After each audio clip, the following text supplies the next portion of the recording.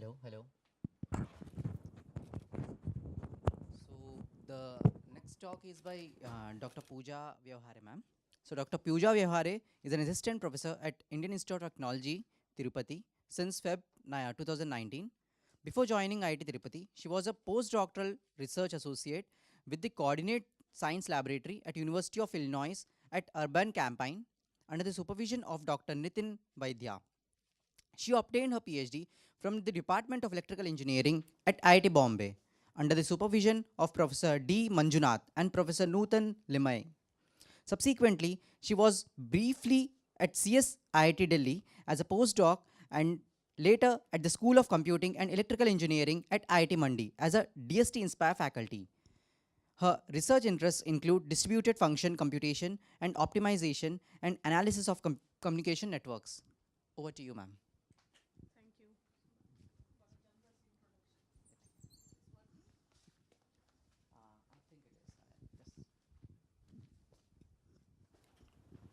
Yeah, hello. I think now it's working, right? Okay.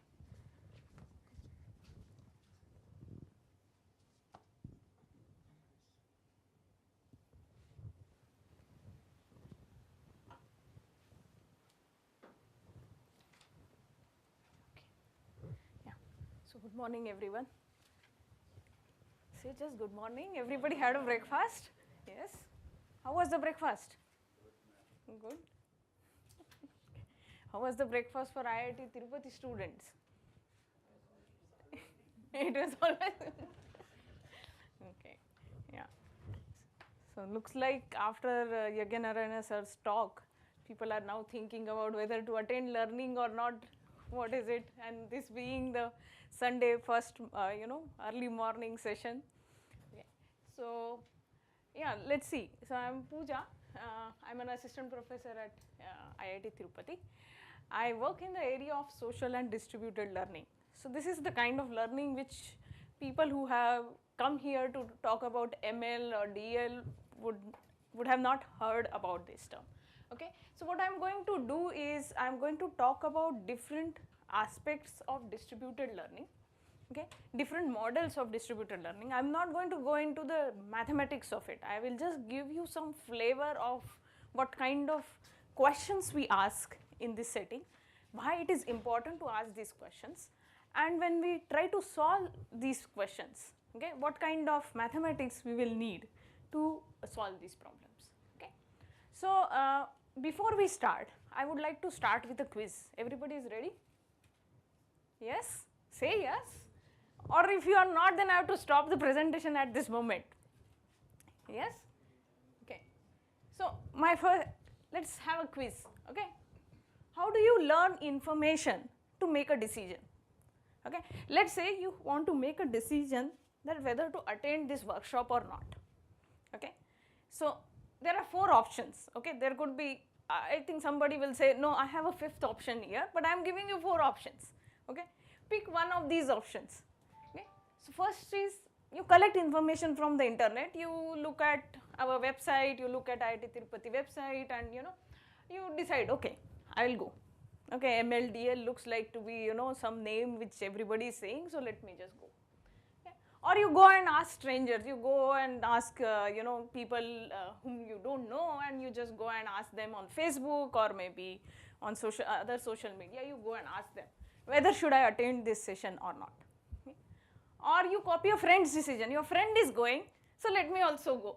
He is going and going to visit Tirupati, so let me also go and visit Tirupati. Okay. That's the third option.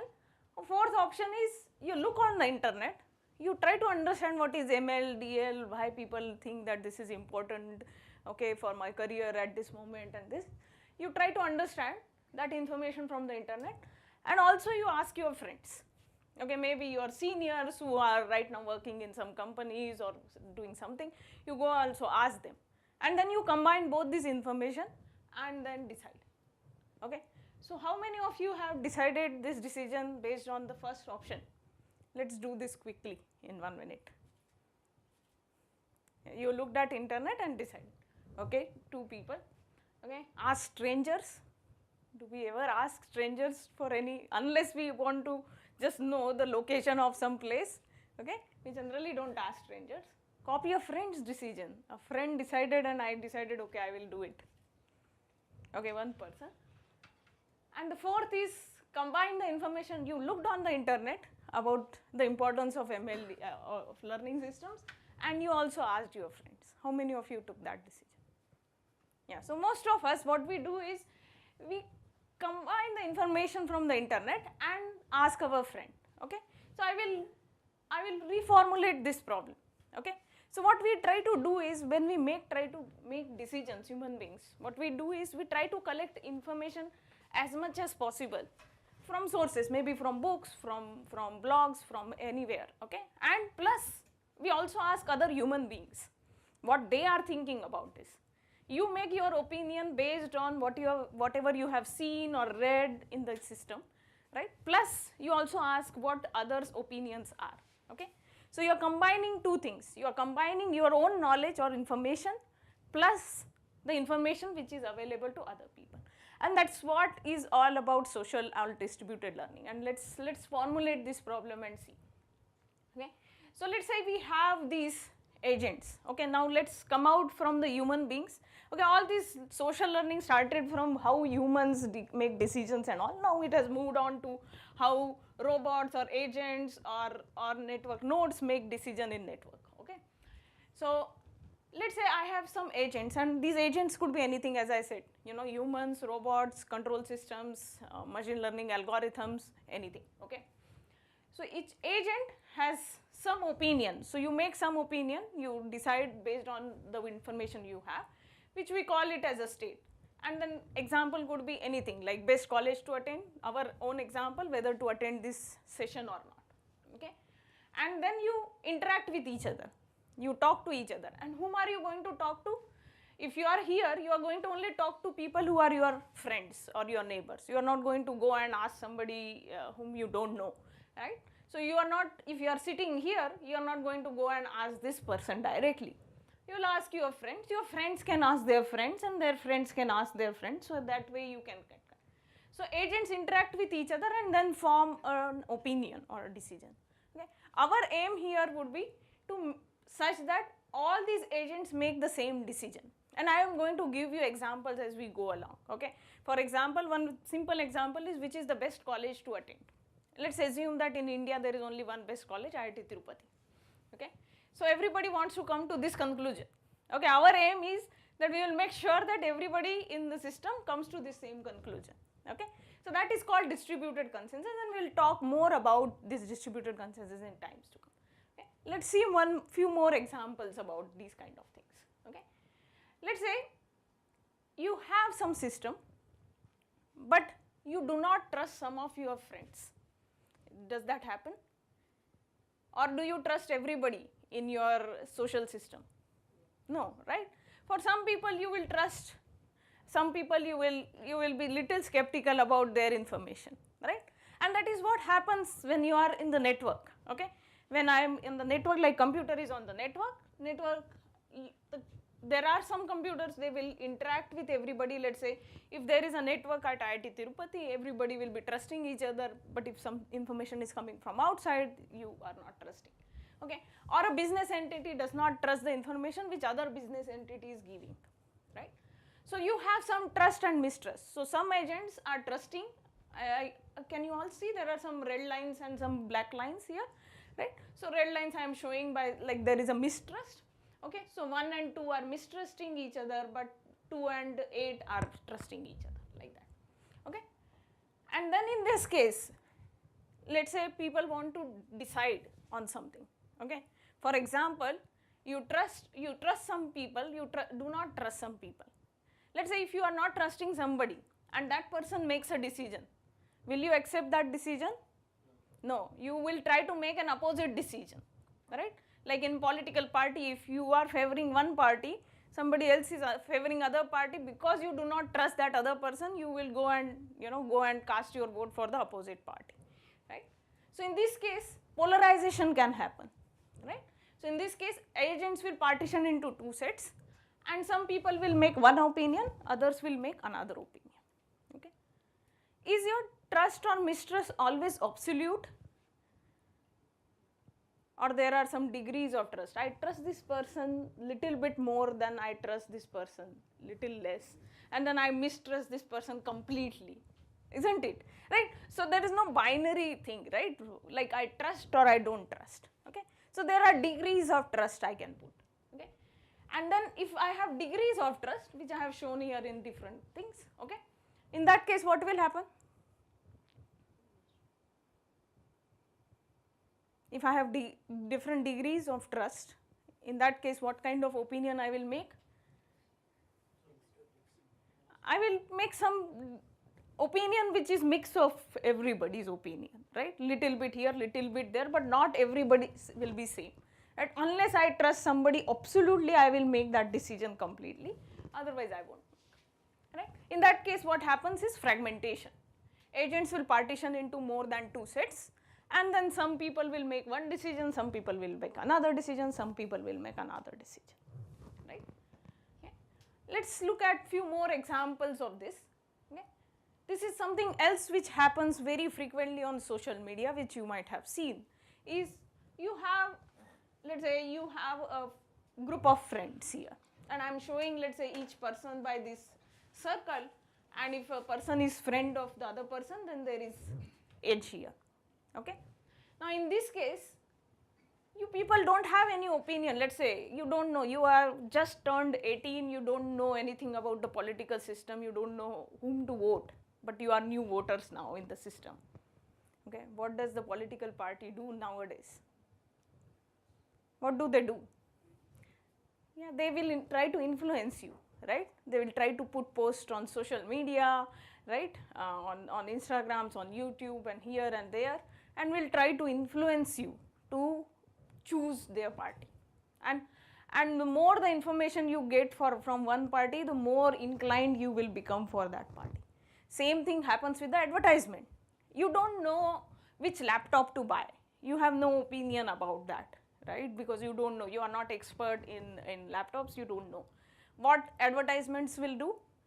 Advertising companies will put up advertisements here and there and there and there, and then whoever, you know, is branding the most, like Intel, right? Now everybody wants to use Intel because Intel inside they have done very good branding, right?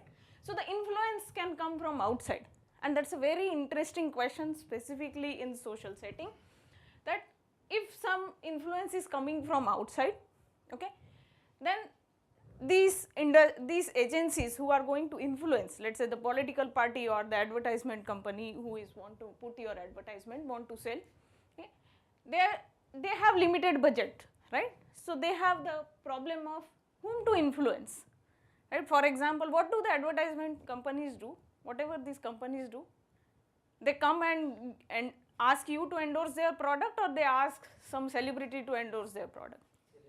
Celebrity. Why? Because everybody follows them, right? If I go and say, no, use this laptop, nobody is going to, who am I? Nobody is going to follow me, right? Nobody is following me, right? So I am not an influential person in this network, but there are some nodes which are influential, right? And if I influence that node, then the information can go spread more quickly. I don't have to do anything. That person's followers itself, they will only take care of it, right? So in these cases, the questions are, okay, how do I start spreading the information in the network? Okay, so let's say the outside agency gives some information to, let's say, 4 of these agents. They will spread it. They will tell to their friends or their followers and all, and accordingly, you know, even after the outside agency is gone, okay, the opinion is so widespread in the network that it will automatically, whoever comes inside will learn that information, okay. You don't have to go and tell that person that information, okay. So even after the outside influence is stopped, opinion spreads, okay. And there are multiple questions one can ask in this setting, and very you know, rich literature is available in this setting. Okay. Another thing which can happen when I try to learn or make an opinion, okay, is there are some agents, this is not trust or mistrust, but they are just, maybe there is a cyber attack on some control systems, and those have gone malicious, okay. So they are faulty and malicious, and they want to take you to some other information. For example, For example, let's say some country attacks on somebody else's, some other country's web servers, okay. So now this information, they have corrupted information on those web servers, and that information is going to spread everywhere, okay. So when I'm spreading, let's say I'm a web server and I'm trying to give this information to everybody, I have to make sure that I'm not being attacked, okay, or I'm receiving information from somebody, I don't know whether that information is correct or not, okay. So in that case, I need to make up algorithms, I have to create make algorithms which will take care of, even if there are attacks, still the true information is available to everybody. Everybody is able to learn the new true information, okay. So good agents have to reach to the same conclusion and the true information irrespective of what is happening. Yeah. Another example of this kind of learning is in control systems or even in your distributed machine learning, okay. Let's say each of these agents have some function.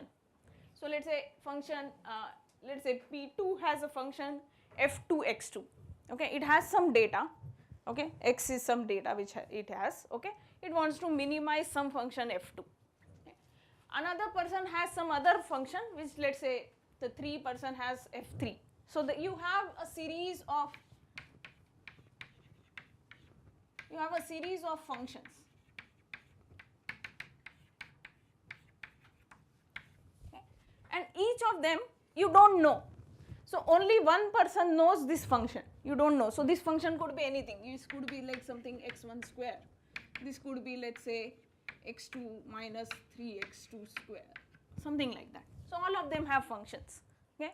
What they want is this data is also, only with, so this x1, whatever x1 can take values, all these possible values are only available with 1, okay. It is not available with 2. In this case, let's say I want to minimize the sum of these functions. So I want to minimize f1 of x1,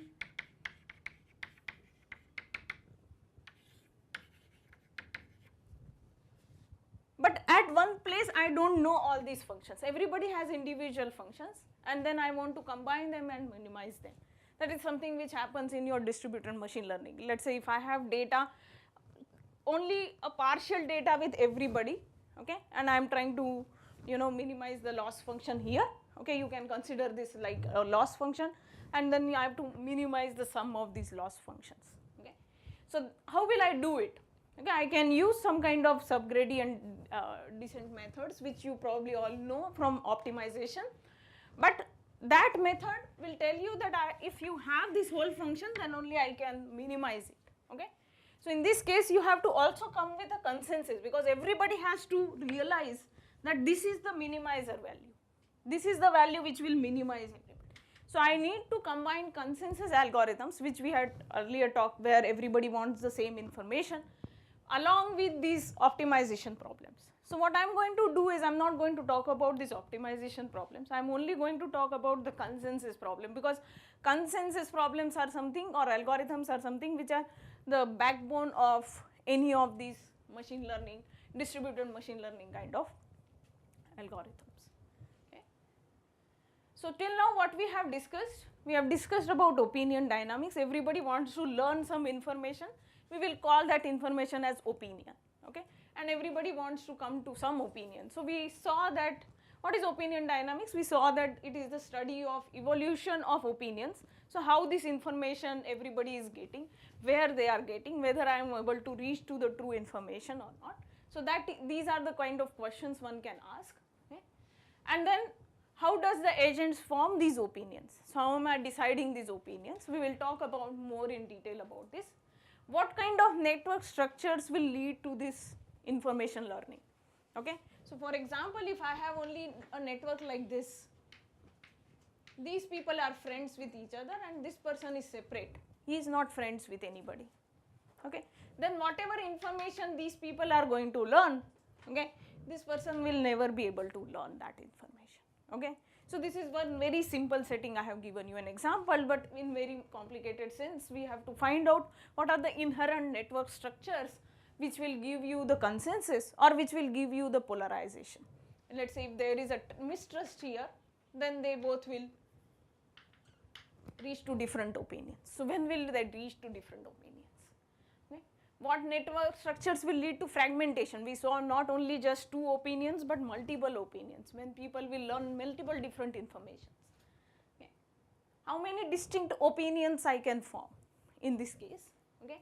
How does the outside influence, as I said, outside influence is a whole lot of other kind of literature which I am not going to go in detail here.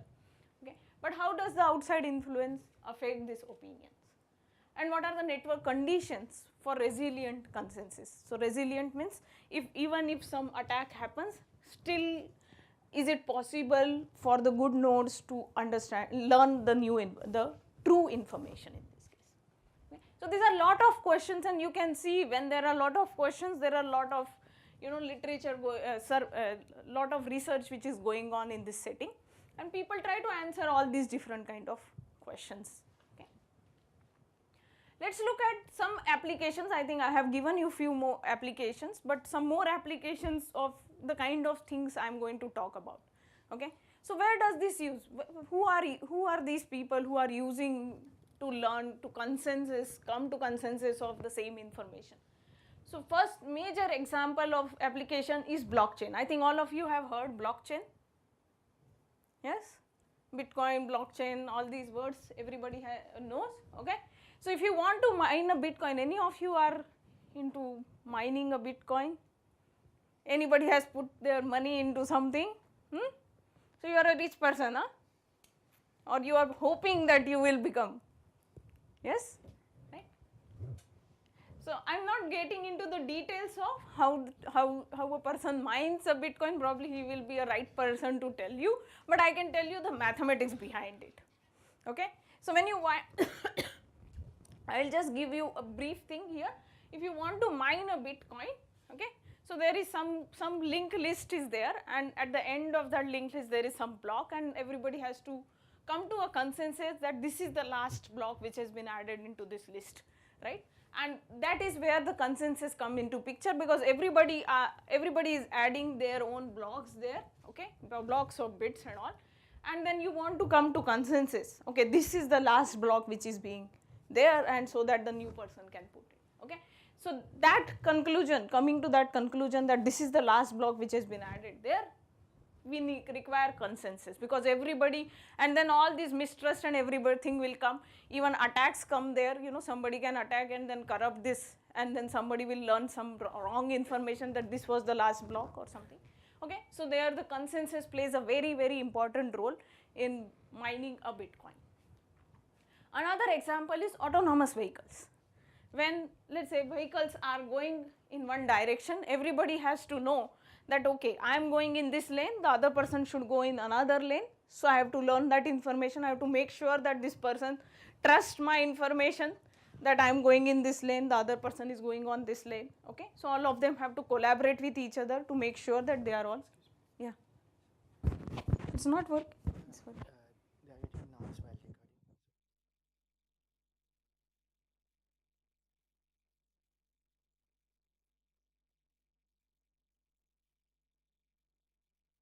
Let's try this.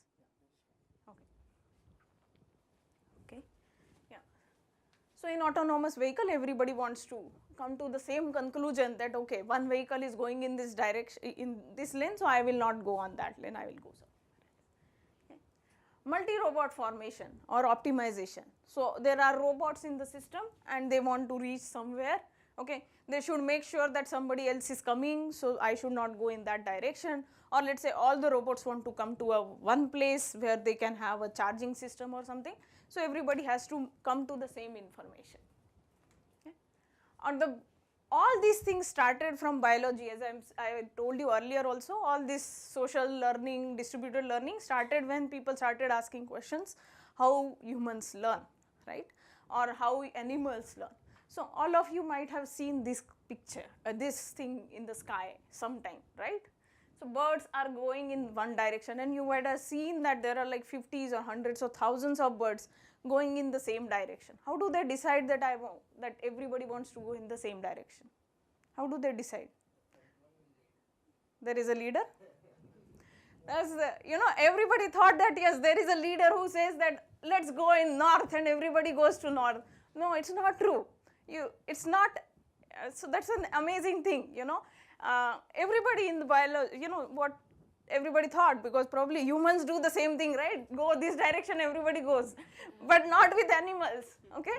Or you know, ants or bees do that, but not birds, okay? In birds flock, there is not one leader. There is no leader, okay? Nobody also even knows where to go, actually, okay?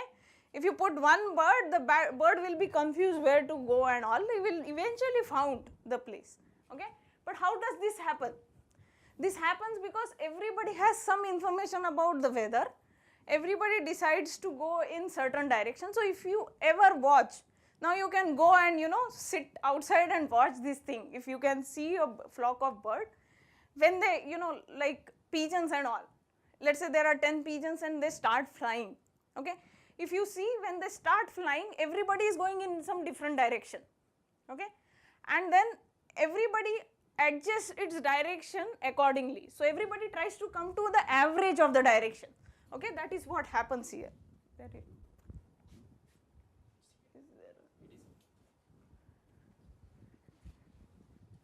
No, chalk I have. Oh, just okay. Yeah, so you can observe this today evening after the session is over, you know. Go and see how the birds fly. Okay. So how the birds will fly when, if let's say there are 4 birds here and you go and then, you know, go near to them. So all of them will fly. So this person will go in here, somebody will go here, somebody will go here, somebody will go here, okay? And then this person this bird sees that, okay, he is going here, here, here. So he will try to little bit, you know, divert its direction in that time. This person will try to divert here. This person might try to divert here. This will try to divert here. And then after some time, they will again go in this direction. This will try to go. This will try to go. This will. And finally, they come to an average direction. Okay. So what they do is consensus.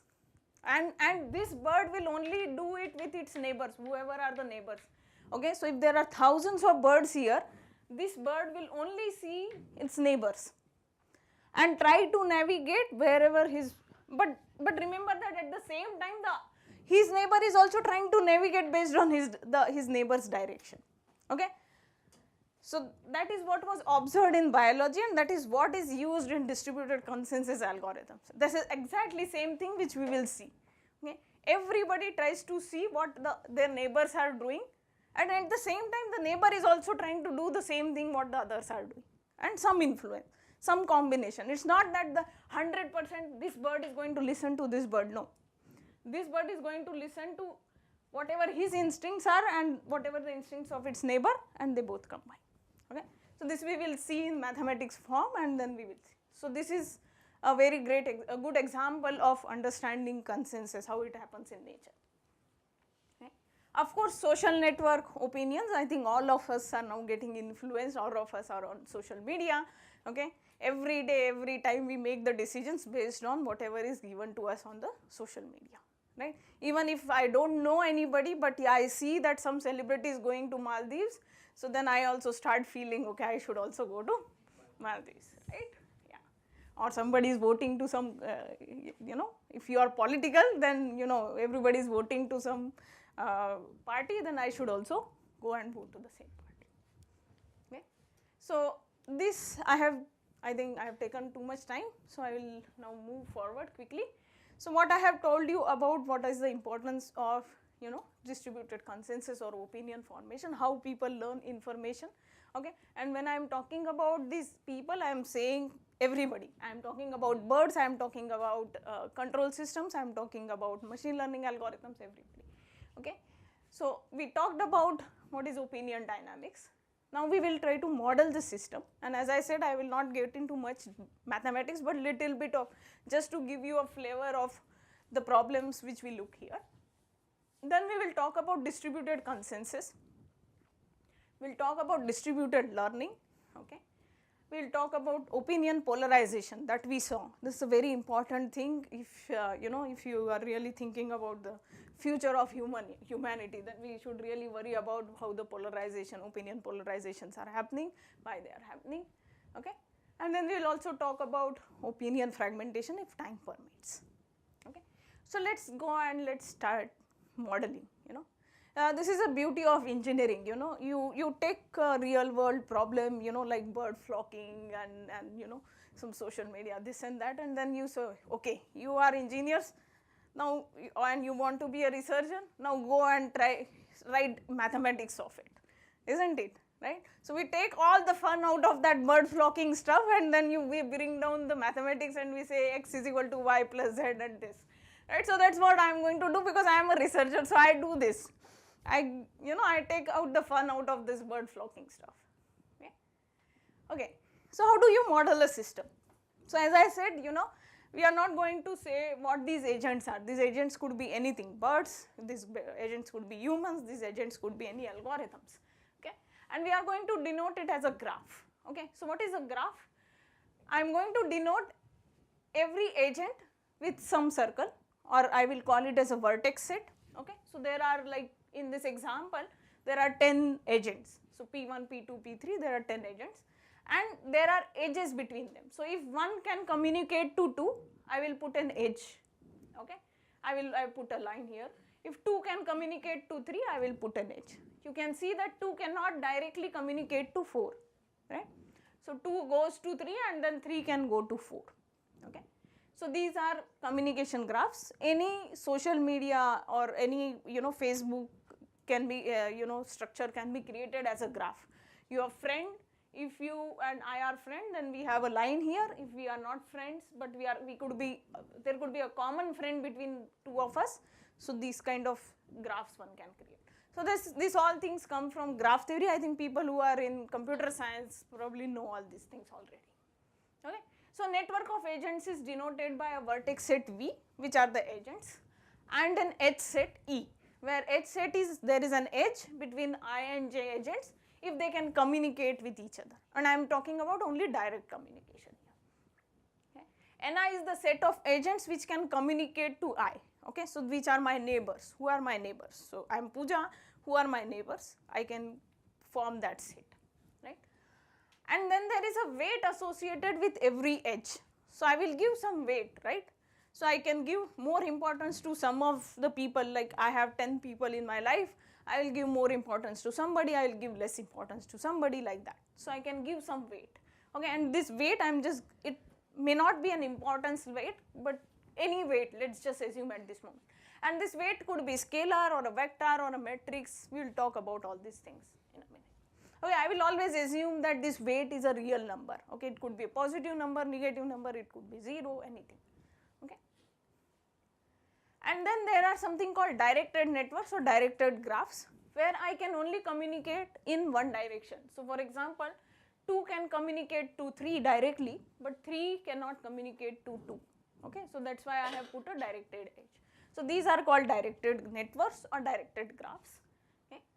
Now if you see here, you can see can I reach from P1 to P5? I can probably reach, right? P1 to P2, then 3, and then, can I reach from P1 to P5? No. Yeah, so I cannot reach from P1 to P5. But if there is a network where I can reach from every other node to every other agent, that's called a strongly connected network. Okay, in this I think here you can see, yeah, I think I have changed it. Here you can reach from every agent to every other agent. Okay, these are called strongly connected networks. And let's look at this. Okay, so we saw this example where I cannot reach from P1 to P5, right? Okay, but let's say I can reach from everywhere to everywhere else. I take any agent can reach to any other agent. Okay, and so there is something called spanning tree, where if I have one agent from which I can reach to everybody, okay, that's called a spanning tree. So here you can see that if I take one, from one I can reach to everybody else. Okay, so I don't need these other communication edges which I have shown. I can only use these blue edges and can reach to everybody. So that's called a spanning tree. So if there is an agent in the network which can communicate with all the other agents, okay, directly or indirectly with hops, okay, then I say that the network has a spanning tree. Okay. So these are just few basics, okay, and okay, I had also talked about weight matrix, right. So I will also talk about that. Let's say I have this graph, okay, and I can denote it as a matrix, okay. I don't have to always draw this. If there are these 4 or 5 nodes, I can draw these kind of graphs, but when I have, let's say, 1 million users on Facebook, then I cannot draw all these kind of graphs. So I can represent them with a matrix. This is called an adjacency matrix. So you can see that there is an edge from 2 to 1, right, and there is an edge from 3 to 1, right. So I have shown wherever there is an edge, I can show it by 1, everything else can be 0, so I can represent by 1 and 0 matrix, and that is how I can store it in my database. Okay. If I assign, let's say, some weights here, instead of 1 or 0, then I can assign some weight and I can put these weights also in this weight matrix. Okay. So if I give you just this weight matrix, you can know how many agents are in the system. How many agents will be in the system? If the weight matrix is n cross n agents, right, and then I can also find out who can communicate with whom and what are the weights in this. Okay. Is there any other property you can see here? Okay, I have put diagonal elements as 0, okay, but I can also say that diagonal elements are 1, okay, where I can say that, okay, 1 can always talk to 1, I can always talk, right. Do you talk to yourself sometime? Do you talk to yourself or no? You only talk to other people. You talk to yourself also, right. So I can put 1 on the diagonal elements, right. Yeah, so that I can do. Anything else? I can put there, but anything else you can see here?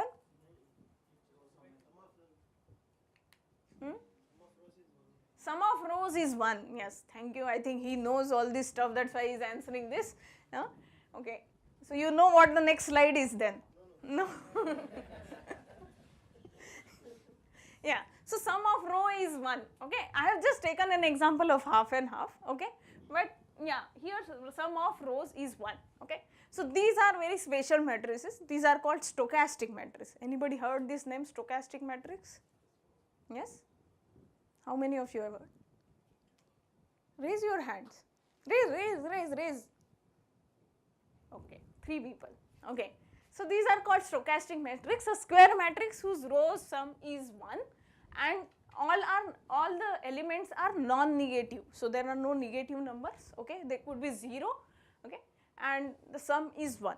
And this is a very nice matrix, and this, if we can get this kind of matrix in our network, then lot of things becomes very easy for us.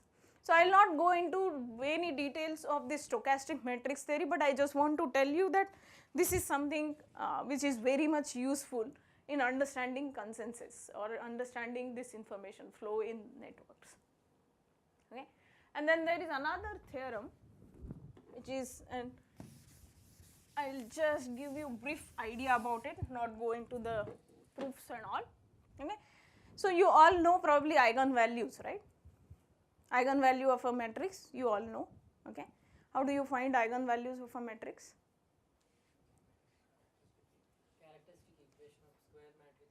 Yeah, characteristic equation of a square matrix. Okay. When I have a very large square matrix, it becomes difficult for me to find it out. Okay.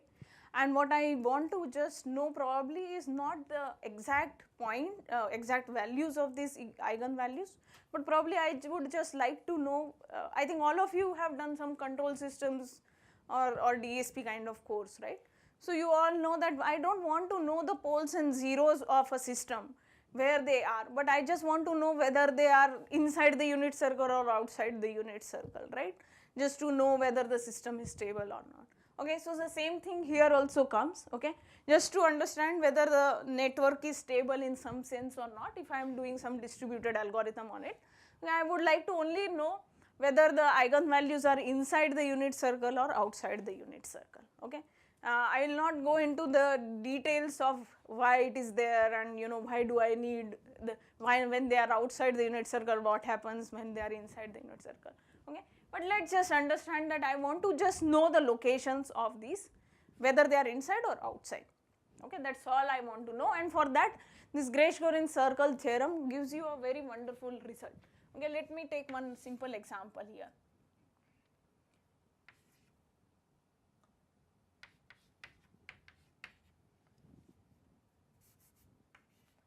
I'm just creating a network just like that here. Let me see.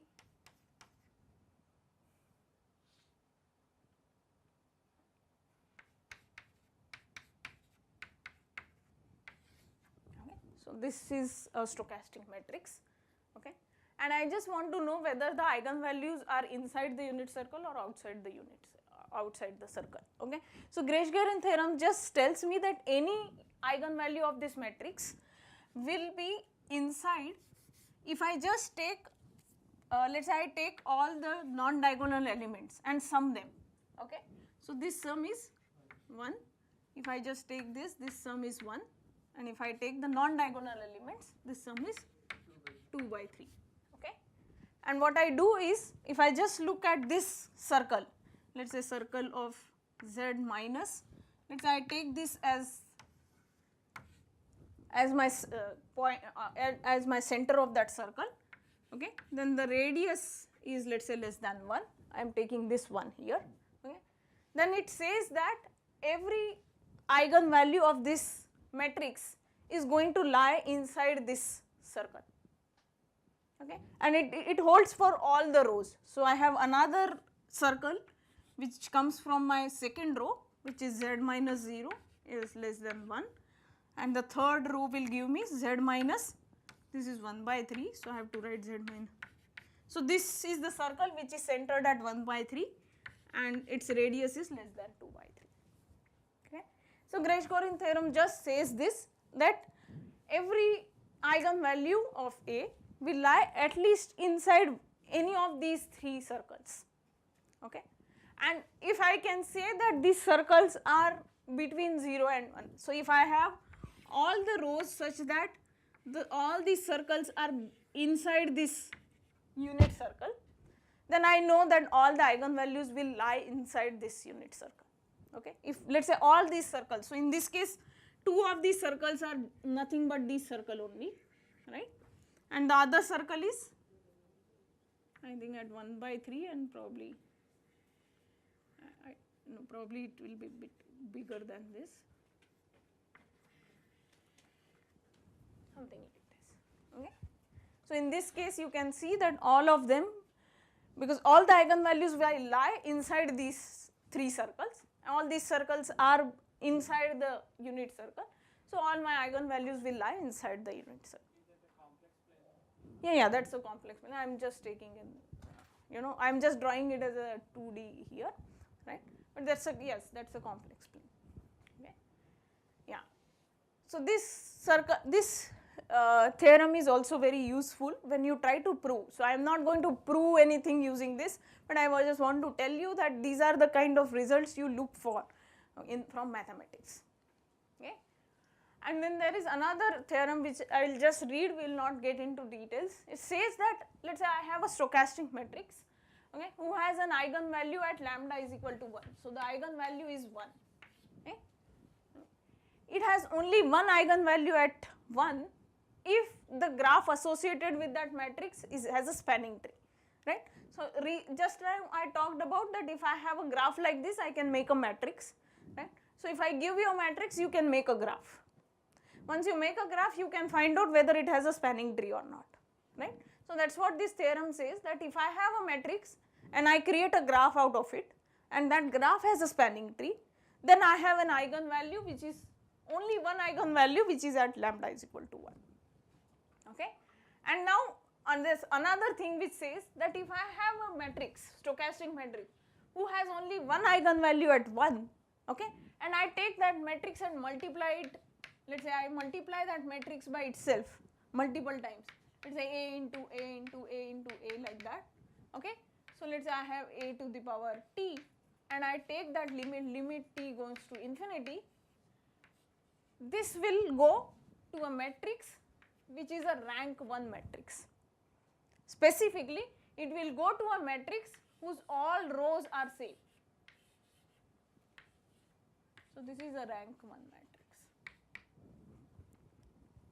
Okay, again these proofs are not very difficult. Okay, you can ask my PhD student if you really want to know these proofs. He can probably give you, these are not very difficult, these are very intuitive. Once you try to draw these kind of circles and all, you will get an idea of this. Okay, so what does this say is that I have a stochastic matrix. If that stochastic matrix graph has a spanning tree, then I have this limit exists, and all are going to a rank 1 matrix. Okay, let's remember just this thing and then look forward. How will I now apply and go back and see? Let's see. Can anyone think about how I am going to relate it to my distributed consensus problem? See, I had this matrix. So there is a graph associated with this matrix, right? I have already said this graph has a spanning tree, and I am saying that all these rows are coming to same value. So this will, I will try to somehow relate each of these rows to the opinion of everybody. Okay, and because I am saying that all of these rows are same, I would be able to say that all the opinions are same in some sense. Okay, so that is how you start from your bird flocking, very beautiful example. You take out all the fun out of it, you bring down the network and all these matrices and all. Then you go and talk to a mathematician. The mathematician will give you these kind of theorems about eigenvalues, eigenvectors, this, that. You try to use them and then see and whether the birds are following these laws or not. And then you observe that yes, the birds are doing the same thing what mathematicians are trying to model. Okay.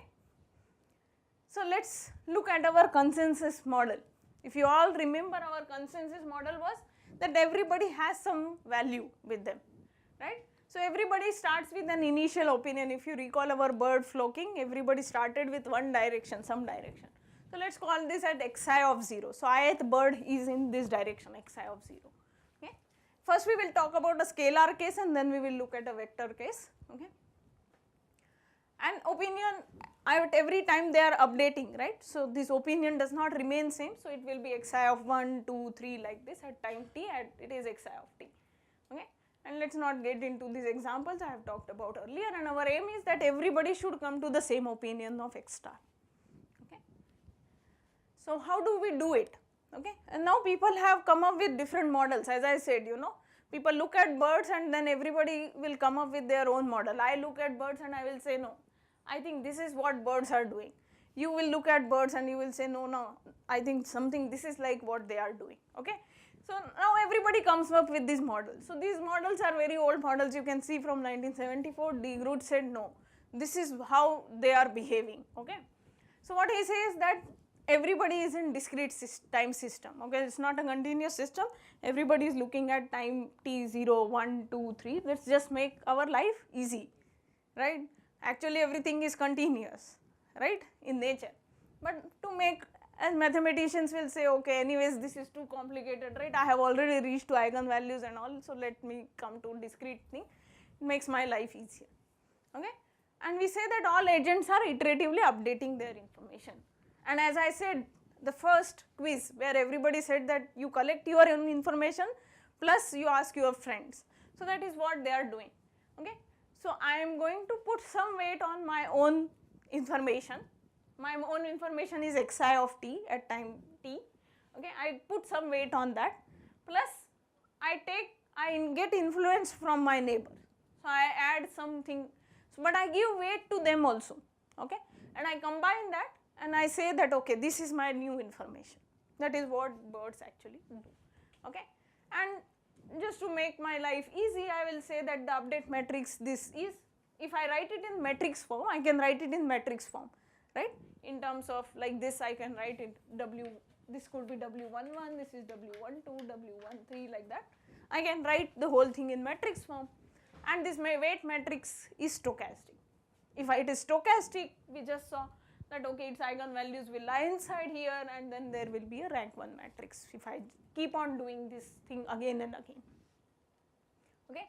So this has been studied very well in discrete time. Then people say no, the systems are continuous in nature.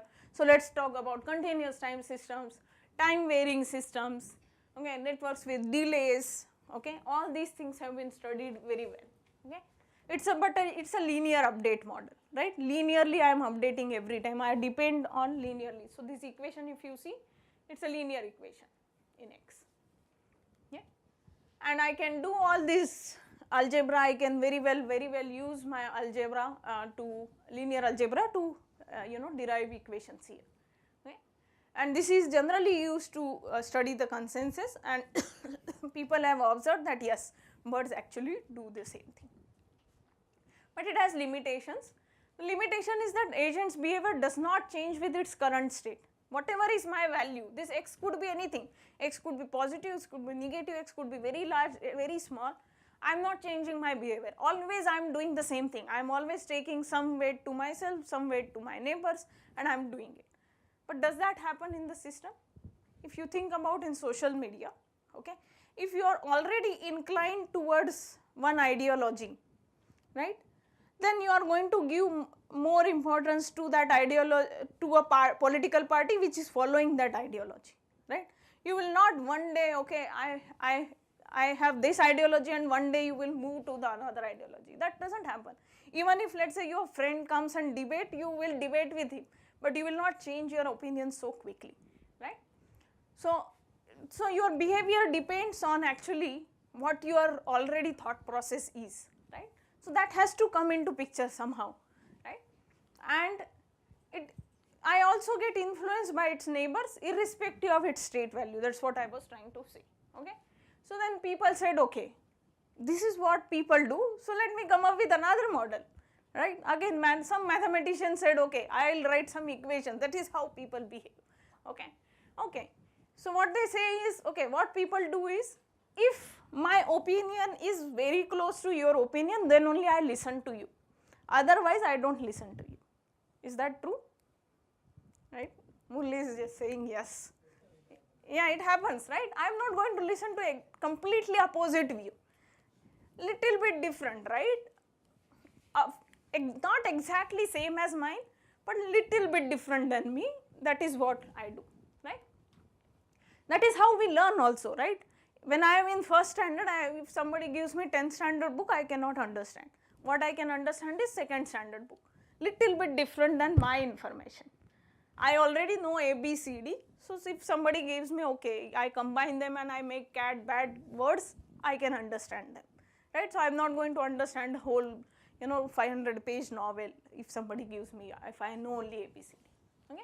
So people, and I will not get into details and these mu and epsilon will decide how fast I can converge and things like that, okay. And then at the end, agents can have consensus or polarization, because everybody is only listening to their neighbor, the people who have the same kind of opinion, so it can happen that polarization can happen, okay. And then there are different models there, let us not get into. Then there is third model, where people said that everybody has different susceptibility to change. That also happens, right? You can influence somebody very easily. Some people are very stubborn on their opinions. Like for example, I am very stubborn on my opinion. It's very difficult for me to change my opinion. If you really want to change my opinion, you have to really debate a lot with me to get me. But then some people are very easy go, they will accept, okay, we will go and attend Tirupati workshop. Somebody will say, okay, I will go and do something else. So some people you can influence more. So there is a different susceptibility to persuasion, okay. So that also one can understand, okay. So each agent is influenced by its neighbor differently based on what my earlier opinion is, okay. And then this can be analyzed, this is generally used to analyze polarization. So what I am trying to do is trying to give you different flavors of, different ways by which people try to understand these problems. Another very nice model which is available is called voter model. The name itself tells that probably some social scientist wanted to learn how people are voting in political system, right? So he came up with this. Okay. So here same thing. There now here you have only two opinions, 0 and 1. This is also done. This model is in some way is also used in biological systems also. Okay. So what I do is I take one random neighbor, and whatever is his opinion, I take that opinion. Okay. And then I will not get into more details here. Okay. And then again here the same thing can happen, either everybody will have same opinion, or some people will have opinion 0 and some people will have opinion 1. Okay. So let us not get into, and then with external influence let me skip these things. Okay. I think. And now let us try to see what happens when the consensus in de-Groot model. De-Groot model is what model? Where I do not change my opinion, I change my opinion based on my neighbors. I give the some weight to myself and I give some weight to my neighbors, right. So this is my de-Groot model.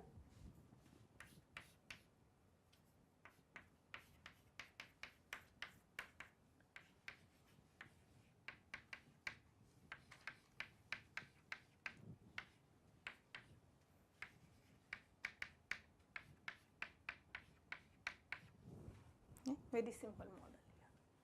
Okay. And my aim here is to understand when everybody will have the same opinion. So as limit t goes to infinity, all of us will have same opinion. Okay. And this is the equation I have written. Okay, I have given something more here just to make these things easier.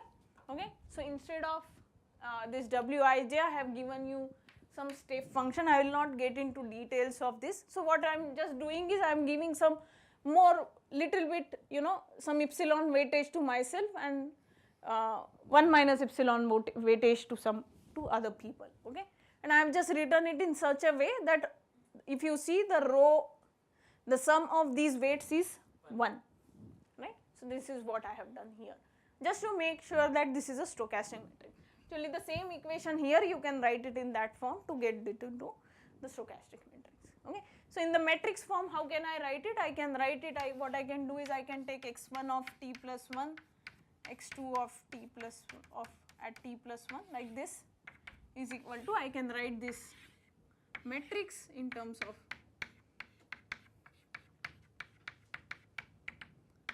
and I can put these weights based on this, and this is called P matrix, and I have made sure that this P matrix is stochastic and epsilon is a step size here. Okay. Then what the theorem says is that if everybody updates their information like this, okay, and I make sure that this matrix, when I write it in matrix form, I can write these equations, there will be all set of these n set of equations, right. I can write them in matrix form. If this matrix P is stochastic, okay, and if I look at this P matrix and try to form its graph, right, you all remember we came from graph to matrix, right. So I can create from matrix to graph. If that graph has a spanning tree, then I know that this P to the power t will go to a rank 1 matrix. Okay, if you can see in this matrix form, I can write this as x of t plus 1, this is a vector, let us say, is equal to P into x, right. So if I do it iteratively, x of t, how can I write? X of t can be written as P into x of t minus 1, right. Every time I am doing the same thing, right. So I can write it like this, and what I will get is x of t minus 1, I can write it in terms of x of t minus 2, like that I can go up to x of 0, right. So what I will get is P to the power t x of 0. Because P is a stochastic metric, if I do it long enough time, P to the power t will go to a rank 1 matrix, and what I will get is consensus. Okay. So what it says is I will get consensus if and only if the associated graph has a spanning tree. Okay. Why the spanning tree? Can you see the intuition behind the spanning tree? Spanning tree says that there is one agent from which I can give information to everybody. So whatever information this agent has finally reached to everybody else. Okay, that is what is happening. Okay, intuitively if you see that because I have a spanning tree, that information ultimately goes to everybody, and everybody then comes to some conclusion there. Okay, so I will not go into the details. These are because P is stochastic, we can use this stochastic matrix theory to prove this, and let's just keep these things. Okay, so rate of convergence and all those things, again you have to go to the mathematicians to ask about all these things. They will give you nice equations to tell you what happens here. Okay, what happens when the states are vectors? So right now I have talked only about these are scalar states. Okay, so vectors is also not very different, but now we have to be a bit careful in the vector case, because if I have a vector, let's say, so everybody has a vector, two-dimensional vector, and what is consensus? In the consensus I want to reach, every agent should reach to the same vector. Okay, now every vector, so let me just consider here.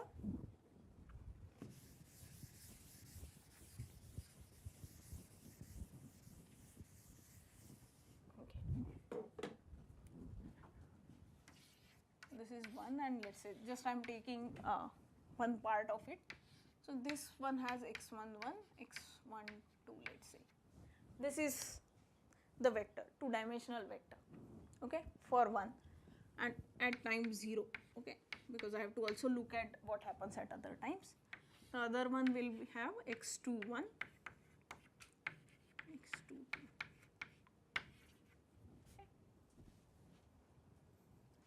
Now, if these two dimensions are independent of each other, let us say the first dimension is independent of the second dimension, okay, and I want to come to a consensus, then what can I do? I can just look at first dimension independently. I only look at, I don't look at this, I don't look at this, because these dimensions are independent. I only try to come if the first dimension of all these agents can come to the same conclusion or not. I can ask this question, right? But if they depend on each other, if let's say this dimension depends on what the second dimension of other person is, then I have to look at a weight which will give me the relation between these two. Okay, so till now what we were looking at was a scalar weight, but now I cannot use a scalar weight. What I have to use is not a vector, matrix. What I have to look at is a matrix, because this will depend on these two, this will also depend on these two, similarly this will depend on these two and these two. Okay, so I have to look at a matrix in this case. Okay, so if I have a, let's say two-dimensional vector, then I will have a 2 cross 2 matrix I can have. Okay, so I can write weights as 2 cross 2 matrix. I can write down the same kind of equations again, rearrange them, try to get the stochastic matrix out of it, and then I can do all the analysis.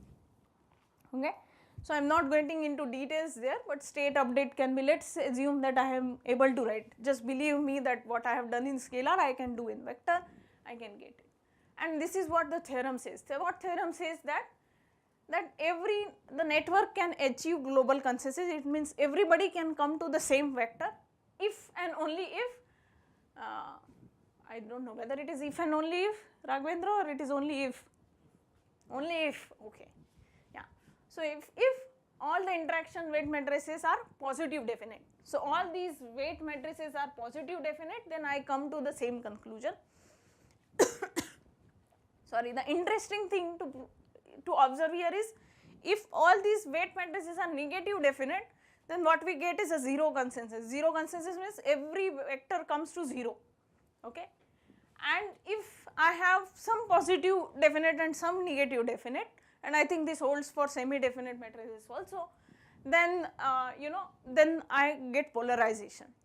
Okay, so we will not get into the details of these proofs, how because all these things will require stochastic matrix theory as well as these definitions of positive definite and properties of all these negative definite matrices.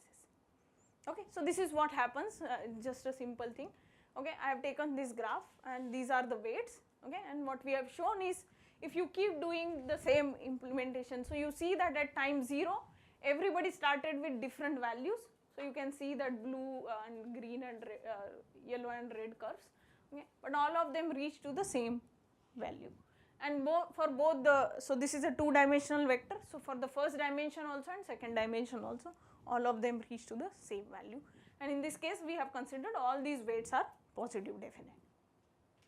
If I take all the negative definite, no, these are not all the negative definite, some of them are negative definite, some of them are positive definite.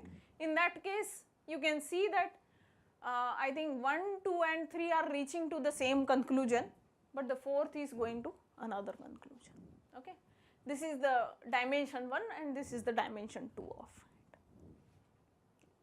And wherever you start, you can see all of them are starting at different positions and they boil down to some same position, okay.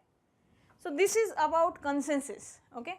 So where I have only just value, state value, and then I want to reach to the same value. And as I said, this is a basis of any of these algorithms, larger algorithms, okay. Now I will briefly talk about, I think we have 20 more minutes. You all want to take 5 minutes break before we move? No? Okay, so I will continue then, thank you.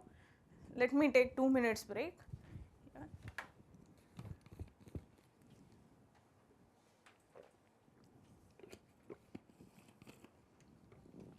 Okay, so till now what I had talked about is everybody has a state value, okay, and this state, everybody knows that state, okay. I know this state. Let us say my state is 4 or let us say a vector of n dimension, I know that, and that is exactly that value, okay. But let us say I do not know the state, okay, and I have some probabilistically this may be the state or this may be the state, that is the condition. So then what happens, okay. So let us look at this. So I have, let us say there are some possible states, m possible states, okay. What I am doing is, let me give you an example here. Let us say I have a environment, okay, and everybody is sensing that environment in some way, okay, and trying to find out what is the temperature in the environment, okay. But I do not have an exact temperature sensor to say that, okay, this is the temperature. But I have different types of sensors, okay. So let us say I have a pressure sensor and let us say humidity sensor with me. You have some other 2 sensors. Let us say you also have humidity sensor and let us say you also know whether it will rain or not rain, okay. So you have that kind of a sensor also. So you have some information, I have some information, okay. We both are sensing this environment, okay. Now I have pressure and humidity. Pressure and humidity will depend on temperature in some way. I do not know what is the direct equation to just to, by looking at humidity I cannot say temperature, but they are correlated in some way, right. Whatever you are looking at, what you are looking at, humidity and whether it will rain or not, that also depends in some way about temperature.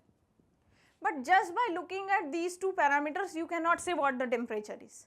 Just by looking at my 2 parameters, I cannot say what the true state is. But what I am observing definitely depends on the temperature, right. So let us say I have some finite states, okay, and there is only one true state, right, because I am observing, both of us are observing the environment, there is exactly some temperature is there and that is the true temperature. The only thing is I do not know. What I am looking at is some signal, right. So I am looking at the humidity signal and I am looking at the pressure signal, you are looking at the humidity and whether the rain will happen or not. So you look at some private signal, so you have some SI of t, at time t an agent I has some signal SI of t, that depends on whatever is the true state, okay. Let us say I have some distribution on this, okay. If I observe this SI of t signal, given if the true state was theta j, then this is the distribution, then this is the probability of observing it, okay. So I have marginal distribution, I think all of you remember your probability theory. So I have marginal distributions, I know that, but just by looking at this SI of t I cannot say.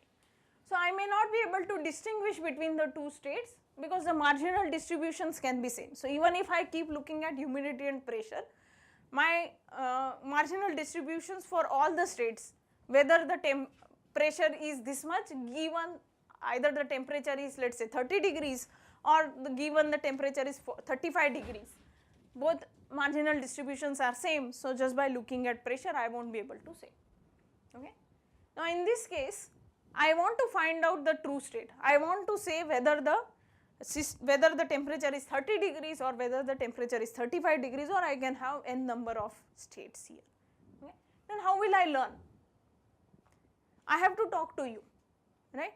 You may also not be able to probably say what is the temperature, but you can tell me what is your humidity value is. You can also tell me what whether the rain will happen or not, or maybe after combining all this information I might be able to say what the temperature is. Okay.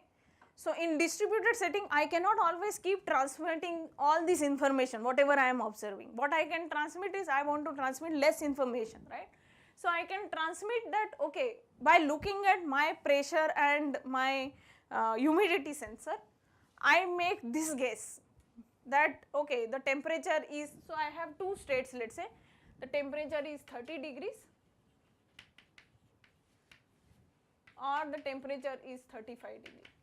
Okay, let's say, just to make our life simple, I only have two states. This is theta 1, this is, let's say, theta 2.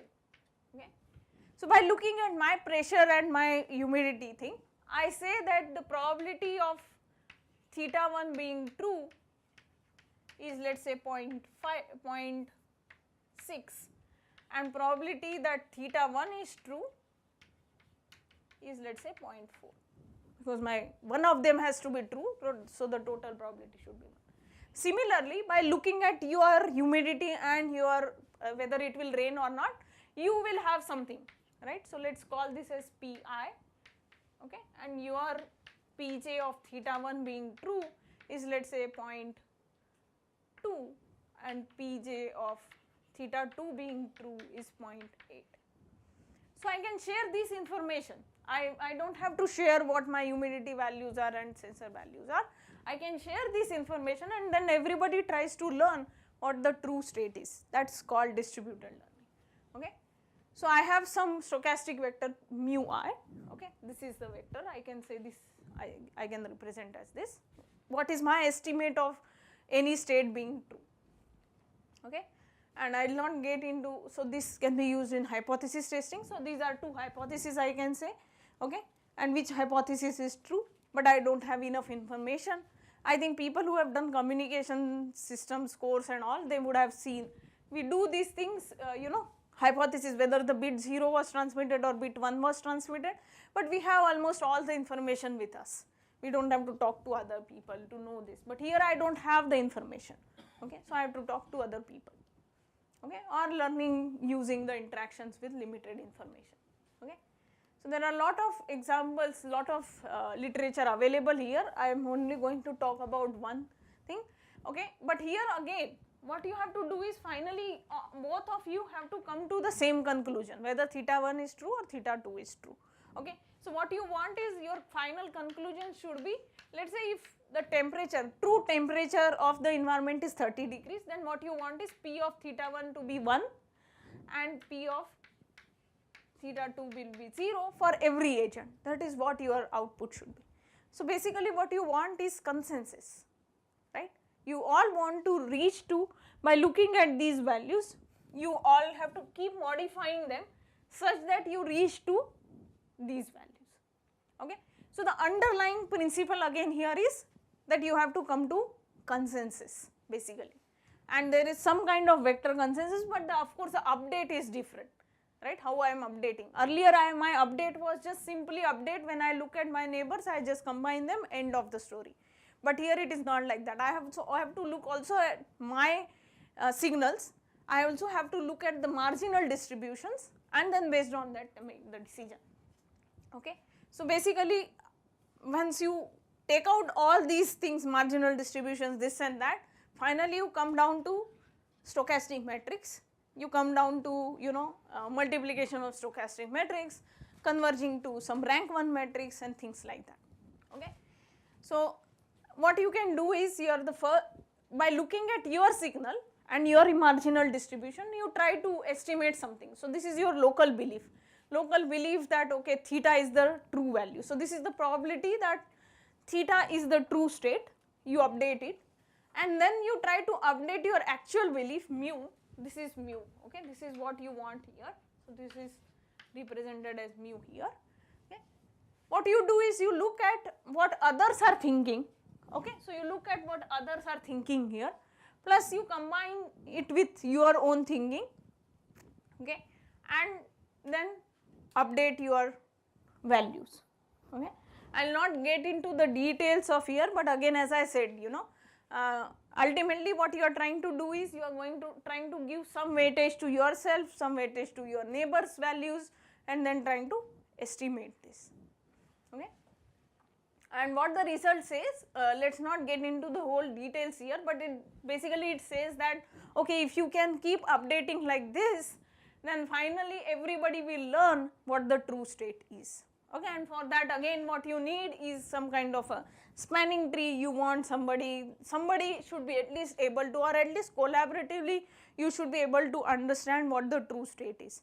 Let us say it can happen that just by looking at my humidity and pressure and your humidity and what was that, whether it will rain or not, you may not, this even if we combine our information, it is not sufficient. So that is possible. But if after combining this is possible, then I do not have to share you my humidity and pressure values, I only have to share you my probabilities, and then only by just sharing probabilities you will be able to learn, okay. So this is what this result says, and this is what I think some simulation we have done here, that you start with any probability distribution. So to start with you say, let us say theta 1 is true with probability 0.9 and theta 2 is true with probability 1, but finally you will reach to the same conclusion. So that is what is happening. Finally everybody is coming to a conclusion that I think there were 4 hypotheses, hypothesis 4 is true, or all the other hypotheses are not true, so their probabilities are going to 0. Okay. In this case again polarization can happen. I think I will just quickly, I think I have 10 more minutes. So I will quickly go through this polarization thing. If you recall polarization, right, somebody is trusting, somebody is not trusting, right, I am trusting somebody, I am not trusting. So what I can do is, if I am trusting you, I can say that I will give you positive weight. If I am not trusting you, I will give you negative weight, right. This is a very simple thing, okay. And then if more positive means I am trusting you more. If I am, you know, for example, let us say I have 2 neighbors and I am trusting one neighbor with value 3 and another with value 2, then I can say okay, the value 3 person is one whom I am trusting more, right. So let us not again get into details of it. Finally what you really want is you want to somehow come to the matrix, look at its eigenvalues, look at its eigenvectors, and then you know try to say whether you will have some convergence there or not, how fast it will converge and all. So finally you come down to a matrix theory, basically your linear algebra, okay. So yeah, so here what you say is you can have polarization if and only if you know you have some agents which are positive and some agents which are giving negative weights, they form, both of them form a different cluster, okay. Now in this case also, in this kind of setting which I was talking about, where you have 2 hypotheses and you want to estimate, there also mistrust can come, right. That comes when you are trying to, you know, you are trying to make some hypothesis, but you do not trust what the other person is saying. For example, this always happens when let us say right now also we have some war going on in the world, right. So let us say somebody makes an hypothesis that okay, whether the other party will put up missiles or not, right, or will launch the missiles or not. So you get some information from your from other countries, but some countries you are going to trust more and some countries you are not going to trust. So based on that you will try to make the hypothesis, the other person will also try to make the same hypothesis for you, okay. So you have some trust and mistrust happening in this case. What will happen in this case? In this case, if I say that this hypothesis is true, the other person will say this hypothesis is false, right, because that person does not trust me, Okay, so that is what happens. Let's not get into the details again. If you want to know these details, talk to my PhD student here, Raghvendra. He can explain you much better than what I can tell you here. Okay, and the result says that the same thing, that if I have these kind of update rules, if I apply, okay, then there will be some agents who will make one hypothesis as true, another people will make other hypothesis as true. And if anybody who remembers some information theory, you remember something called KL divergence? Anybody remembers that, right? Yeah. So that all these learnings will be depending on the KL divergence.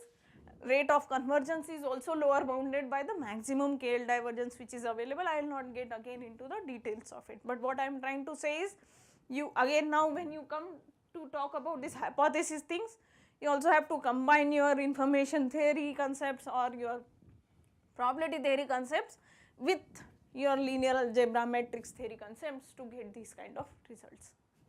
Okay. And this is what he has shown here. So I have 4 agents, 3 of them are trusting each other, the 4th one nobody is trusting, okay, and 4th one is also not trusting anybody else. So what happens is, if there are 2 hypotheses, 1 and 2, so everybody else goes to an hypothesis 1, maybe the 1 is the true hypothesis, the other hypothesis theta 2 goes to 0, but for the other person, the agent number 4 is going to the other hypothesis. So you can see the red curve for him is, the probability of red curve is 1 there, okay, so like that. Okay, I think with this I have few more things to talk about, but I don't know whether we have time, so I will just briefly tell you. Okay, so this is about opinion fragmentation. If you remember that if my trust and mistrust degrees are different, then it's not that I will make yes or no decision on some hypothesis, but what I will make is, there could be multiple things which are coming up. So I will not get into the details here, and there are a lot of things, but I will just try to tell you maybe one basic result here. Okay, yeah, so this is the kind of, let's say, a graph I have, where I am, there are some trusts and mistrusts, okay. So let's say I am mistrusting, so this, if it is -2, then the mistrust is more, if -1, the mistrust is less, okay. So all of them will come to some clusters, okay. Again I can write these update rules, okay. Again I give some influence to my own state, I give some influence to my neighbor's state, okay. And now you can see here that this is not, because these values, if you see, I am putting up values 2 and 3 and negative values and all, so then it is not very straightforward to get a stochastic matrix here, and things becomes a little complicated, because what I know till now was like, okay, I can get a nice stochastic matrix, and then I can get nice eigenvalues, eigenvector properties, and then I can get nice stability and convergence properties for this network. Here it becomes a bit complicated, okay, and I will just show you one example. We can do few more things. Let us keep all these parts here, okay. I will show you these examples. Let us see here, okay. So here, if somehow I am able to do few more things, tricks here and there from matrix theory, and I am able to show, okay, that few agents, so here what is happening is agent 2 and 3, if you see that the age weight between them is 1, so they both are trusting each other neutrally, right. So both of them are reaching to the same value, and rest all other people are reaching to some different values, because nobody is trusting and mistrusting each other completely, okay. And I will not get into details. Again, you can have some spanning tree kind of structure here.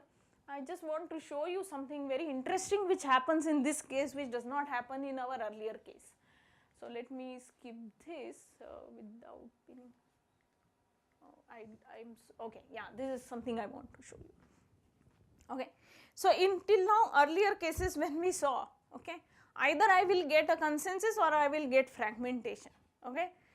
So the state values were always bounded, so the system was always stable, okay. So my eigenvalues were such that I was able to get a stable system. It may not converge to same value, it might converge, everybody might converge to 0. If you remember one case where I have shown that everybody is converging to 0 can happen, everyone, half of can converge here, half of them can converge here. But very interesting thing happens here in this case is I can get an unstable system.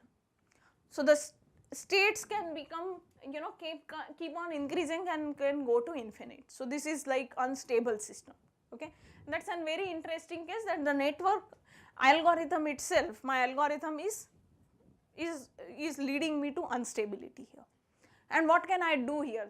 And when you ask these kind of questions, okay, if a system is like this where instability is coming into picture, what do you do to make a system stable?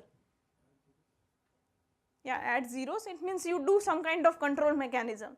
So what do? You go and talk to your friend who works in control theory and ask him, what can I do, right? What kind of controller I can put in here to make my system stable, okay. But now this controller has to be a network controller, because these are all network, if you recall, right. So these are all agents sitting everywhere else, everybody has only some few amount of data, right. So that is what we do, okay. Yeah, so this is it, it doesn't remain stable, and then there are these theorems, let's keep them. What I do is I try to put some kind of control, and that's called a pinning control, because I am going to pinpoint to that agent which is making this unstable, and there I am going to put some controls there, okay. So these are called, you know, some kind of distributed control thing I have to do.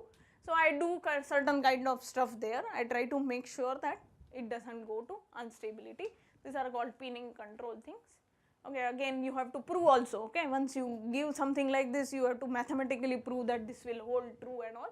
And this is what we have shown, that okay, if I put this kind of control in this network, some agents I am going to control, some agents I will let them do what they want to do, and I can get a stable system, okay. So yeah, I will skip all these things. So this is something interesting in fragmentation, that I can get an unstable system, and then I have to go.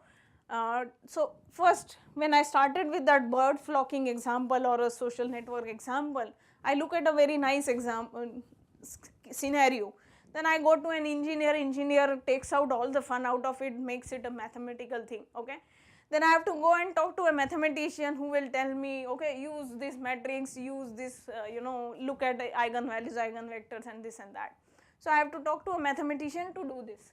And then when I come to this fragmentation, I have to go and talk to a control systems guy who will help me to get into a stable system. So that is what one has to do. So I will skip with all these things. There are a lot of open problems here and all, that's what I am showing, okay.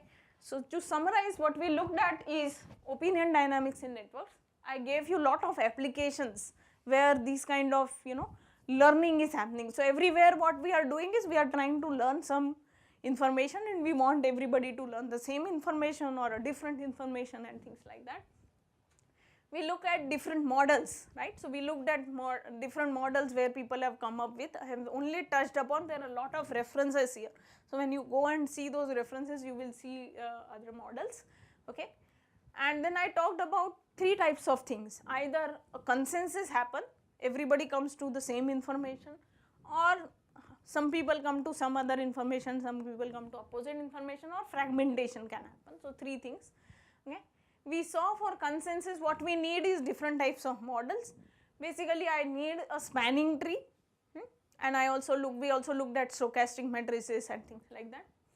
For polarization, again I need a spanning tree and a balanced network. I have not gone into details of it, but what all those things we need. In fragmentation, we saw a very different thing which is not there in consensus and polarization, which is instability. So it can also become unstable, and when it becomes unstable, I need to bring on some control theory part of here to bring it.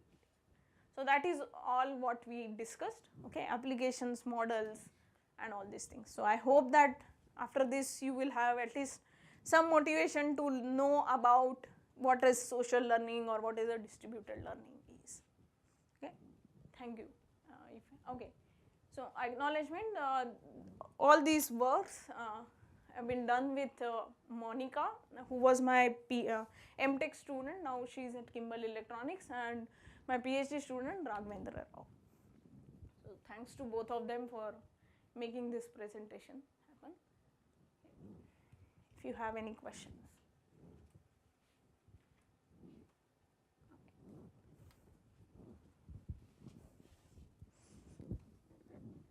Okay, if we don't have any questions, we can stop here. You can always interact with me. I will be available here throughout the day. Thank you, ma'am, for this wonderful talk. So, any questions? Any concerns? Okay, so if there are no questions, the high tea is arranged outside. So, we'll be back by 11:15 for the next talk.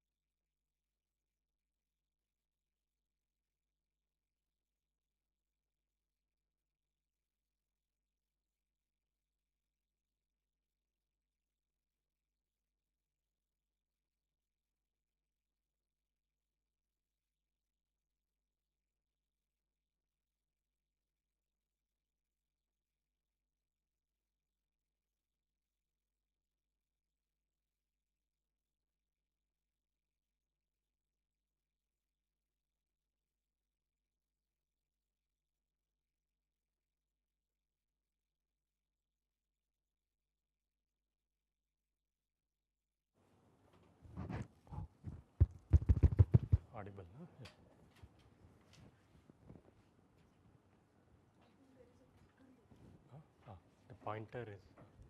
Yeah, okay.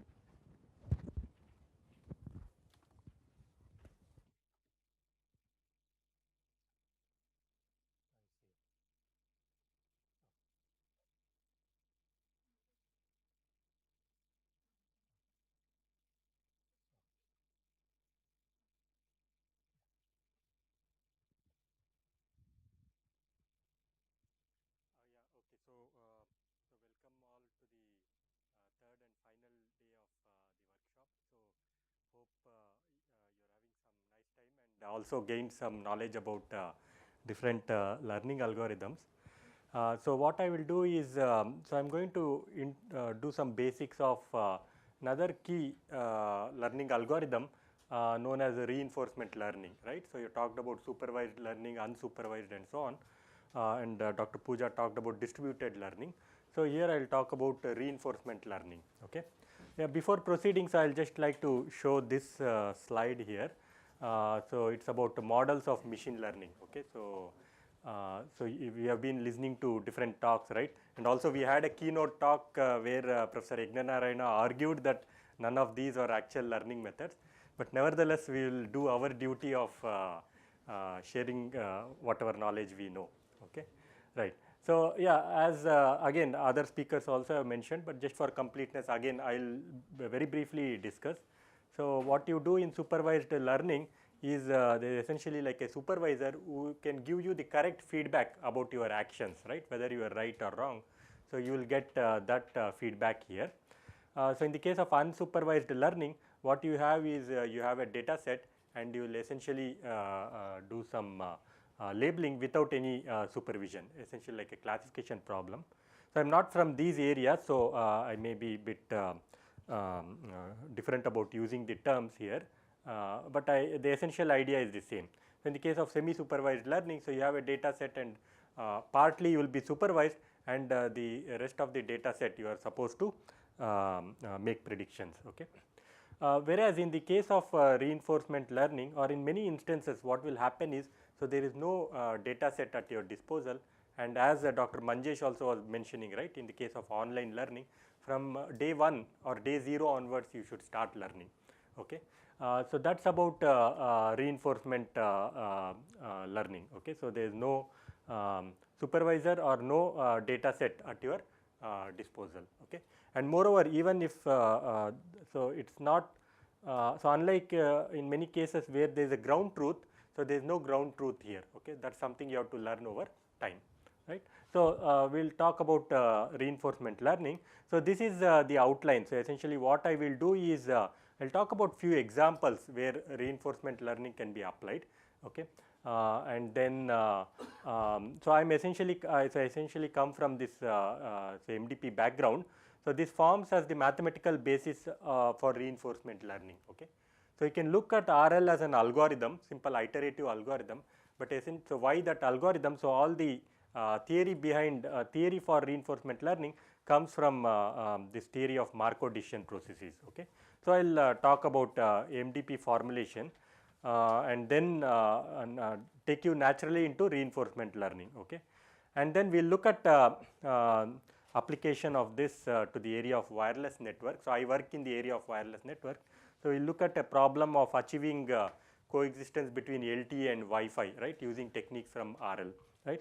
And I think in the afternoon session, Dr. Chitraganti is from IIT Palakkad. Okay, so he is going to talk about application from the context of or from the area of control systems.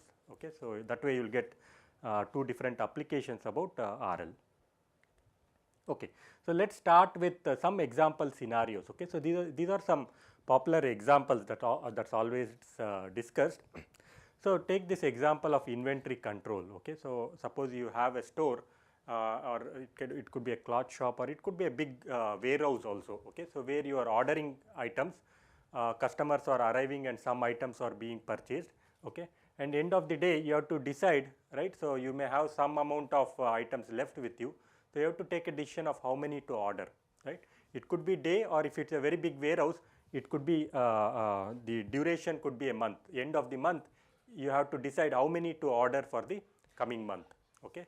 So that's a very simple, so sounds like a simple decision, but your arrivals are random. So you don't know, for instance, if you have a car showroom, you don't know how many cars will be booked in that particular month, okay, right. So you have to make a decision in kind of uncertainty, okay.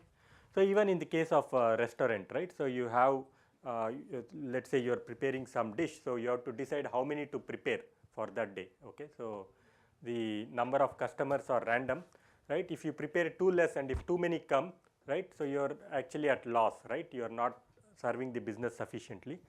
Now if you cook too large, there will be surplus, okay. So that's also a wastage of resources and money, okay. So that way, what quantity of stocks to order each day or each month, okay. So some kind of timeline, right.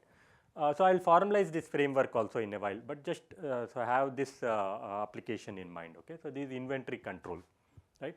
So you can stop me anytime if you have any queries, okay. So please feel free to interrupt. So we will discuss and then proceed further, okay.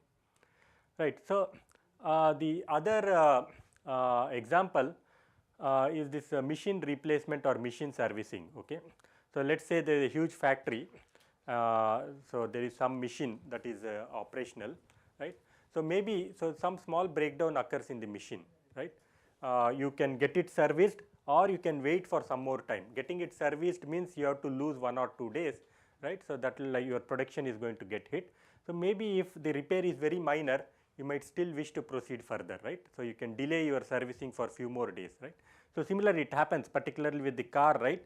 Once you get it serviced, so it's in very good condition. So after some wear and tear, you know that there is some fault, right, but sometimes you will try to ignore the fault and wait for some more time, right. So going to service is going to cost you, okay. So maybe a simple fault like indicator not working, okay, or so on. So you will ignore that and try to delay going to a service, okay. So the question like when to go for replacement or service, right. So that's a decision you have to make, okay. So because service is going to cost you, right, and also operating when the car is not good is also not productive, right. So there's a trade-off between service and not to take your vehicle or machine for service, okay. So this is a machine replacement example. So another popular example is queue control, okay. So let's say you have a bank, or so it could be like some number of jobs actually lined up, okay. And then so it could be in many contexts, okay. So let's say in software, so some number of projects are lined up, okay. So or, in construction some number of tasks are there, okay. So it's getting piled up. Now what you do is the question is it depends on who you hire, right. So you can hire a very skilled person who can really serve much faster, okay, but he will cost more, he or she is going to cost you more, okay. Or you can work with a not so skilled person, they may not charge you more, but the way of processing tasks is not very fast, okay. So there is delay you have to bear with, okay. So now there is again a trade-off, right, what expertise of server to employ in such scenarios, okay. So they are very simple models, okay. So I will also talk about the mathematical models. Very simple decisions you have to take, but still you do not know what is the right decision when uncertainty is there, okay. So essentially like there is no ground truth for you, right, and you have to learn it over time, okay. So now all these problems that I talked about, right, so these are essentially sequential decision problems, sequential decision making problems, okay. So what it has is essentially there is a system and you have to decide the input for the system. So there will be some output, but there is also going to be noise, right, which is not in your control, right.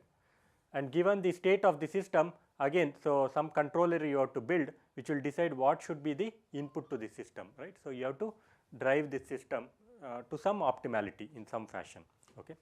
So essentially in these sequential decision problems, there are 4 or 5 ingredients to understand or to model a problem, right, as a sequential decision problem. One is you should be clear about what should be the state of the system, okay. So I will call that as xk is the state of the system at time k, right. So this time k I am just talking about discrete time. So there are continuous counterparts also which becomes theoretically more involved, but essential idea will be the same. Okay. So, time k, so in different contexts time could be different. So, one day could be you count it in terms of days, in other applications you may count it in terms of months. In much finer applications it could be of the order of seconds also, right. Suppose you are transmitting bits, right. So, in 1 second you can transmit millions of bits, and maybe you are interested in how the number of errors that occurs in the transmitted bits, you want to control that. Okay. So, this time depends on the application of interest.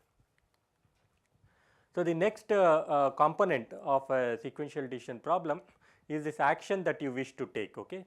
So, there is an action that you wish to take. So, state action pair is there, and then there is random disturbance that is added to the system. So, which is not in your control, and learning is mostly about this random disturbance. Okay. Then the another key component of any system, it is an IO system, right. So, you should have some way of mapping the input to the output. Okay. So, this is your state, current state. So, this is going to be your current action.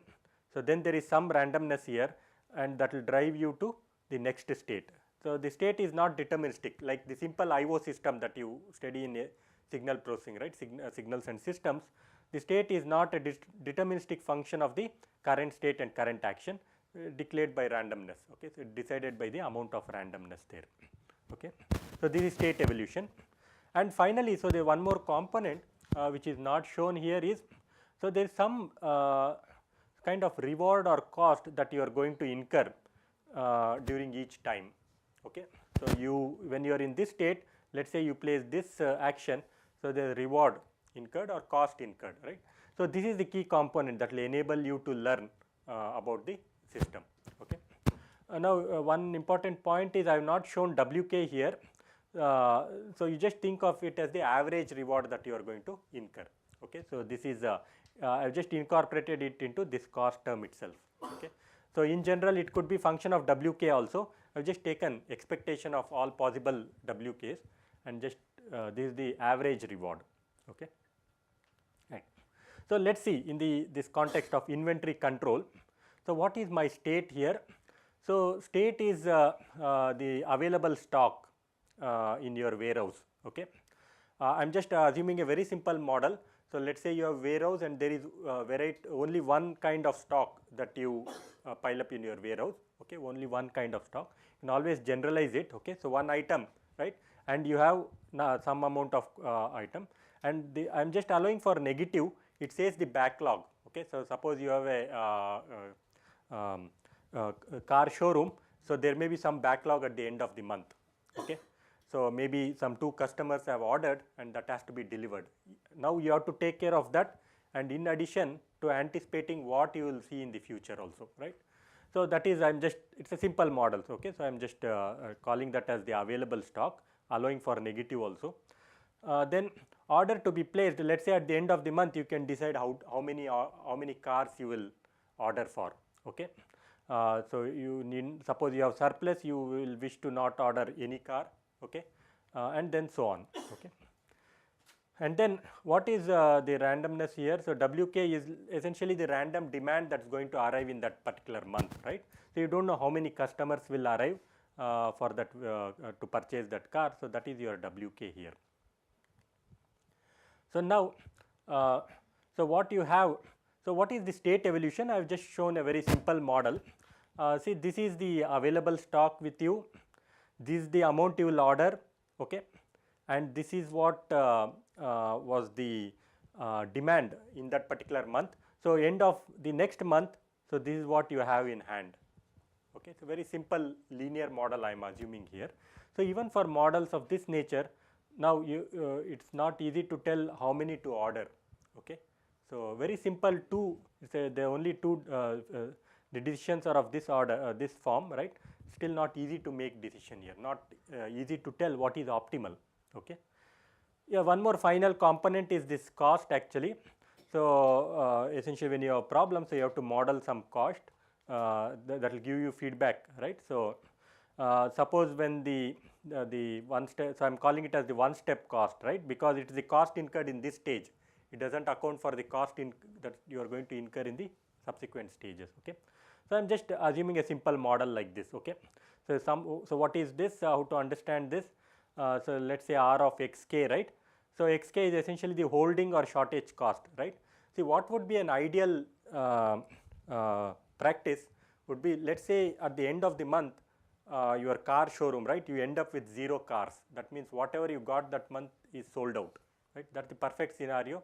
You can there is no storage, you can no need for security or anything, right. So you can just for 1-2 days close your showroom, right, need not worry about anything, right. So that is the holding cost. And shortage cost is you may lose potential customers, right, because you have maybe there are two customers who have made a booking and you are not able to service them. Okay. So that is like the shortage cost, right. And then see, one solution could be, why not order some 100 cars, go ahead and order, right. So now there is a cost per unit item also, right. So there is always, so money is involved. So you have to nicely trade off between these two quantities, right. So you cannot order too many, you cannot order too conservatively also. If you order too less, right, so people will not turn up to your showroom, because every time you are sold out, it is not not good. Okay. Right. So that's about inventory control. So similarly, let's go ahead. So machine replacement. So the problem I explained was very generic. So we'll try to model. So this is an attempt to model a scenario, right. So so let's say there is some machine, some car. Okay. So it may have n different states, right. I'll identify n different states, and each state represents the condition of the machine during period k, right, maybe in that week, particular week. So this was the condition of the machine. And now there is an operating cost. Let's say state 1 is a perfectly good condition, right. So you just got your car out of service, or it's a new car. Okay. So it's in very good condition. So the operating cost is low, right. And let's say this capital N is the worst condition or the breakdown condition. So car is completely broken down. So this is the worst condition. The cost, operating cost, is very high, right. So suppose your car breaks down, so you have to now tow it. Okay. So you to get it to the service center. So there is a huge cost here. So in between there may be so many other states. For instance, as I was mentioning, no, maybe the indicator is not working. Okay. So that's maybe acceptable, and you can still keep operating, right. Maybe a slightly higher cost of operation is there. Maybe the mileage is slightly hit, right. Still you can keep operating, right, and delay going to service. Okay. And again, as I was mentioning, so there are two possible actions, right, only two actions, very simple model. So it says it has to decide at the end of each week, you have to decide whether you have to go for service or you have no need to go for service, right, service or no service. Okay. So that's the possible actions here. And now so in this particular example, so if you see both the disturbance and state evolution, it's not always necessary you need to have an equation, right. I have encapsulated both into probability transitions. Okay. So what does this represent? So this says this is essentially denoting what is the probability that the next state is j, given that the current state is I and current action is u. Okay. So that is the referred to as the transition kernel. Just an example here for this car replacement problem. Suppose you wish not to repair. Okay. What would happen? Let's say you are in state 2, you don't wish to go to repair or service. The car will magically cannot become good, right. It may stay in this state, okay, or it may start deteriorating, right. It may jump to one of the higher states. Okay. So that's a simple example. And once you wish to go to repair, we are assuming that if whatever state you are in, with probability 1, you will come back to the good state. Okay. So very simple example of state evolution. And what could be one step cost here? So this is the one step cost. Okay. So so let's say you wish not to take your vehicle to service. So this is the operating cost. Okay. So it depends. So you may be somewhere here. So C of xk, you still keep continuing. So this is your operating cost. And if you wish to take the vehicle to service, let's say the fixed operating cost R. Okay. So of course you can make it as state dependent also, R of xk, because depends, right. So if the car is completely broken down, the service cost is going to be high. So if it's somewhere in between, so it depends on how much in what condition your vehicle is in. I have just kept it as a simple constant here. Okay, right. So again, so queuing example, right. So so these 5 ingredients should become concrete, right. So then you can model any problem. If you in your problem, if you are able to identify these components, so you will easily be able to model. Okay. Now, so what could be one model for queue control? One is let's say the beginning or end of the, or let's say the beginning of the day, xk is the number of customers or jobs in the queue. Okay. So or at the beginning of each hour, okay, number of customers in the queue. Okay. Now uk, so it could be slow or fast. Okay. So depends on the nature of server, right. So what happens is, if you choose to employ a slow server here, okay, so the cost is let's say cs is the cost. So cost in sense you have to pay some amount, right. So let's say cs is the cost, and rate is you can serve at rate ds. Okay. So ds number of jobs you can serve, let's say per unit time. Okay. So in contrast, you can go ahead and employ a fast server. Is going to cost you more, but its rate is also more. Okay. So one typical example which I have come across is in the context of mess.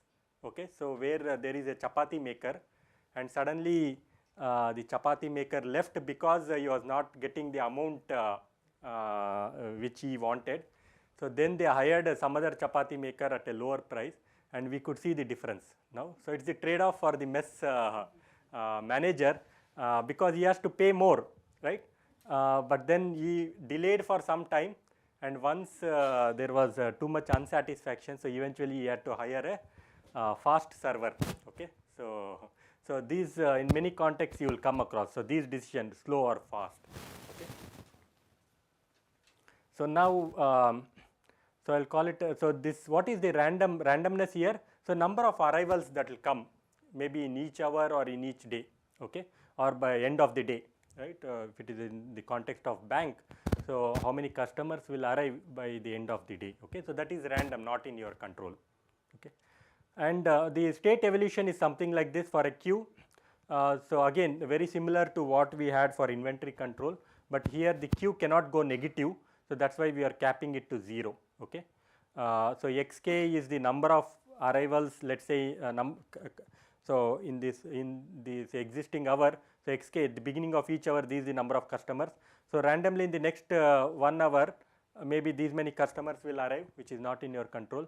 And this is uk is whether you have employed fast or slow service there.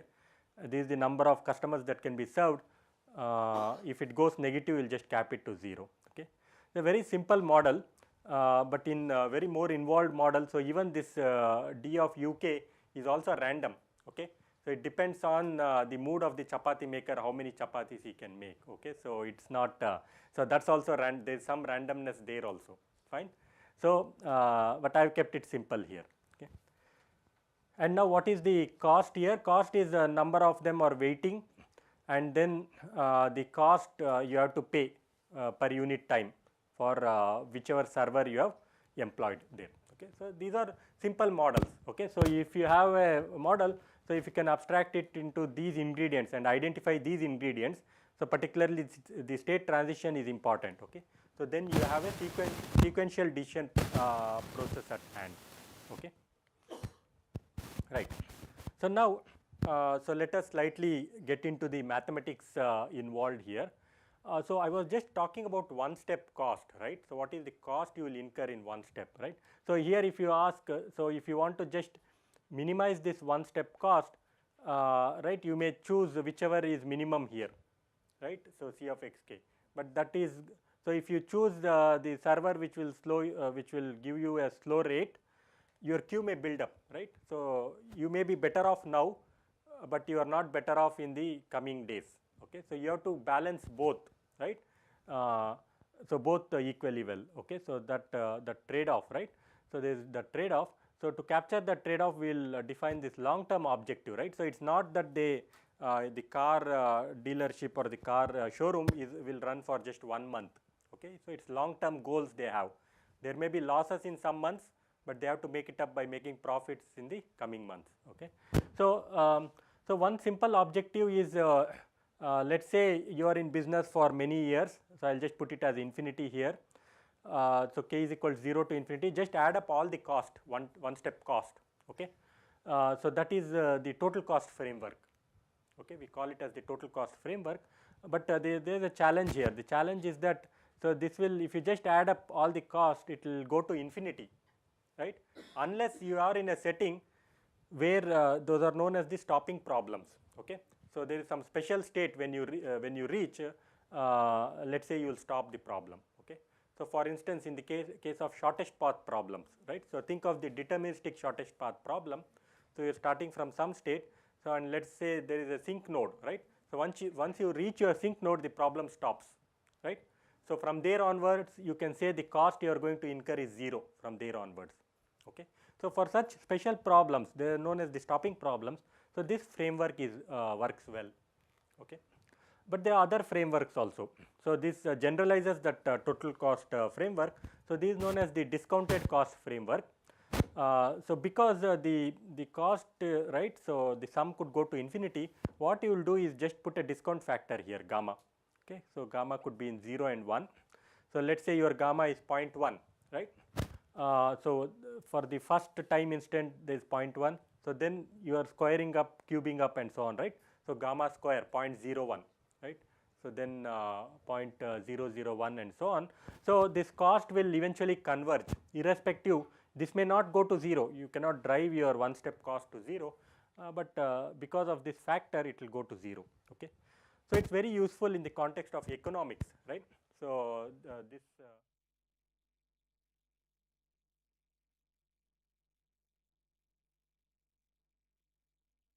so this is very useful in the context of economics. If you see, so if you have some amount of money, so you could if you invest now, you are going to start accumulating interest, right? So the next time is, so for the next financial year, some interest will be added and so on, right? So that's particularly useful there. Okay, so but this is a very popular framework. Then so finally we have this average cost problem. So this in many contexts makes sense, right? So you are interested in the average performance of the system, right? You see, I've just added up, it should have been k minus 1 here. Okay, so there are let's say k minus 1 cost, and 1 by k is like the average cost per unit time, right? Just take the limit as k goes to infinity. Okay, so there is MDP framework to address each of this setup. So in this talk, I'll mostly focus on this particular framework here, discounted cost. So if you understand this, so then it's easy to generalize it to the average cost framework, although it's slightly involved, right? But I'm not not going to discuss about this one. Okay, so this is slightly advanced, right? So now let's formally address these problems. Okay. So this framework using Markov decision process. Okay, problems of this nature using the framework of MDPs, right? So again, so I'll just recall. So these were the 5 ingredients, right? And then so this is the system. Now, so what I will do is, so there is this random disturbance and also the state evolution. Okay, so let me just.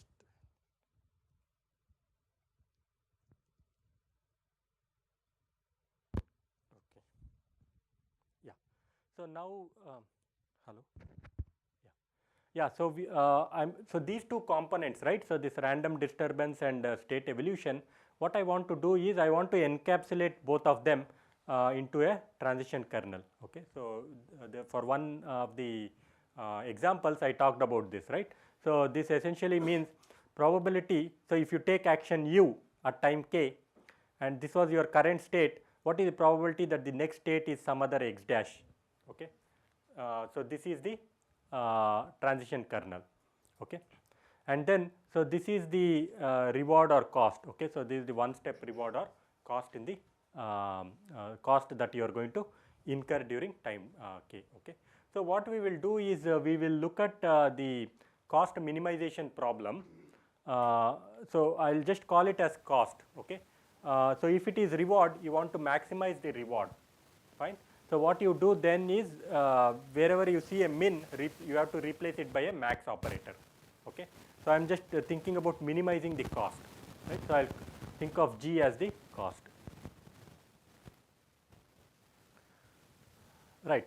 So then we talked about discounted cost, right? So we have to formalize it. Okay. So what is the discounted cost? Now let's say a priori at time 0 you make a decision that this is, so you choose something known as a policy. Okay. So what is a policy? Here, so let's look at this equation now. So if my state is xk, you are making a decision that I am going to use mu k of xk. Right? Mu k is essentially a function. Right? A priori you have decided that, okay, see, if the car is in this condition, I will take it to service. Right? So if it deteriorates so much, I will take it to service, otherwise I will not take it to service. So that's one policy. It may be optimal or not optimal. So it's a policy at hand. Okay. So if you see, then I have to decide what are these mu naughts, mu 1, mu 2 and so on. Right? Even before deploying or starting your car showroom, so you have to decide, okay, what is, suppose if this is, I have 2 cars left with me at the end of the month, how many I will order. Okay. So you have to make a decision like that. So I call that decision making as a policy. So this is an offline policy, means even before starting the problem, you just have a policy at hand. Objective is to find the optimal policy. Okay. And this x is the initial state that you will start with. Okay. So the car may be in good condition, maybe the initial state is 1, right. So you will start like that. So that's the initial state. So this is the discounted cost. Okay. And this expectation just represents the, it's like average. Okay. So it's like taking the average, right. So over all the randomness that is possible. Right. So once we have defined that, so once you have a cost in hand, or once you have any function in hand, we ask what is the optimal x star, right. So here it's not simple x star, it's essentially, you see, it's, you have to find out this vector of functions, right. So that is your x star. So it's pi star here, right. So whichever whichever policy is going to minimize your cost, so you're asking, okay, tell me what is that policy. Okay. And then this is the optimal cost, right. So J star, so this policy should give you the optimal cost, which is essentially the minimized cost over all possible policies.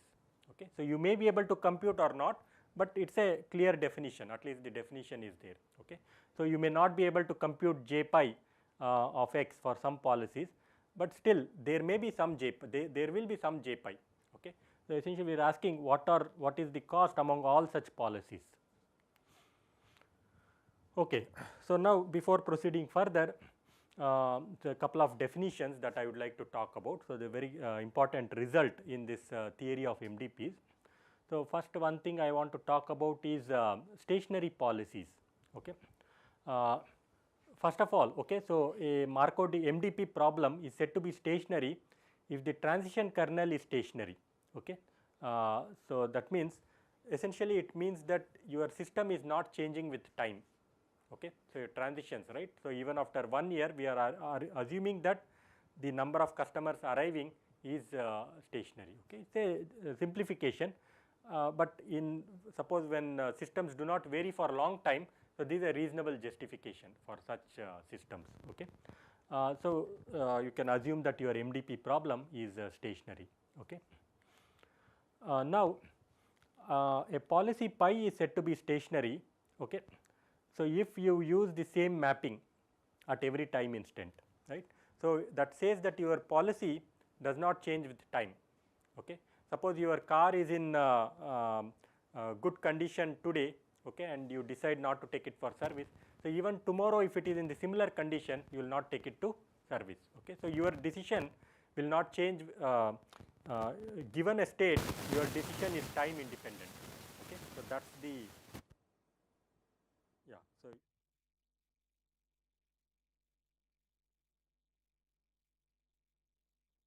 given a state, your decision doesn't depend on time. Okay. Whether it was today or whether it is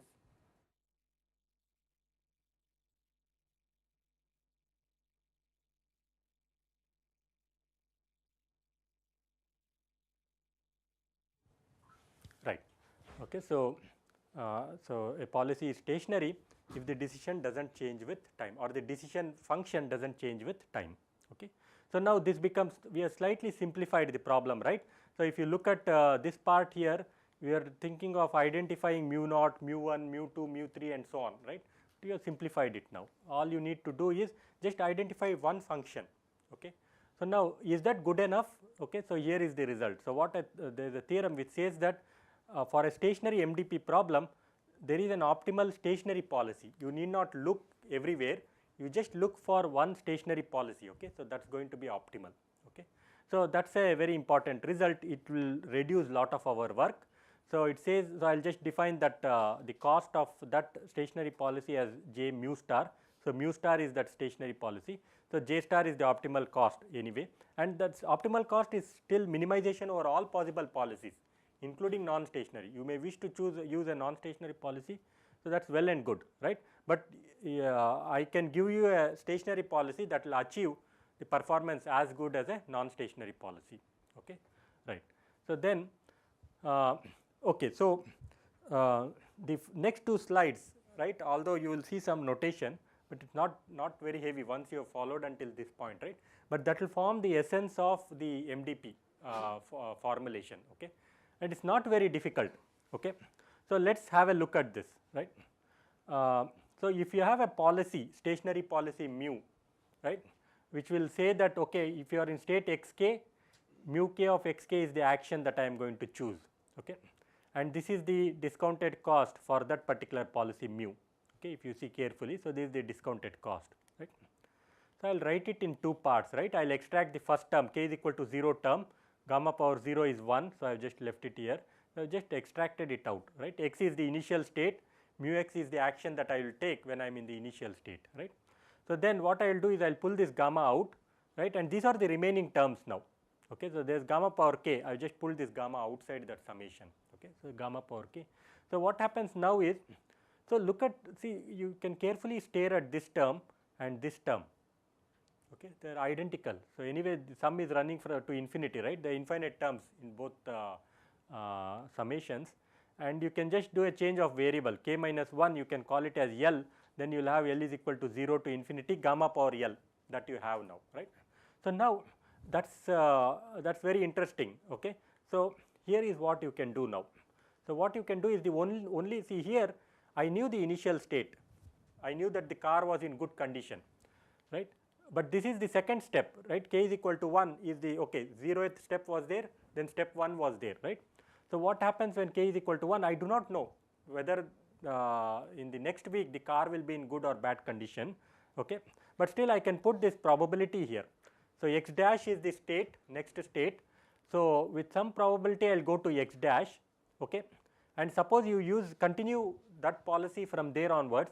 So, this is the cost you will incur from day 1 onwards. Okay. So, this was day 0, so this is day 1 onwards, right. So, if you understand this equation, so MDP essentially means you have understood MDP. Okay.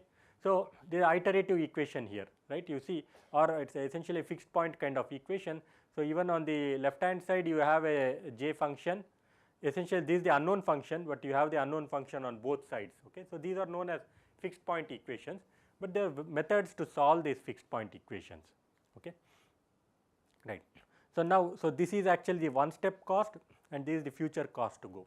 You see, if you try to optimize your one step cost, you may end up in bad state on day 1, and you might incur your future cost may be bad. Okay. So, if you take a bad, so your bad decision may be good for today, right, but it may lead you into a bad state tomorrow, right. So, that is not good enough. So, you may, so that way you have to trade off between two. You should be able to work hard today, so that the future is good or so on. Okay. So, similar examples, right. So, you have to take some risk today, right. This cost may not be optimized, one step cost, but it may be good, you may land up in good states in the future. Okay. So, that is so you have to trade off between these two. Okay. Now, so this is the next slide, which is also very important. So, now here is the trick actually. Okay. So, I am just there are a lot of theory behind this, but I am just doing it in a hand waving fashion here. Okay. So, here Now, suppose magically I will tell you, okay, what is the optimal value function? Magically I will tell you, okay, see, this is the optimal value function, okay, and that I will not tell you on day 0. I will tell you, okay, today you do something, from day 1 onwards I will tell you what is optimal, right. Right. So, you will suppose, let us say you are going to use some policy. So, this is the cost you will incur on day 0, and day 1 onwards you can do optimal. Okay. So, I will give you an example also, right. Now, so think of it like this, right. So, now let us say from Tirupati you want to book a flight to New York. So, you will go to a travel agent and you will ask him, okay, I want to give me the best price possible. So, maybe the travel agent says, okay sir, I do not know from Tirupati, but if you ask me from Hyderabad, Bangalore, Bombay or Delhi, I can tell you what is the best price from there onwards, right. So, maybe travel agent just has that information. So, what would you do then, right. So, now you will see what, so the cost of going from, let us say Tirupati to Bombay is cheaper, right, but you will not choose that flight, right. So, you will ask what is the flight cost of flight from Bombay to New York, right. You will add up both of these costs, that will give you the effective cost, right. So, let us say from Bombay onwards you need not worry, so the routing is made, right. So, now you will add up all the 4 costs, right. So, essentially the shortest path problem, right.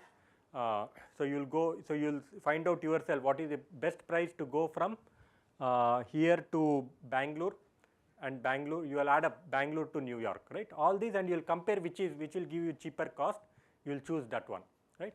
So, that is essentially, right, what mu would be optimal, right. So, then you have to solve this problem, right. So, what you will do is this one, Bellman equation, right. So, I was talking about shortest path, right. So, once we hear Bellman, so there is the Bellman-Ford algorithm, right. So, the Bellman-Ford algorithm is actually a specific case of this more general equation, this is known as the Bellman equation, right. So, now, so if you give me the best policy from day 1 onwards, so what I will do for day 0 is, I will choose that action which will essentially minimize not just this cost, not one step cost, this plus I should ensure that I will go into good states into the next day, right. That probability also is taken care here. So, I will try to find out that action which will minimize some of these 2 costs, okay, one step cost plus future cost to go, and that should actually be optimal, okay. So, that is J star, right. So, this here, and what is the best action now? If you are in state X, the best action to take is you choose that action which minimizes. So, arg min means that, right. So, so min will say what is the minimum value of this quantity, arg min will say what is the value of x star. If you have function f of this is like f of x star, this is like returning back the value of x star, right. So, if I give you a function and ask you what is the optimal, so you have to give me both, right. You have to tell, okay, f star is optimal, then I will tell you, ask you at what point you will achieve that optimal. So, you also have to tell me that point, right. So, that is this here, okay, right. So, this is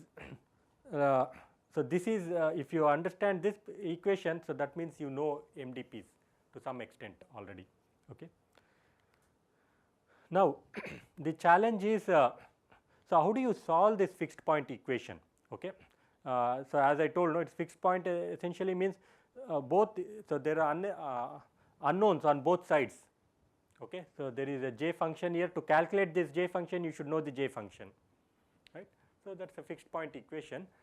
There are ways to solve this, okay. So, I will if your state space is finite, what you will have is you will have some set of equations which may not be linear because of this min operator, okay. So, the min operator is making life complicated, okay. But otherwise also you have some set of equations, okay. So,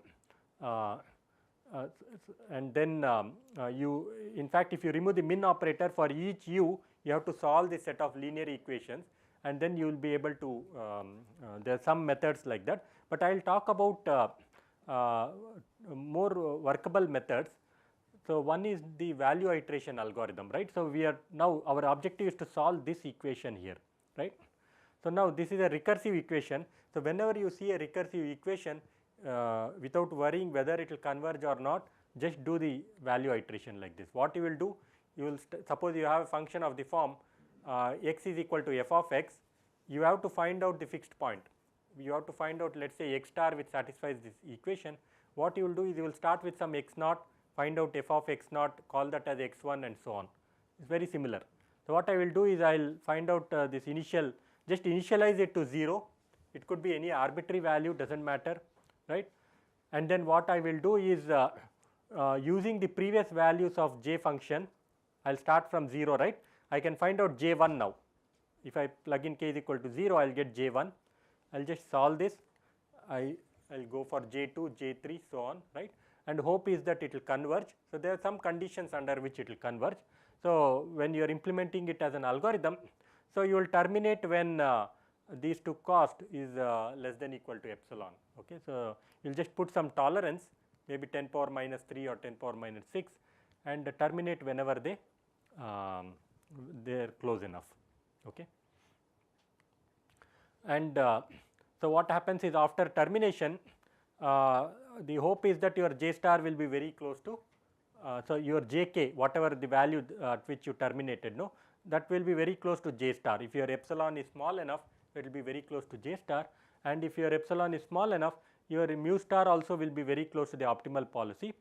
In fact, in finite settings, finite in sense your actions are finite, state is finite, your mu star will be actually equal to the optimal policy, right. In the finite space, suppose there are only two actions, right. So, now it should be either this or that. Okay. So, once jk is very close to j star, right. So, you will mu star will be, you will exactly be able to identify mu star. Okay. So, this is the value iteration algorithm. So, there are also another algorithm referred to as policy iteration. So, what you will do is you will fix some initial policy, okay, you will fix some initial policy mu naught, and what you will do is you will compute the value of that policy. If you remember, for a given stationary policy, what you will do is, see, I will use mu k, and here if you look at this equation, one step cost plus future cost to go, right. Now, how do you solve this? So, these are essentially set of linear equations, right. There is no min operator, you can, so this is one set of equations, you will be able to solve this easily, right. Otherwise, you can use value iteration just to solve this. Okay. Then you will improve the policy. Okay. The policy improvement is something like this. So, what you will do is, the next policy is will come from this equation. So, this should actually be j of mu k, right.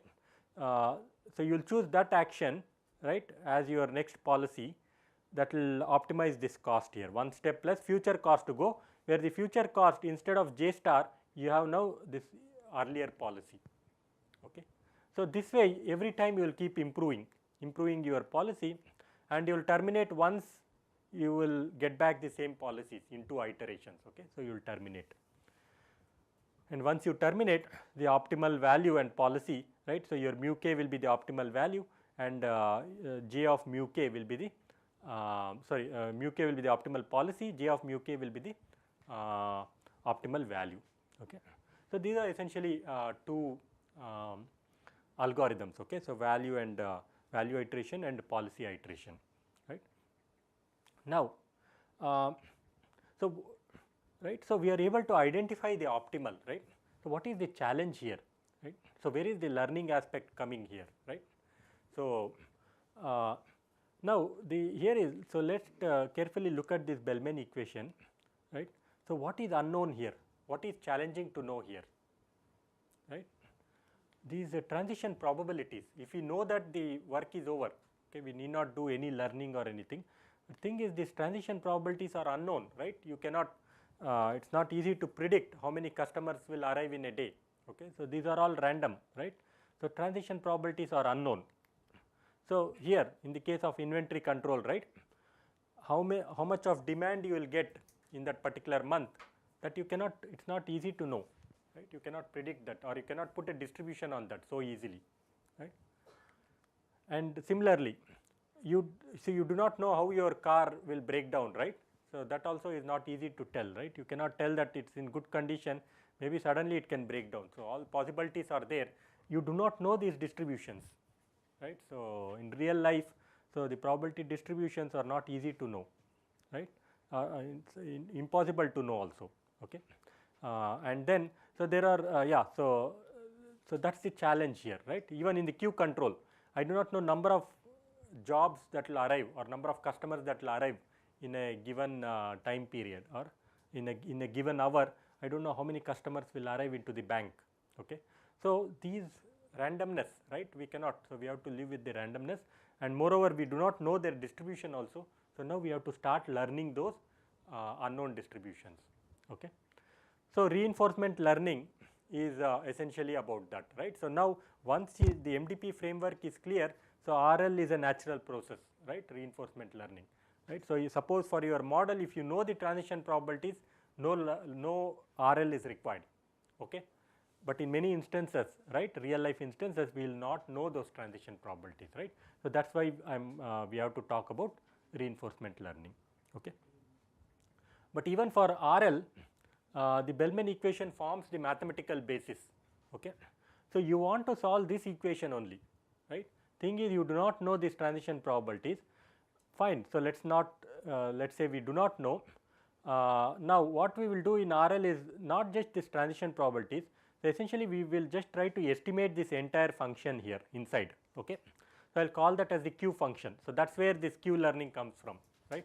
And be careful, this Q is not same as the Q control problem that I talked about. So that's the Q, number of people lined up in the queue. So this Q is different. So this Q is just because the notation is Q here. Okay. So there is some meaning for this Q. Okay. So it's a yeah. So somewhere this notation comes from, but just be careful. Okay. So Q learning is about learning this Q function. Okay. Now let's see. Here is, I'll just propose an algorithm as to how you can estimate this Q function. Okay. So learning the Q function. So what you do is, let's just initialize. So Q tilde is like the estimate. I'll just initialize it to all 0. Okay. So 0 I am just taken as an example. So it could be arbitrary. Okay. You can arbitrarily initialize it to any value. Doesn't matter. Okay. So now what you do is, now let's say somewhere, so there is some way of estimating this or updating this Q function. So we'll come to that update later. So suppose if these are the true Q values. Okay.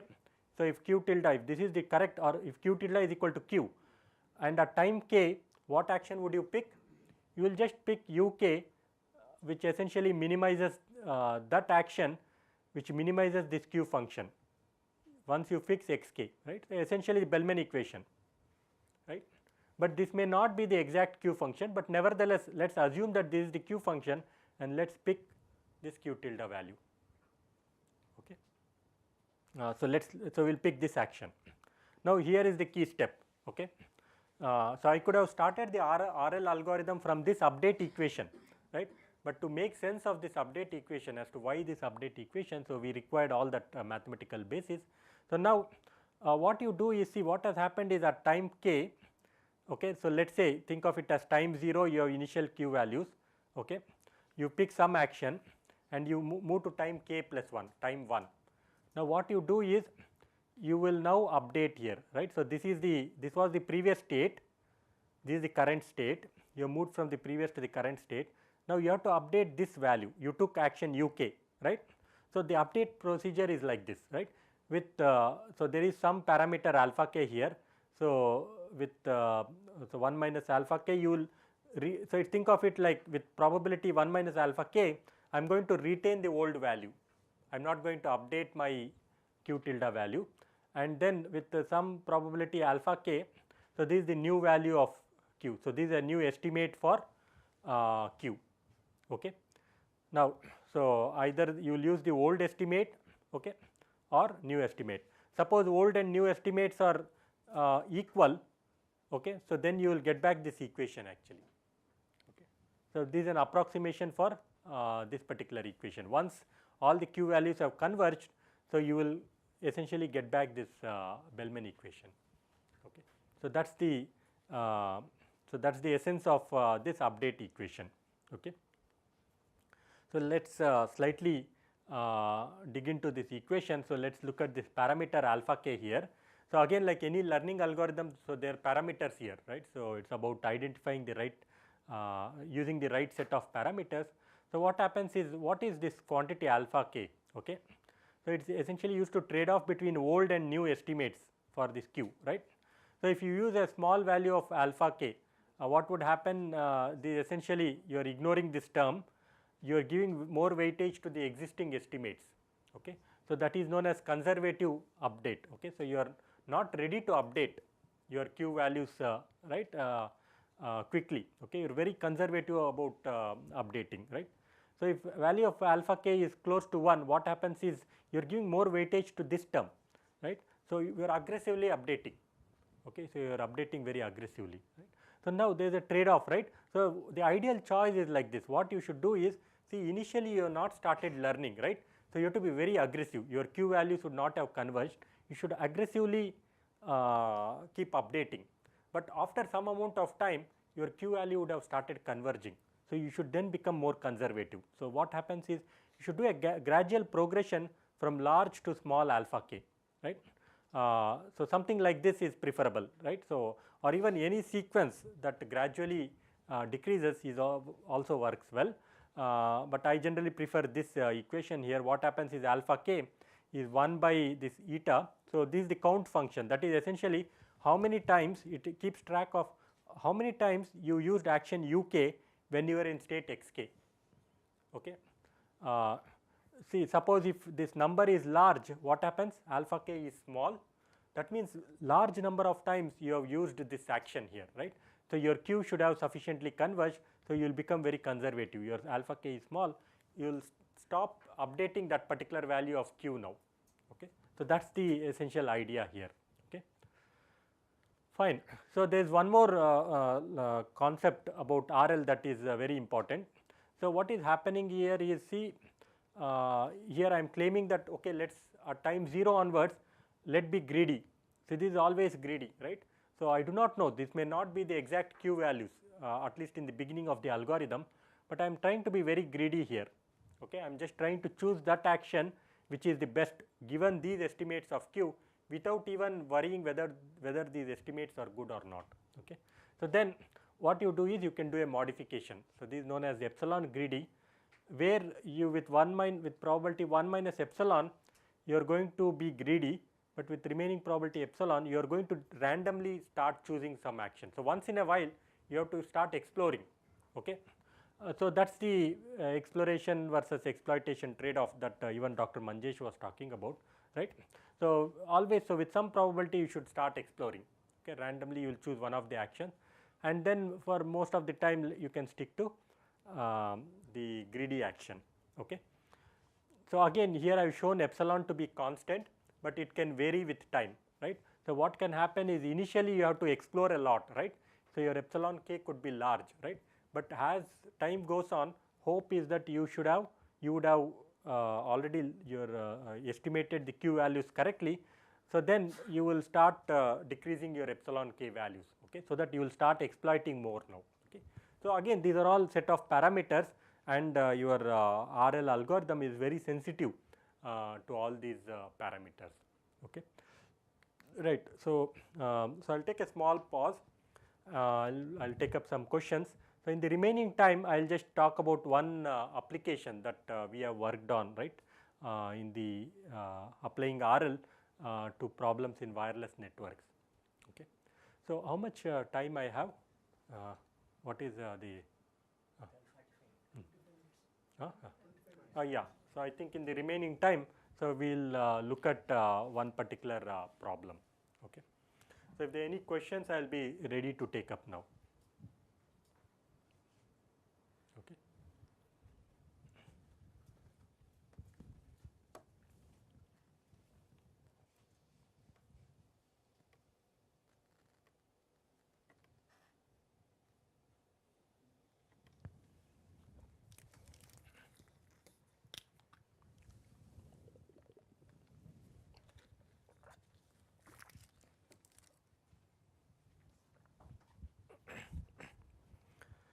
Yeah. So maybe, yeah, so we can proceed. Yeah, so this is so we had worked on this problem of achieving coexistence between LTE essentially the 4G technology, okay, or the cellular technology, and Wi-Fi. So, Wi-Fi is the existing Wi-Fi, okay. And then so we are using reinforcement learning to understand how to achieve coexistence between these two, and this joint work with my so BTech project student Chaitanya, okay. So, he is currently at TCS labs in Hyderabad, and now he is going for a PhD at University of Illinois at Urbana-Champaign, okay. So, so this was a work with Chaitanya, okay. So, right. Now, so what is so let me just set up the context actually. So, what was the motivation for this work is see, there is always the demand for mobile data, right, is continuously increasing, and that is because we have all these video applications, right. So, these days if you see the calls are never over audio, right. So, we always want video chat and so on. There is live TV, and live gaming is also very popular, okay. So, there lot.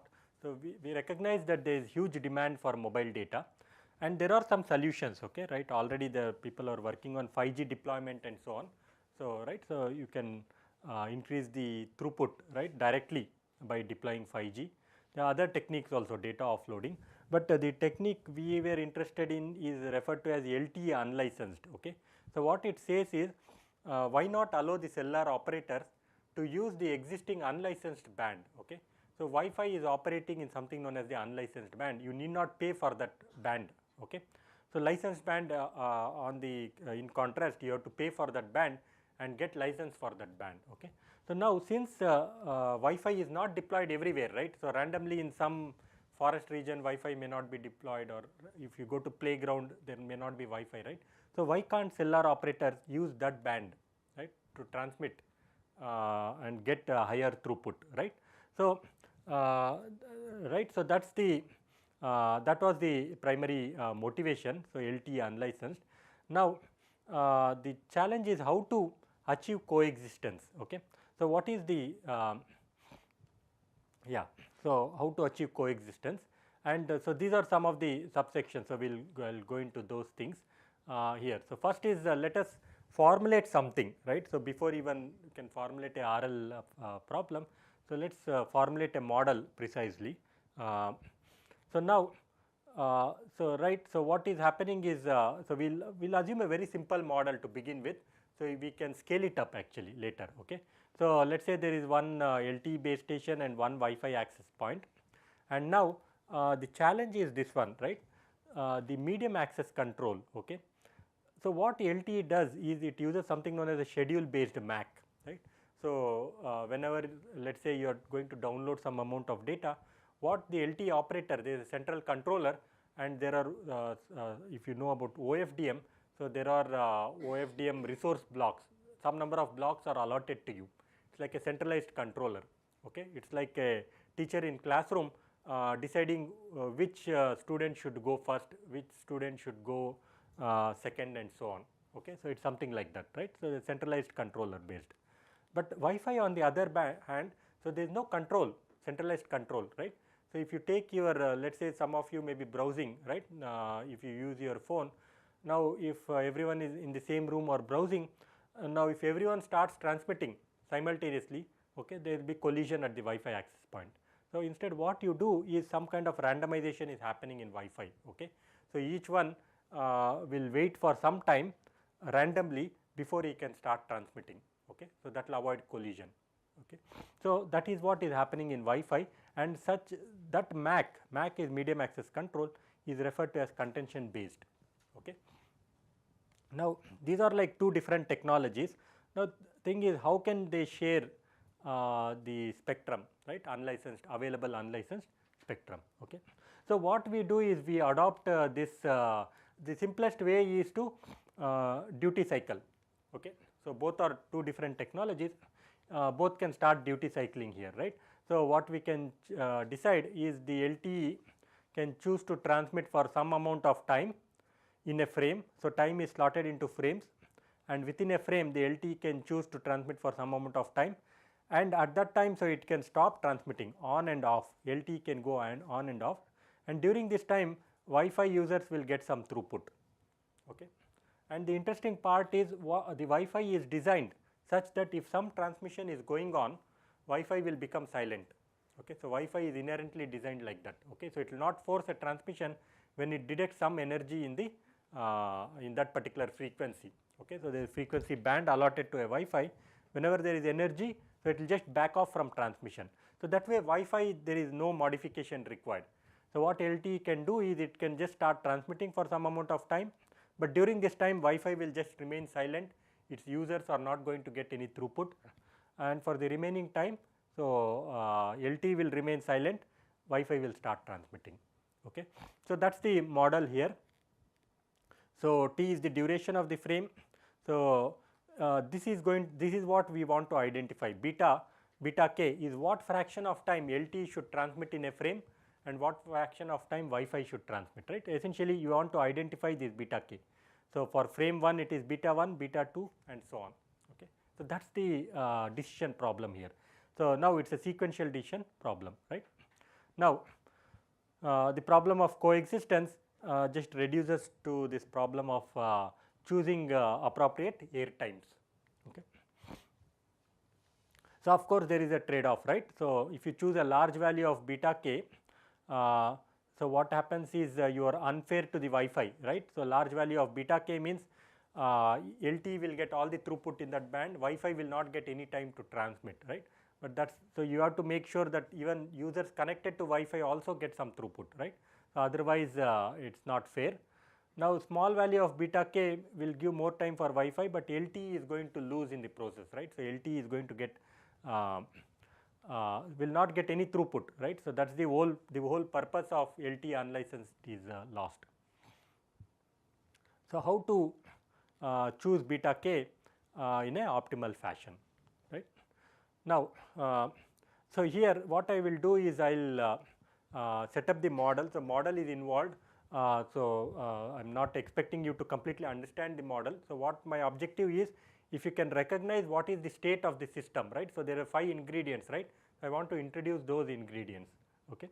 Now what we are going to do is we are going to model LTE and Wi-Fi as a queue. Okay. So there are some number of packets arriving at the LTE end. So they will start queuing up. Okay. So that's our assumption here, right.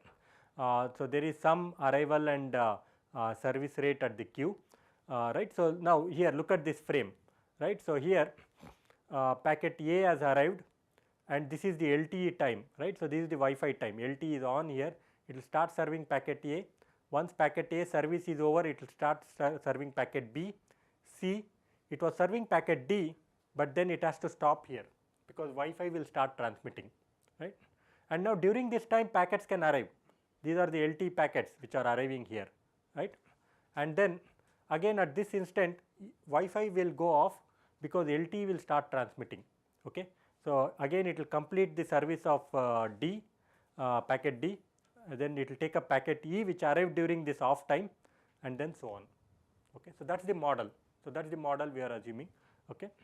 Simple queuing model. Okay. So there are some assumptions of course here, it is not very realistic, but nevertheless we will see what is the optimal air times that this model will yield. Okay. So Wi-Fi on the other hand, we have to be slightly careful in modeling Wi-Fi. So the way Wi-Fi operates is like this, right. So let us say packet B and packet C has arrived when the LTE was on. Now the LTE is off.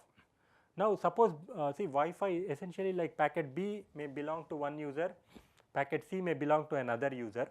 So if Wi-Fi starts transmitting both these packets, right, or if both these packets at same time, so there will be collision. Okay. So what Wi-Fi does is instead each of these packets are going to wait for some amount of time randomly. Each packet is on its own now. Okay. Each packet has to attempt transmission on its own. What they do is you will like randomly think of some, you will randomly pick a time. Okay. So let us say suppose if I ask 2 or 3 of you to speak, right. So if you speak simultaneously, there is going to be collision. So one algorithm to break the collision is like this. I will ask you each one to pick some random time, put a counter, right, put a timer. Once the timer counts down to 0, whoever counts down to 0 first will go and start speaking, right. So, that way the chance that all of you will pick the same random number is less, okay, and because of that way we can avoid collisions here. So, that is what Wi-Fi does. Okay. So, now there is random time and the order is not maintained, right. So, although packet A came first, but packet B has won that contention, okay, and it will transmit. Okay. So, packet B is transmitted. Then similarly, now only A and C are left, packets A and C. So, they will also contend. Now, packet A has won the transmission and so on. So, it is like unlike the LTE, right. So, LTE was like first in and first out. So, Wi-Fi is different, right. The packets are not served in the same order and between this both services. So, some randomness is there, some random amount of time one has to wait before the actual service can begin. Okay. So, so there are other technical aspects, I will not go into those details, but essentially now we are setting up what is the state of the system, right. So, this is your, see, this is the way, right. So, x axis is like, think of it as time. So, the essentially time. So, y axis is number of customers in the or the number of packets in the LTE queue, okay, that is NL. Okay. Now, you see what happens is whenever there are two packets here, when a packet service ends it will fall to 1, a new packet may arrive. So, it will go to 2 again and so on, you see it will keep alternating here, right. So, whenever a service ends it will fall down, whenever a new packet enters it will go to it will increase, and now here since the LTE is off, right, LTE is off. So, packets arrive, they do not get service, so queue will start building up here, okay, and this is the end of the frame and this is the worst case scenario, right. At this point the queue would be maximum, right. So, I will pick this number, right. So, there are 4 packets waiting in the queue, okay. Similarly, for the Wi-Fi, so what happens in Wi-Fi is it is waiting here. So, there is no service happening, so queue will start building up, and at this transition phase from on to off the queue length will be maximum for the Wi-Fi, okay. And when the Wi-Fi will get its chance to service, so the queue will start decreasing now, because some services, some packets, right, are getting serviced, right. So, now you see now the sequential decision problem we discussed, right. So, the simple state xk I told, right. I never told that xk should be a scalar always, okay. So, here xk is these numbers, actually pair of numbers forms xk, okay. So, state can be anything, it could be a vector also, okay. So, this is your system state now. What happens is, let us see xk plus 1 is 4 comma 3, why 4 comma 3, it is all integers. 4 because 4 packets of it represents that 4 packets of LTE are waiting, 2 packets of Wi-Fi were waiting, that was the maximum you reached, okay. So, this is your state of the system. Ideally what should be there? It should be 0 comma 0, okay, because that means no one is waiting, everyone got serviced, so everyone is happy. So, you have to choose beta such that this number will be low, okay, that is the objective here, right. So, I just introduced some transition probabilities and so on.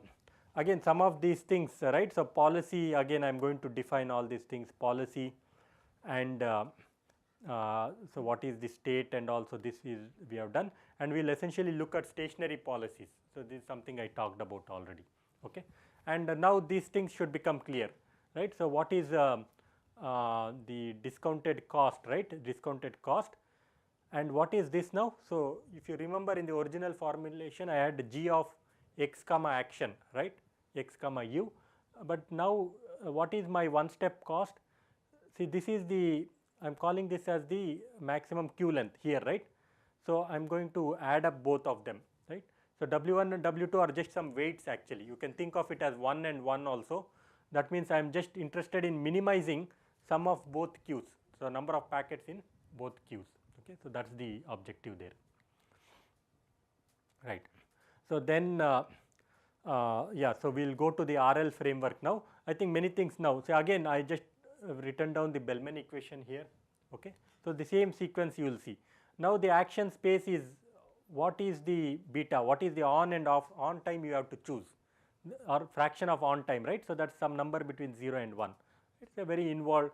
So, this is like action space is huge now, okay, but still you will be able to write down this Bellman equation again. So, as I told, no, so this is the one step cost and future cost. For instance, see, you have to choose beta k very carefully, okay. So, now suppose x1, okay, x1 is large and x2 is small, maybe you have to start increasing your value of beta, so that you will give more time to LTE.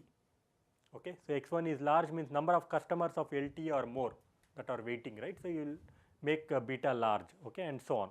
You have to anyway trade off between these two quantities. Okay. So, again the same set of equations will be there, and so this is the same theorem, okay. So, which says that any so if you can identify this j function, somehow solve this j function, so then that is optimal, okay. So, that is what this theorem says. So, yes, again, so these probabilities are not easy to compute, okay. So, that is why we go for the RL framework, again the same equation, okay. So, it is the same algorithm, right. So, now that we know this algorithm, so I will not go through this, but you look at the Q estimates. So, this is my current state, so this is my next state, and this is how I will take actions and so on. And so, this is the Q update equation, again the epsilon greedy algorithm, okay. So, maybe yeah, so I think in last 5 minutes or something I will wind up. I just given the pseudo code of the RL algorithm here, okay. Right. So, let us check some simulation study here. So, we have done some simulations. So, our frame duration we will say that is say 2 time units, and these are some arrival rates and service rates, right. So, this is the number of customers of LTE that will arrive on an average per unit time, okay. So, this is the number of customers that can be served per unit time, okay. So, so that those are some of the setups. So, these are again there are a lot of parameters here, right. So, these are the weights. So, you have to choose a discount parameter, then contention window is something to do with Wi-Fi, okay. So, if contention window is large, the duration between successive packets, right, is going to be large, right. So, that is what this represents, contention window size. Now, so these are some algorithms that we have implemented. I call it as the Q learning initial phase, then it is essentially the same algorithm, right. So, Q learning initial phase. So, then what we did also is Q learning steady phase. What we do is once these values of Q, the Q estimates are learnt, okay, we will reset time to 0 at that point and again start looking at what is the performance of our algorithm, right. Essentially, alternatively you can think of it as starting with not Q is equal to 0, but from the converged values, right. So, the values of converged you will start from there, right. Then these are heuristics. Constant beta is, let us say someone chooses that okay, I will not worry about all this, I will fix beta is equal to 0.5. I will give half of the time for LTE, remaining half for Wi-Fi, okay. So, that is the constant action, right. And then random action is, it says that okay, I will not do all that, I will just toss a coin and I will choose randomly, I will pick a number between 0 and 1, I will call that as my beta in that slot, okay. So, these are all heuristic algorithms, right. So, now here is some results here. So, what is happening is, see, this is the this is like time, actually frame index. So, this is like time and this is the discounted cost, and now what we see is so the learning algorithm, right. So, the steady state algorithm, okay, steady phase algorithm, so gives better. So, this is the cost, you have to minimize the cost. So, this is the other algorithms. So, this is also the learning algorithm, but this is starting with unlearned Q values, okay. So, this is the learned Q values, will give a lower discounted cost, and the heuristics do not do good, okay. So, for instance, if you fix if you give half of the time to LTE, half of the time to Wi-Fi, that is CA 0.5, so you see the cost is higher, discounted cost, okay, right. So, there are other settings also we have seen. For instance, here if you see, I am varying the weights also, right, and as we vary the weight, so you see this learning algorithm, right. So, the blue algorithm QLIP, right, is only in some regime it is doing good, but the red algorithm, which is the steady phase algorithm, right, it is actually, you see, it is kind of doing the best of all the policies, okay. So, it is able to nicely study which is the best heuristic, and it is going to follow, trace that best policy here, okay. achieves the best CA beta algorithm. Okay. So, there are few more with few more factors we have varied actually contention window size and so on, and we show that it is not always here it looks like a constant yeah. So, I think I was almost at the end only. So, yeah, okay. Yeah, so it looks like a constant the constant beta algorithm always does good, right? It is trying to trace that, but that is for some specific values. Now, once I vary the contention window size, it is not easy to guess actually which constant algorithm does or which heuristic does best, or even if there is a heuristic which will do good. Okay. So, the learning algorithm is very useful in these contexts. Okay. Right.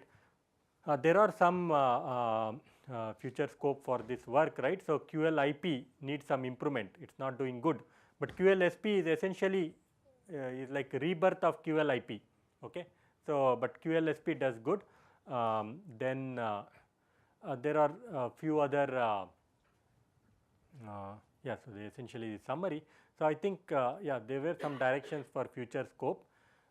In fact, our lab we have done some experiments also using USRPs and Wi-Fi access points. So, the small prototype that we have established there.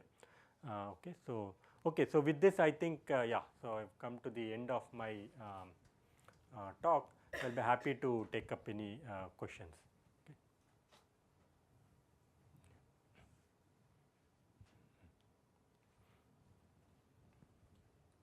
Okay. Yeah, so I think if there are no questions, I think we can. So, I think yeah, any announcements you can make. Yeah. So, like, thank you, sir, for this talk.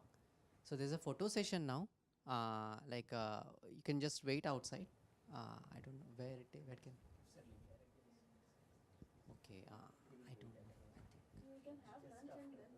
Yeah. After lunch, we can have one photo session.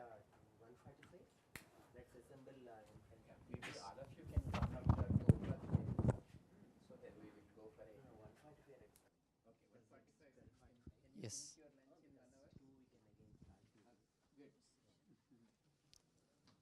Thank you very much.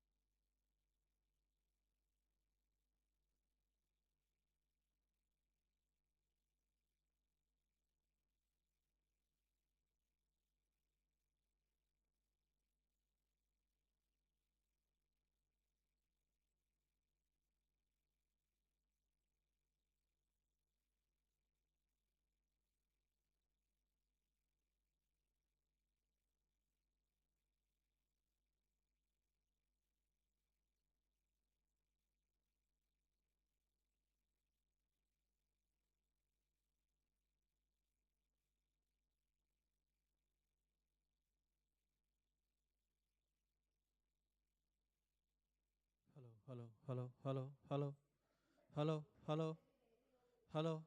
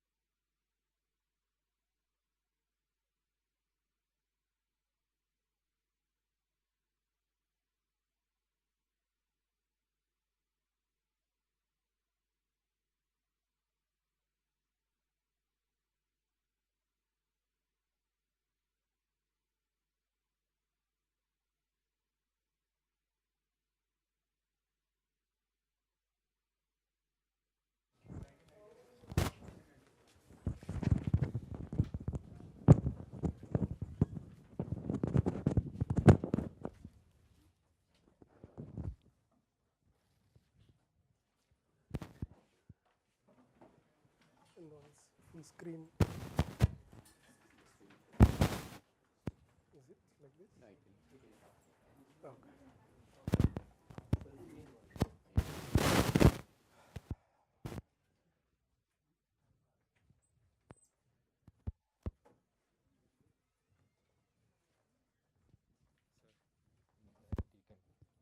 Yes, yes.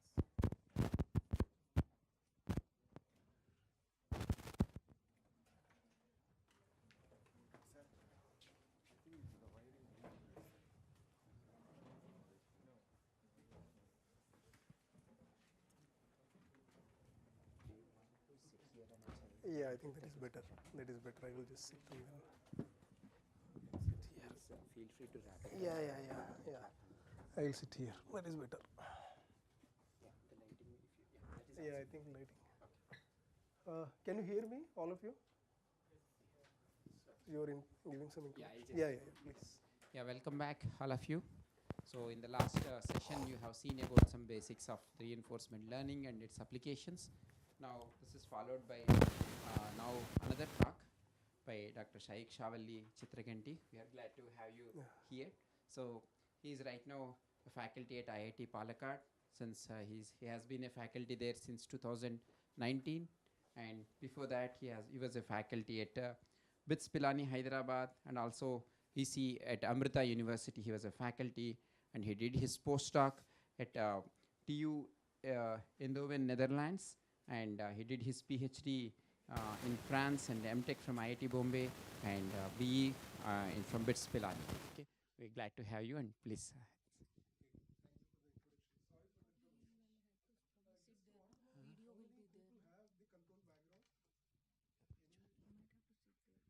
Anyone? Can you raise your hand? So you are MTech, doing MTech in control? No, sir, PhD in power system dynamics. Okay. You are here. Okay. All right. Because I just want to know that. Yeah. 2 minutes. Okay. Yeah, I have to sit there. Yeah, no problem. Yeah. Here. Yeah.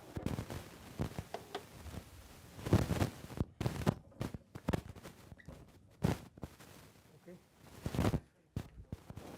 Yeah, I think that's good. Okay, so the topic is reinforcement learning based control strategies. Have you heard of this topic before? How many BTech students are here? So you have done control systems course, right, in your undergraduate? No? You have done, okay. Anyway, I'll go ahead because I do not know the exact audience, so I prepared some presentation. So we'll look at the outline, what is the basic RL structure. I think you have already given a talk, so I will not spend too much time. Then we will look at optimal control. Then what are the analogies between RL and control systems. Then we will look at one aspect of optimal control, that is discrete time optimal control. Then we will look at some,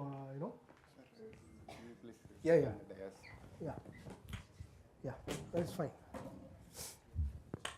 Okay. Then we will look at implementation and some examples. Yeah? So this you have already seen in the morning lecture, correct? What is the oral structure? Let's say you have an environment and there is an agent. There is an action and a state reward. If you take an example of a chessboard, let's say you are playing, against some opponent, that will be environment. Yeah, the current state of a chessboard.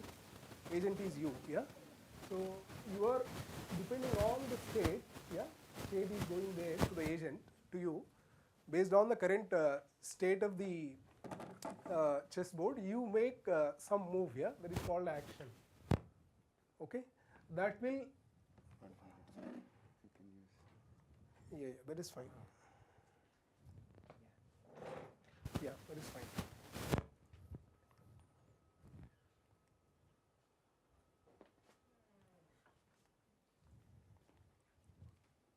Okay, so that will change the based on the action, again the state will get changed. Okay, no, it is fine. Okay. All right. So how is it different from ML here? If you see that there is a notion of a cumulative reward in RL. So the idea is that, let's say you are playing chess. What is your objective? You want to win in the long run, right? You don't want to win in short term. Let's say you don't want to kill some camel, or that is not your objective. Your objective is to go on killing, so that in the long run you have to win. That is your objective. So that's what RL is about. So there is no supervisor here as compared to the traditional ML. Only a reward signal here. And as I have said, agents means, let's say you are playing against some chess. I took a very simple example. So that will change the state of the environment. Yeah. And subsequent data it receives. Yeah. What is the reward? Let's say you are killing some camel. You get some points. That's a reward. You can take it as, so you can quantify it. Okay. So your objective is to go on killing so that the number is maximized. Optimal control, we talk about minimization in general. RL, we talk about maximization. So breakthrough stories are, temporal difference gammon by Tesoro in 1992. These are some games developed using RL, and AlphaGo and AlphaZero by DeepMind.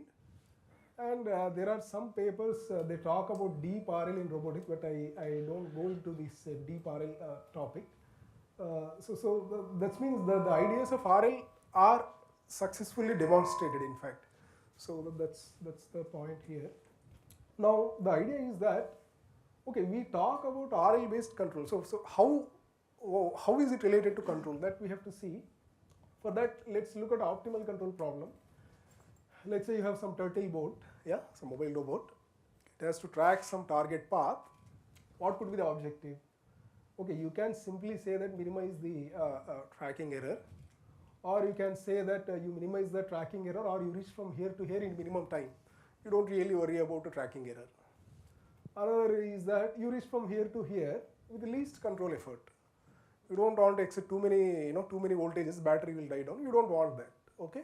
So these are simple examples of a formulation of a, I'm not written it mathematically, but you can see that any problem can be formulated in this optimal control setting as some sort of a minimizing objective function. Okay. So what is the catch here? Optimal control, you all have the dynamics, yeah. So it's offline control. If it's a linear time invariant system, you have Ax plus Bu, and if it's a non-linear, that function is known to you.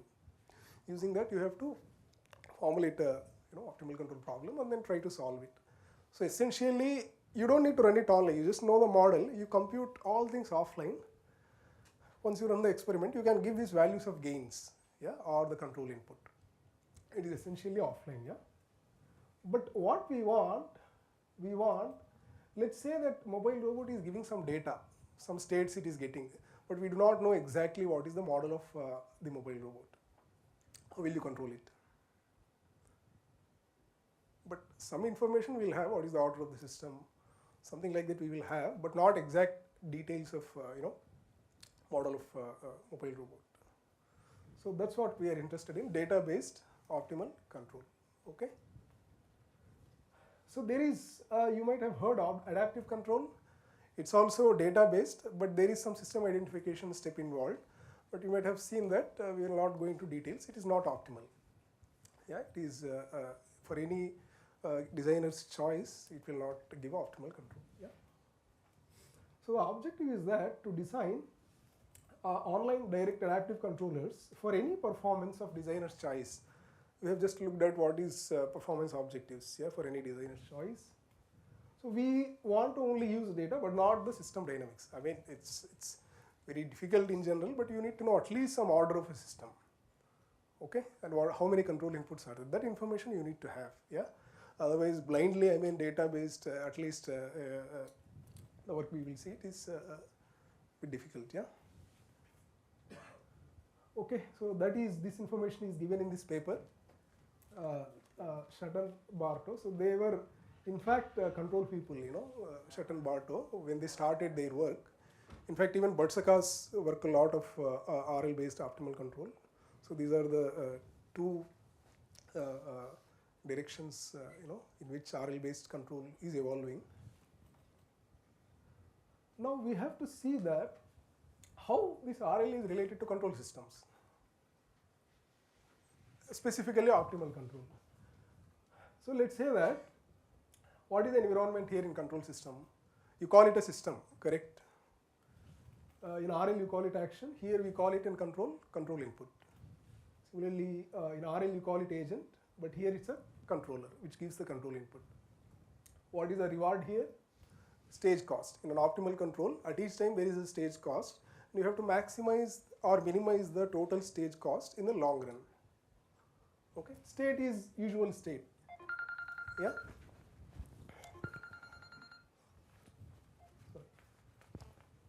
So you can see that there are analogies between RL and control systems, to be specific optimal control. So where terminologies are different, we call it agent, we call it a controller. Same thing, action, control input, environment, system. Reward, stage cost in optimal control. So in RL there is also called a value, we call it a cost function. Yeah. So RL, what is the objective? You have to maximize the value in the long run. In optimal control, you have to minimize the cost function in the long run. Usually finite time problems are there, but they can also be converted to infinite time problems if you suitably select a finite cost. Yeah. If you see, RL uses transition probability notation, MDP basically. Yeah. But that is very difficult to work with dynamical systems, whereas control system uses difference and differential equations. So there is some difference between the way, what I mean to say that RL majorly it's over discrete spaces, but control over continuous spaces. Control input need not be, you can define in discrete, but it can have a continuous value as well. So these are, some of the analogies. Now we will look at a specific problem of a discrete time optimal control. Let's say that you have a general nonlinear system, but affine in input. Let's say we take this example. And there is a control policy, uk equal to h of xk. So you call it a policy when control is a function of a state. What happened? So cost functional based on the policy h, you're trying to maximize. You can see it here, sigma n equal to k to infinity, and these are stage costs. Simple example we have taken. It can be tracking, or you are trying to reduce the tracking error and also minimizing the control input effort. Okay. So this you already know. I mean, even if you do not know, it does not require any background for you to understand. Okay. So there is a Bellman equation in RL. So what is that? Let's say you are looking at a temporal difference. What is the value from here, current state? Next, immediate reward plus the reward from there onwards. Okay. Similarly, we don't need to think like that, but you can just see that if you simplify it, VHXK can be written as, the first term is n equal to k, other term is VHXK plus 1. So this is the same Bellman. They are not different Bellmans. Yeah, in control also, in RL also. Okay. So you can see that it is a Bellman equation. Yeah. So the cost from any state xk is immediate cost plus the cost afterwards. Okay. But it's not an optimal equation. So there is also Bellman optimality. So V star xk, that's a minimum value V star xk, it's over uk. That means you have already found that stage k plus 1. What is the optimal cost? Or you only have to find the first step cost. Yeah? Then how do you find the control input? Since you want to find a minimum value, what do you have to do? Take the derivative. What happens? You get something like this. This is the optimal control input using simple Bellman optimality. We are not using any Hamiltonian, Jacobi or anything. Yeah? Just using Bellman equations, we are getting the answer. For a linear system, this will result in a state feedback input, and we get a LQR that will lead to Riccati equation. Okay, but still it is just discrete optimal control. So we keep on asking, what is it related to RL? How can we use it? If model is not known, the model is not known exactly. I mean, of course, I mean, you need to know some details. Is it possible to obtain the control policy and the cost function? In RL, are there methods to find the cost function or a value?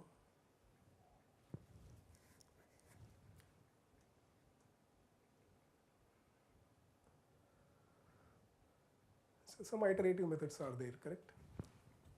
So we'll look at some notions from RL, value and policy from RL. So let's take a simple grid world example. So what is it? It's from Shutton 2018. So let's say that you have some grid where the gray ones are the terminal states. So 4 actions are possible at any state with a probability of 0.25. You can move anywhere, okay? Left, right, down, up. And for each move, you have a negative reward that you want to maximize, right? Then only you will reach the final state faster, correct?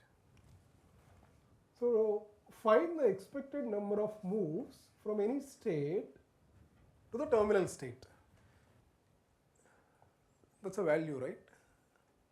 It will also give you what control policy you have to apply. Let's say you are here, okay? With the least, cost, how can you reach there? It will give some control action, yeah? So that is given by value iteration or policy iteration.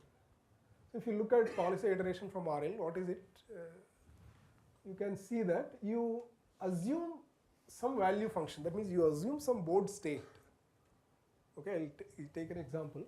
Then assume some policy. Let's say you are here, you take, going to left, or if you see here, if you are 1, what is your optimal action? Left, right? Then you will reach immediately. So if you take an example, so you start with some value function and then perform the policies in a greedy way. I'm not going into the definitions.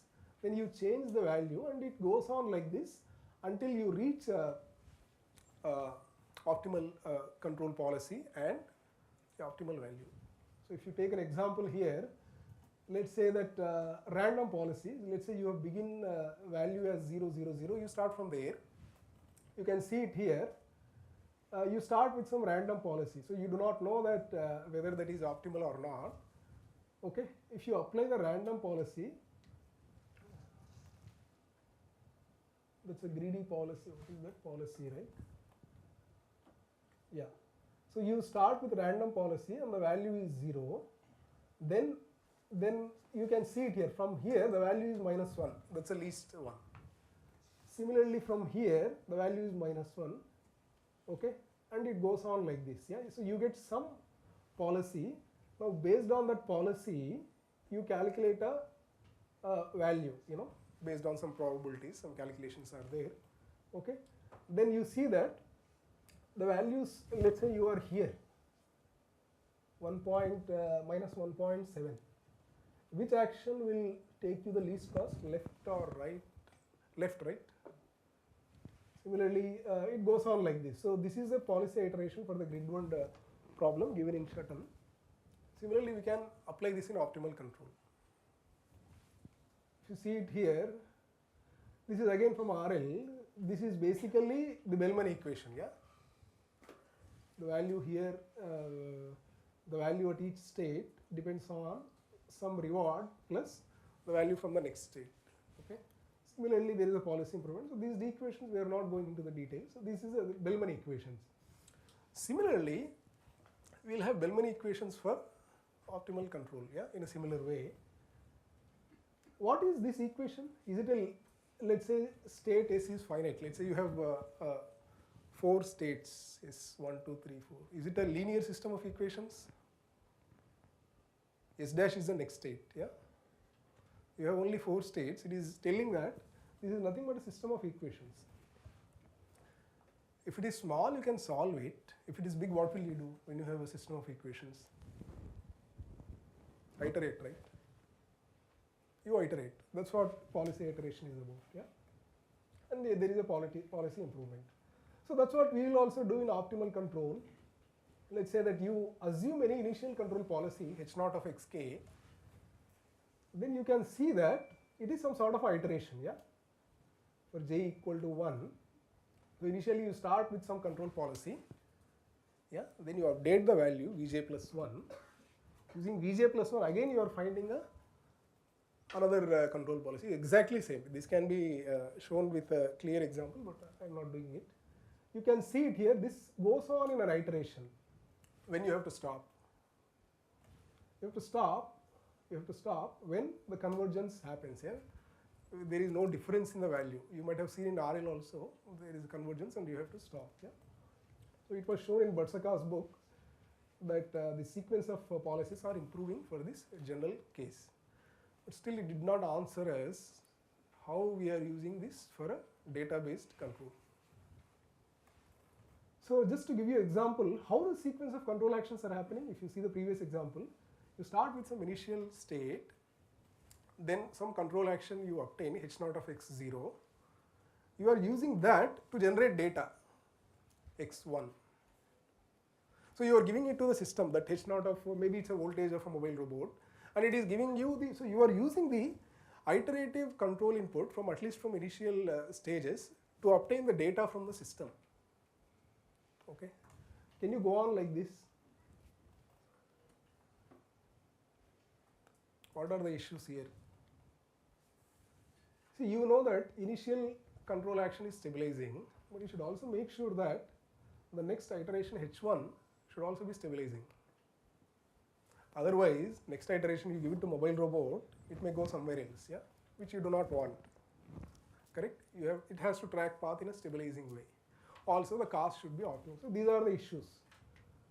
So if h0 is stabilizing, then can we say that the next policies are also stabilizing? Well, is the cost bounded for such control sequence?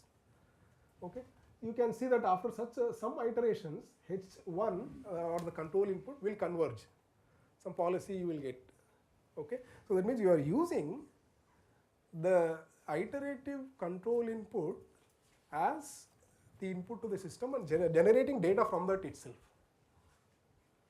This is in general true for I just given here for all examples. This will be true. Okay, then you have to see that. So let's say that some quadrature is there. Initially you want to track it somewhere, but you do not know they are converging. So it will go here and there for a while, but after convergence happens, it will track properly.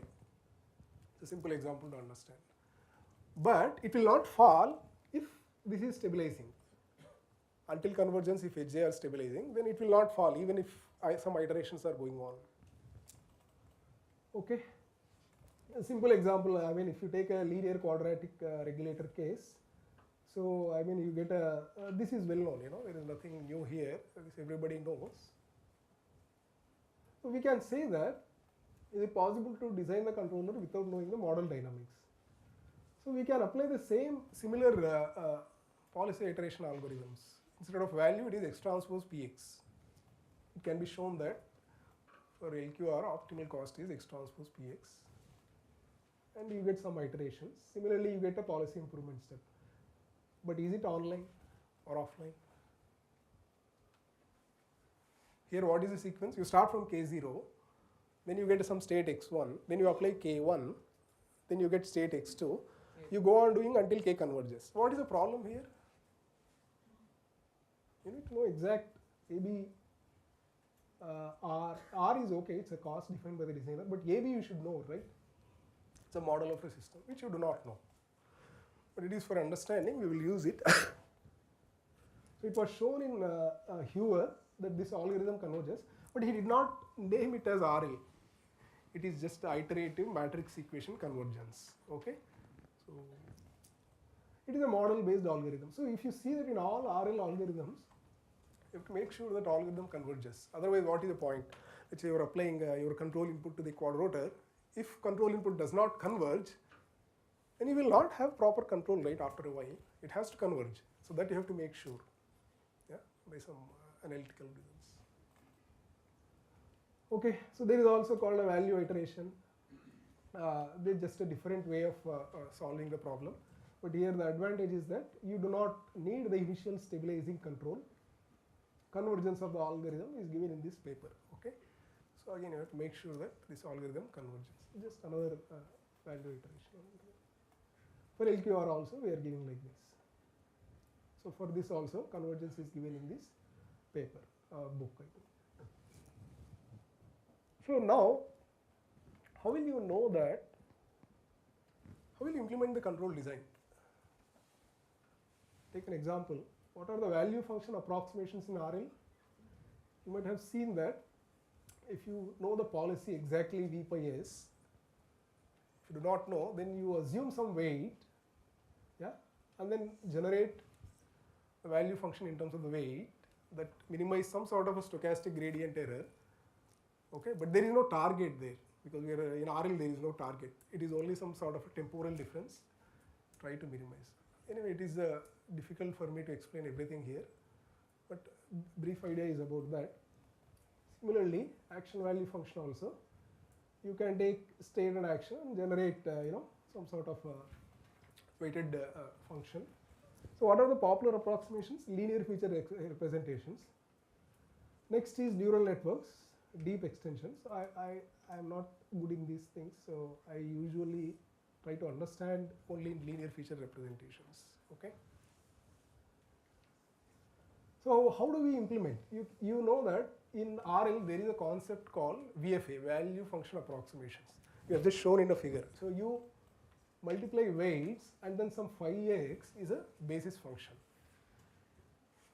Okay, what is a basis function?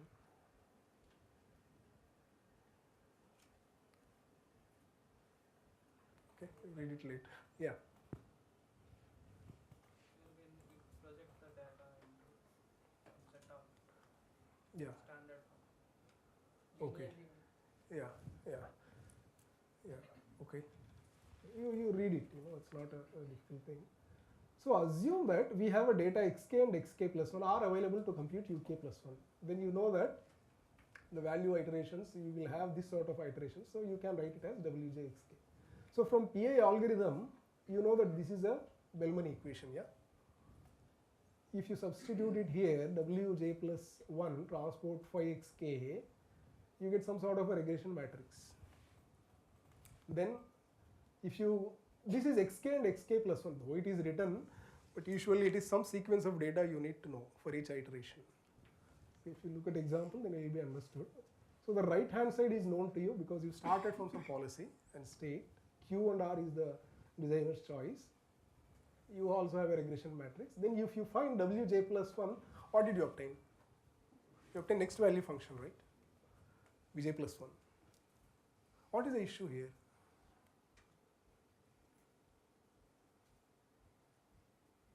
Is it always invertible or can you always solve it with the equation?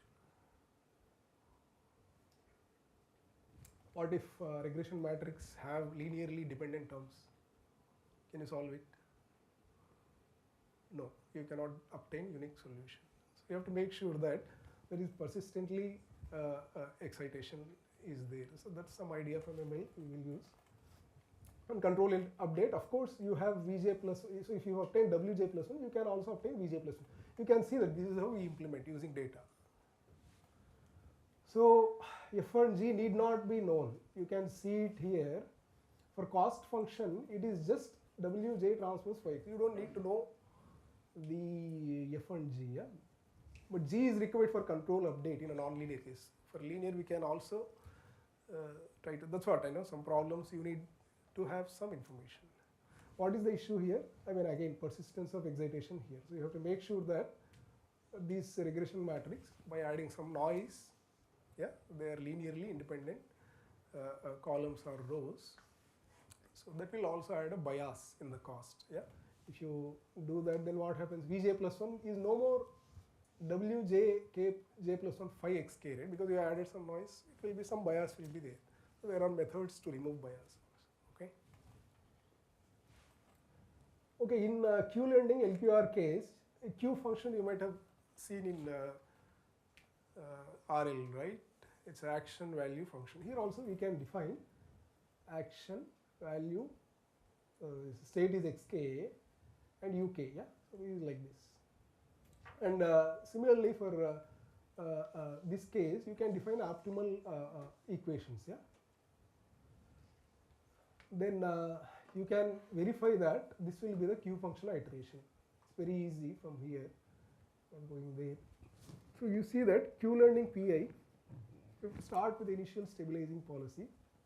The update is that it's a policy iteration, so it's a Qj plus 1. Control update is this. Okay. So convergence, again it was shown in Brad K, that paper. Okay, this will converge. So how will you implement it? For LQR, for LQR, you can verify that you are getting this Q value function in terms of H, where H is this. But if you know H, then you solved the problem. But we don't know H. That's what we have to learn. How will you learn? You will see it. Control update is given by what? UK is, you can see that it is simple state feedback. But you see that R plus B transpose PB is what? From here? HUU inverse. And B transpose PA is? What is that? HUX. So if you somehow learn H in an iterative way, you can also learn the control input just by knowing the state. You don't need to know the ABCD. That's a Q-learning method. Okay? So that's what ABC are not necessary. So we write it some sort of a Z transpose HXK. So this is a Q function update step. So you are writing like this. Yeah, you know all that VEC operator, right? Because this is the basis now, ZK. Yeah, and then you try to learn VEC of Hj plus 1, that is the optimal cost in an iterative fashion. Okay. Control update, you can see that it is just dependent on that H matrix. Okay. You can see it here that it does not require the state dynamics. All you have to know is Zk. What is Zk? Xk and Uk, that you already know what control input that you are applying iteratively. Yeah. Similarly, Zk plus 1 is also known. Now, depending on the size of this matrix, you have to take, so to make it persistently excitation, you have to make sure that there are sufficient rows like that. That means you have to take some sort of a data samples for each iteration. So for that many iterations, keep on applying the control in an iterative fashion. Or you take some set of data. If you got some simulation, okay, you don't need ABC for this. Just a simple example. Though I mean AB we assume to know, but of course I should not put it here. Let's say that the dynamics will give exact control policy from LQR. You can also verify that Q-learning control policy will converge to this control policy after some iterations. You can see that they are almost same. It's a data-based control, yeah. You don't need to know this AB. I have not given it the detailed simulations. I did not have time. I was not well, yeah. Okay, so there are some extensions, state, output, feedback tracking. These are all solved problems only. For your reference, I am giving tracking in the presence of uncertainties. There is also called off policy RL. In RL, you might have seen some off policy, yeah. That is useful in some robust contexts.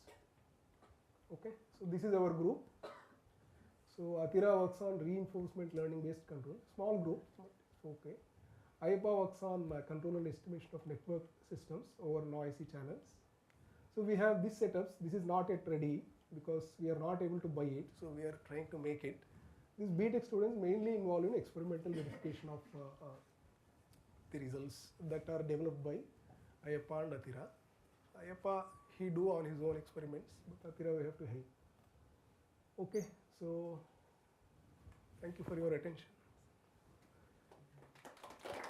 Any queries? Any people from outside IIT Tirupati? Mostly are outside from. Mostly are outside. So I have one vacancy for PhD position. If you want, you can write to me later. Yeah, in the same area. Atira is working over discrete spaces.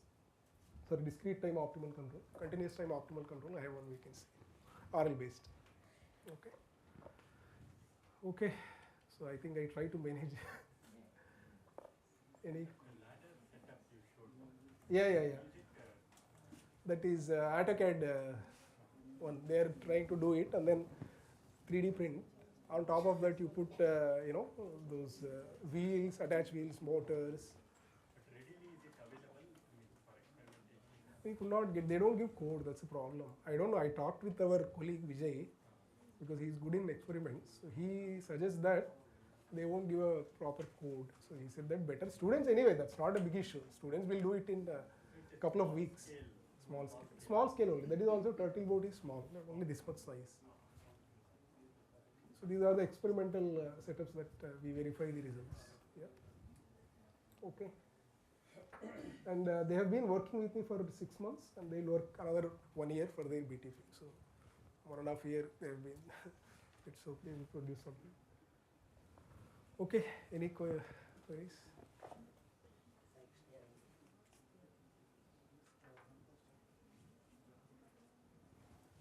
One general question. Yeah. So, how do you deal with uncertainties in this case? So, you have this, usually you start with a Robust H infinity control, right? system model you are starting with. Yeah, yeah, Then you are Q-learning. yeah, Then you are independent of the system model. yeah. Then there is a need for stability in Yeah. transient response. Yeah. So, how do you manage that? Because Yeah. Q-learning can get deviated also, right? So, No, there are works are already there. The idea is that you have this game theory concept, right?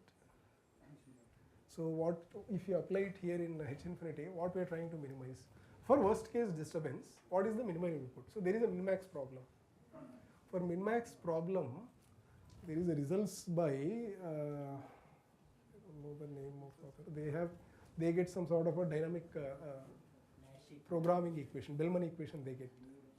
Yeah, Nash equilibrium. That book, Basser, Tamer Basser, you can get a one equation. If you get that, once you get that Bellman equation, then the step is as usual. Only thing is that Wk is unknown. You cannot assume that is known. It's an uncertainty. So off policy RL, they assume that Wk is not known. But some papers assume that Wk is also a function of state, but that's not really relevant, but there are papers. Gamma, we should assume that we know it already, that the H infinity gain, otherwise we cannot do much.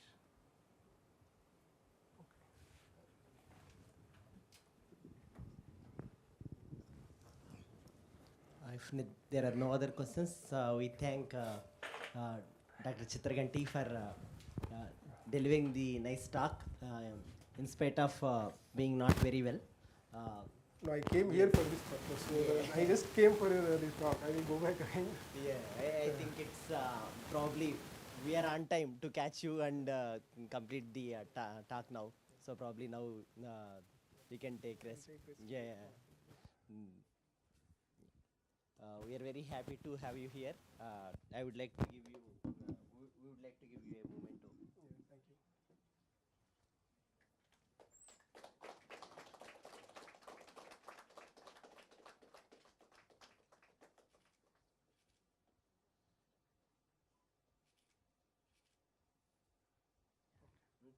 Thank you very much. No, don't touch. Okay.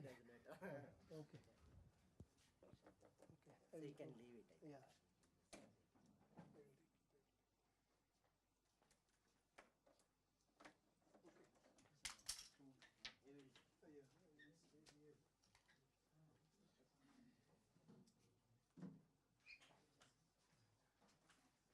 Oh, this I think they will answer you.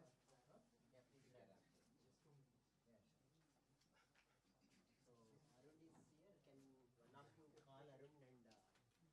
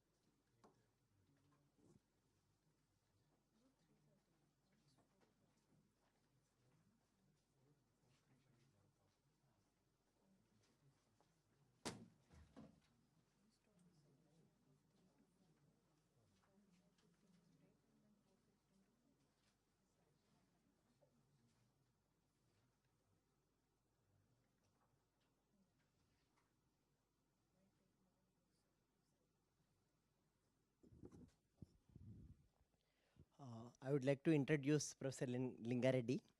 Professor Lingareddy received his master's degree in electrical engineering from the Indian Institute of Technology, IIT Delhi, India, in 2004, and the PhD degree in electrical engineering from the Norwegian University of Science and Technology, NTNU, Norway, in 2011.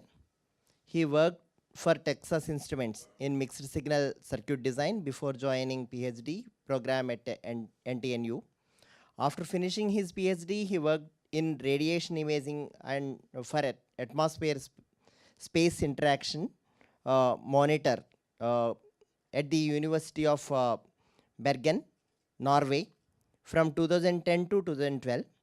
At present, he is leading a group of on autonomous and cyber physical systems research group at and working as professor at the University of Agder, Norway. He has co-authored over 100 research publications in prestigious conferences and journals. His main scientific interests are in cyber physical systems, autonomous systems, and wireless embedded systems. He is the principal and co-principal investigator for many research grants from Norwegian Research Council. He is a senior member of IEEE. He is also a member of editorial boards of various international journals, as well as technical program committees of several IEEE conferences. I welcome Professor Lingareddy for delivering a talk. Thank you. So possibly I start with very basics. I'm not sure how many of you work with radars. No one. So I basically start with very basic things.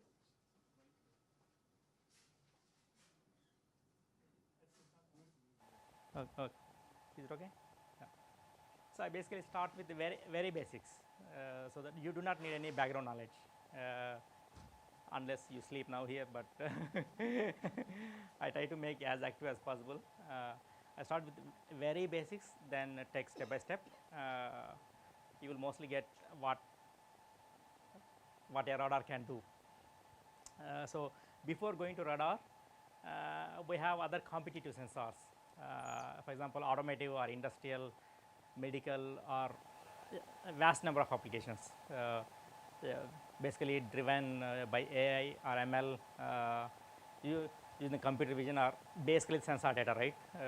So you have RGB images. So RGB is very good when you have the daylight and very perfect lighting conditions, then everything is okay. Then you have nice images and you will be able to do all the things. But if it is dark and all, then basically RGB fails there. Then when you move from RGB to, for example, night vision cameras or IR cameras, up to some extent, okay, they solve the problem. But these are all short range. When you cross approximately 10 meters, then you lose the clarity, right? You will not get many details, like when you are closer than 10 meters. So these are the RGB version and IR, the night vision. Then basically we have the thermal version again. Thermal version is also up to some extent solve the problems of RGB. For example, thermal works all the time because it basically works on the temperature profile of the bodies being imaged, right? So thermal is also quite good, but again the range is a problem. Then we have the LiDARs. Then LiDAR is very good actually. LiDAR works very well. But the problem with the LiDAR is large data. It is basically 3D point clouds. So you have the large data, and also it is bulky, and we need a lot of power consumption actually. You cannot put LiDAR that easily on any system. But for static applications, LiDAR is okay. Even for industrial applications, it's okay. So after LiDAR, then we have the ultrasound, right? So ultrasound works very well, especially very short range. The medical imaging has a lot of applications, ultrasound. But on the other hand, if you want to use for automotive or industrial applications, the range is very short. For example, if you take the automotive application, it is basically used for parking, right? So this is the range of the sensors we are talking about. On the other hand, radar is a unique sensor, very unique, right?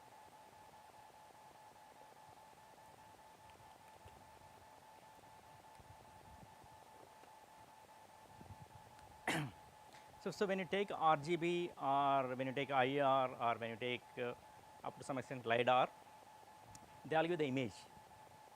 You get many details. But when we want to talk about the dynamics, for example, the range and all, you will basically get with the LiDAR. But if you want to get the dynamics, like what is the range very accurately, and what is the velocity of the target in front of the vehicle or in front of a radar, basically. Also, where exactly it is located, it is basically called localization. Basically locating so and so XY position, so and so angle with respect to, that is called localization. Also tracking. These are all possible with the LiDAR, with the millimeter wave radar. No other sensor give very as accurate as the radar. So especially the range, the velocity are pretty accurate with radar. And the beauty of radar is it works all the way up to 400 to 500 meters. In night, in snow, in rain, fog, dust, every adverse weather condition, the radar works pretty accurately. We have tested outside.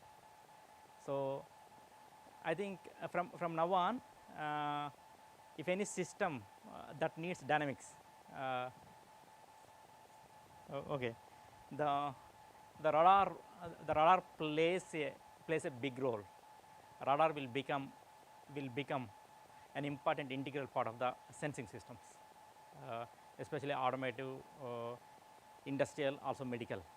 So there are many applications of the radar. Wherever you want to observe the dynamics, wherever you want to see the small changes, small vibrations we want to observe, either track the objects accurately, or locate the objects accurately. Radar is the most reliable sensor as compared to all other. But of course, you will not get image. You will not get image, right?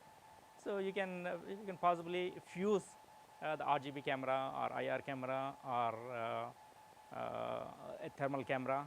Then you will get the perfect static information as well as dynamic aspects of the targets. Also the full details of the targets. For example, radar cannot tell what is the object, what is the shape, what is the size, and all that. You will get with the image. For example, RGB or thermal. Also, you will get the information about the object.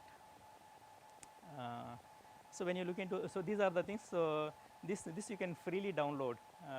This is basically various comparison I am talking about. All the things I am talking about. When you look into the radar, it is basically very reliable. It is having many advantages as compared to the other sensors I talked about. I am not comparing with the imaging one, so but we will look into those things.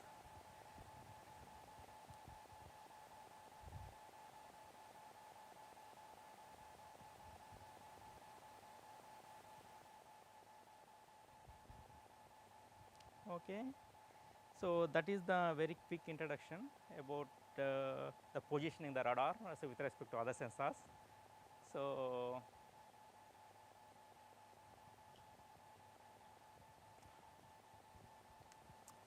I start with very basics. You really do not need to know any basics to be able to start with the radars, right? So I start with a very basic about how to estimate the range. Then the more important aspect of the phase of the IF signal. I talk about IF signal. So what is the IF signal is about? I will tell each and every word there. Then we look into the velocity estimation. Then the angle of arrival estimation. So when you know the range and when you know the angle, basically when you place the radar like this, the angle is basically left or right. How many degrees? They basically called angle of arrival, right? When you tell the range is basically how far the target is. It's basically radial range. The radial means you have the center point here.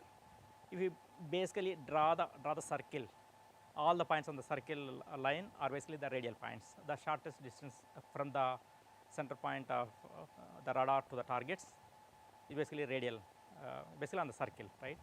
Radar gives only the radial range. Okay, that's the meaning of radial range. Then the word FMCW means it is frequency modulated continuous wave. I will give the brief details in the next few slides. Then basically velocity is velocity, how fast it is going, right? Then we have the angle of arrival, right? So these are the fundamental aspects of the radar when you take the basics of the radar, how to estimate all these basically three parameters: a range, a velocity, and angle of arrival. Then basically I look into two applications. If time permits, I will basically definitely cover the first application. I will see how much time we will be having. I would like to cover the second application as well. That is basically the medical application. So the same medical application can be used for industrial application where you want to monitor small vibrations, be able to tell with what amplitude it is vibrating, with what frequency it is vibrating. If it is a bit abnormal, then you can basically sense in a bit advance, right? If you have any questions, you do not have to wait until the last minute. You can just basically stop and ask. Okay. So before going to the next slide, radar basically sends the beam, right? The beam basically it is like this. So you have the horizontal width. Horizontal width is this one, and you have the vertical width, right? Horizontally the beam is very wide. Vertically the beam is very small. So it means that you have the wide field of view. The radar will be able to see the things in a wide field of view in the horizontal direction, not in the vertical direction, right? Usually we have the field of view up to 160 degrees. A small portion is left because the signal cannot go all the way to the left and right, right? When you fire the signal goes basically front side, not completely 0 to 180 degrees, right? So that's the reason you have mostly up to 160 degrees. On the other hand, the vertical side, the beam width is very small. We have approximately 30 to 40. It means that if the targets are not there within this 30 to 40 degrees in the vertical direction, the radar will not see. However, you have large field of view in the horizontal direction, right? That's the field of view I'm talking about. All the things I'm going to talk about, the field of view is basically horizontal field of view. I'm not talking about vertical field of view, right? All the things I refer to the horizontal field of view, right? Then basically what radar can do is that radar can tell how much is the range of the target, how much the velocity with how much velocity the target is moving, where exactly the target is located with respect to the radar. That is angle of arrival, right? Then we have three more important definitions to be able to understand clearly what the radar is capable of, how to read the radar data sheet, or how to tell how good the radar is. There are three more important definitions. It's called the range resolution. Then we have the velocity resolution. Then we have also angle of arrival resolution, right? The range resolution means how close two targets can come. Still, the radar sees them as two distinct objects. For example, if a given radar's range resolution is say 5 meters, if two objects are closely spaced 4 meters apart, then radar sees them as single target, right? Because radar is not capable of resolving that one. Radar can only resolve 5 meters and above. That's what is the meaning of the range resolution, right? Ideally, how much range resolution we would like to have? How many meters? Yeah, all the way down to 0, right? all the way down to 0 is the ideal one, but we'll never get, right?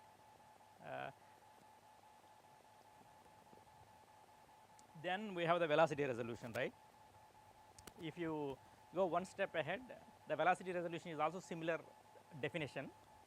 If two targets, how closely the velocities can become, still the radar sees them as two distinct velocities, two distinct targets with two distinct velocities. For example, if two targets are at the same range, are approaching radially towards the radar, if the velocity difference is very small, for example, if velocity resolution I say that 1 kilometer per hour, if radars are moving with 10 and 10.5 kilometer per hour, then radar sees them as targets moving only with single velocity. There is only single target moving with one velocity, because the radar is not capable enough to be able to see two targets with two distinct velocities. That's the velocity resolution, right? Then the final one is angle of arrival resolution. So it is also similar definition as when you look into the range. The angle of arrival resolution is basically when you split the field of view, for example 0 to 180, if the field of view is 180 degrees, if I say that my radar resolution is 30 degrees, right? If there are two targets forming a cone are placed within the 20 degrees, for example, then the radar sees them as a single target. If they are only more than 30 degrees apart, then only radar sees them as two distinct objects, right? So these are the fundamental definitions to be able to go further. Is there any question for anybody? If something is not clear, I will try to repeat, because nobody will explain these things.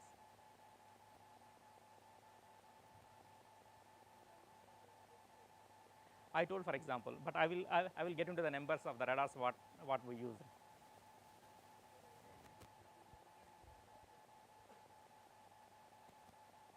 Limited number means it is basically based on the resolution.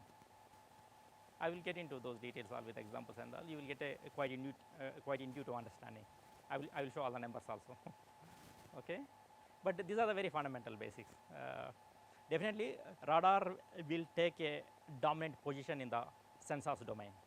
Definitely, because it is so accurate in the range, so accurate in the velocity estimation, very perfect for long range in the adverse weather conditions.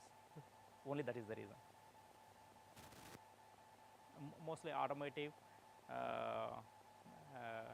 industrial and medical. Several applications are there. Okay, I'm starting all the way from ground. Okay, what is the radar signal? What we use basically FMCW. It is frequency modulated continuous wave. Any signal, if you basically you have the amplitude and frequency and phase, right? So here basically the amplitude is constant. We basically linearly increase the frequency. So this one is basically when you look into the time domain, it is amplitude and time. You basically increase linear. The frequency is increased linearly because the frequency is low here. So as you go, it is increased, right? So this is amplitude versus time. The same thing can be looked in the frequency domain. The frequency versus time, you basically linearly increase. Frequency, you are going linear. So, so when you look into what is the slope of this one is basically how much you sweep in the frequency, how much frequency you go from starting to the highest frequency, then in basically in how much time, right? You can vary these parameters in the radar. While configuring the radar, you can basically vary the bandwidth. You can vary this time as well, right? So usually millimeter wave radars operate in the gigahertz range. The radars basically the TI series which releases, they operate in 77 to 81 gigahertz. 77 to 81 gigahertz. The difference 81 minus 77 is 4 gigahertz. It's called RF bandwidth. It is radio frequency bandwidth. Right? So this is the signal actually we transmit. We transmit a range of frequencies, right? Ideally, one frequency is good enough to be able to do. One frequency also you can basically do the radar, but we do a band of frequencies because we want to resolve as many things as possible, the closely spaced thing. That's the only reason we send a span of frequencies which is called RF bandwidth. Right? So when you look into this one, the 4 gigahertz is swept over 40 microseconds. basically the slope is basically 100 megahertz per microsecond. This slope is the parameter that will decide something later. Okay. If any question, just stop. I want to transfer some knowledge, right? I'm not rushing.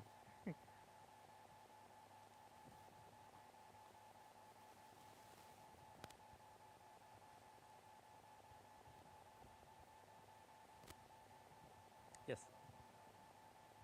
FM delivery radar. It's high frequency. What order generally? I'm Energy in signal kind of. we actually have power. We did not really, we could not measure. We have the oscilloscope to be able to measure up to 110 gigahertz. But we have never got a chance to look into. We're not sure about the amplitude, but the power is very small. Very small. Yeah. Very small. You can basically operate with the power bank of the mobile phone. You can just freely take the radar outside, and you can connect it to the PC, and you can just power up with the power bank. And these are small handheld devices. Huh? The TI radars. Yeah. They are handheld, very small devices. Very small. You can just put in the pocket. Okay. Yeah, very small radars. So that's the reason. That is the only reason radars became very popular. Very recently, this field has emerged. Very recently, not even 5 years. Not even 5 years. Before that, the radar is a big thing. Yeah. Right. You need to have a big setup. Yeah, that's what many may be wondering, that it's huge radars actually. Yeah. But these days we have all the small ones. Yeah. All the very tiny version. Tiny version. Yes. I have a doubt from the initial slides Yes. where we are talking about ultrasound versus this radar thing. Yeah. So what we right now use for parking purpose and all these things are the ultrasound based ones. Short range. Yes. Short range. Yes. But probably when it comes to this automotive car driving, because you need to look for too far, that is where these radars will be used. Medium and long But range. the approach used, is it similar that they use similar to the chirp signal, which has multiple frequencies, and then you get the you estimate the distance and all, or maybe a different mechanism is used? I mean, to measure the distance.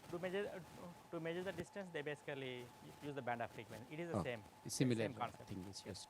Yes. And is there any restrictions on using these frequencies and these radars as No. such, or can be No. used by No. anyone, anywhere kind of stuff? Anyone, anywhere. Ah, okay. No Okay. problem.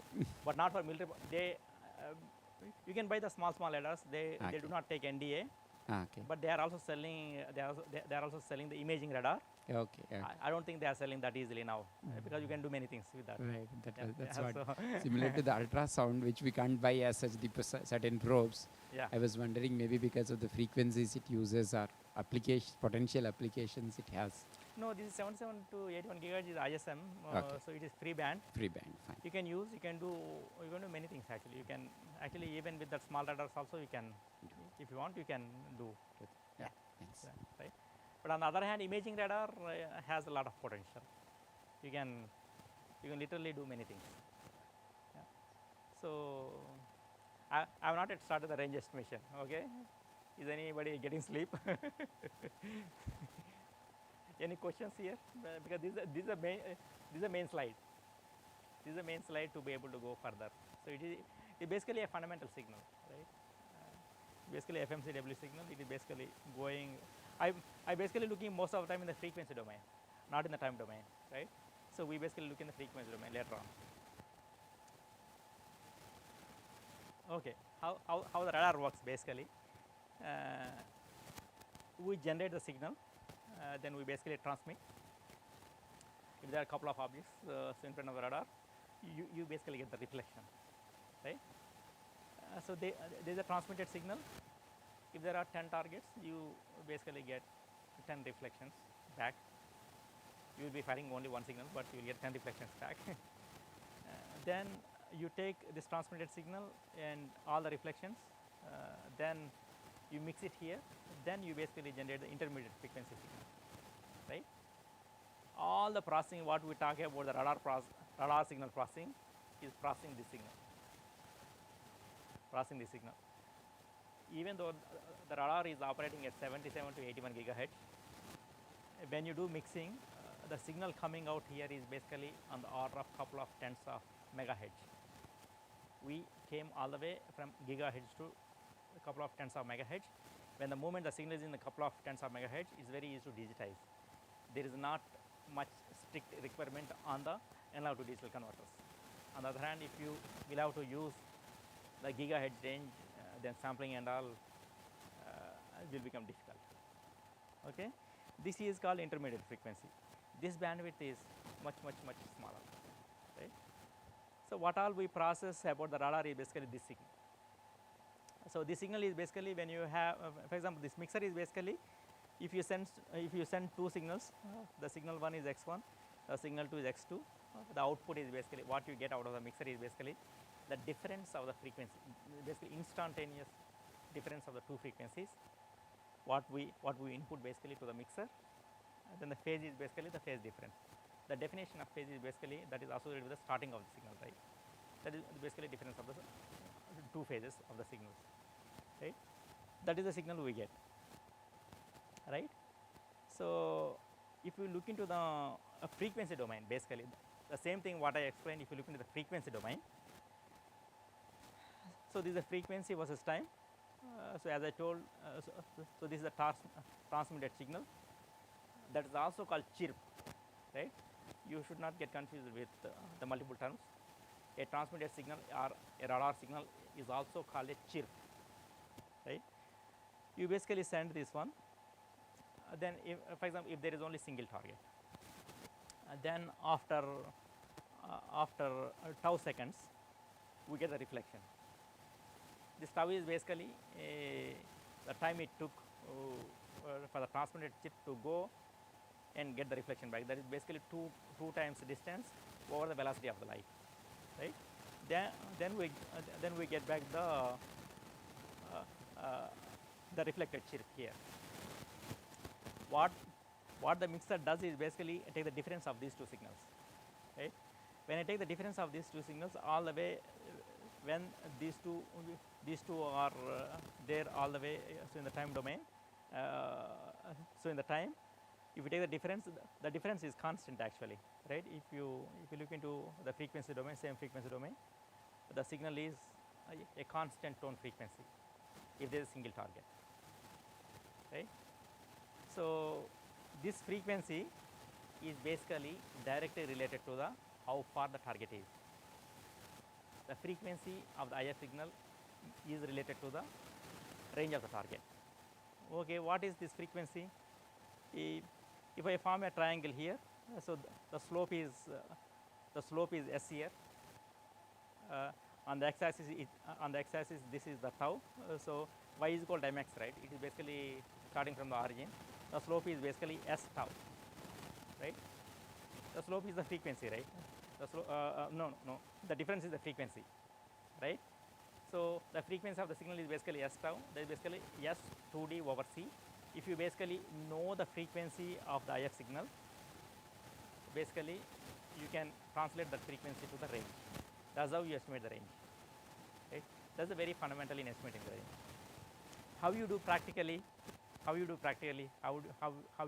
in the real time, in the real life? You basically configure the radar with certain RF bandwidth. You basically transmit the chip. You basically get the reflection. You basically log this IF signal. You basically sample this IF signal. You basically get the samples. You basically take the FFT. Then you look for the peak frequency. That peak frequency is translated to the range. That's it. Very simple signal you take. It is basically simple sinusoidal signal. It is sampled at certain sampling rate. Okay. Yes.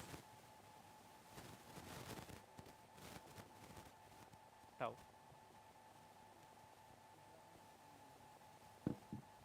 This one. IF signal you told it will be in megahertz. Yes. So S is some gigahertz per. Megahertz per second, right? Megahertz per 10 microseconds.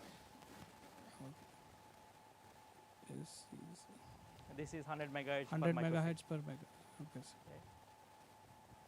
So we will be transmitting like pulses No, it is of continuous radar. continuous FMCW signals. a series of FMCW signals.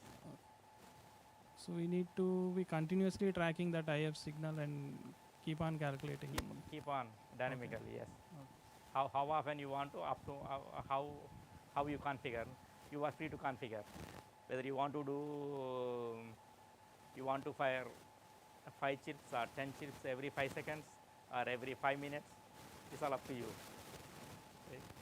You basically get the samples from the ADC.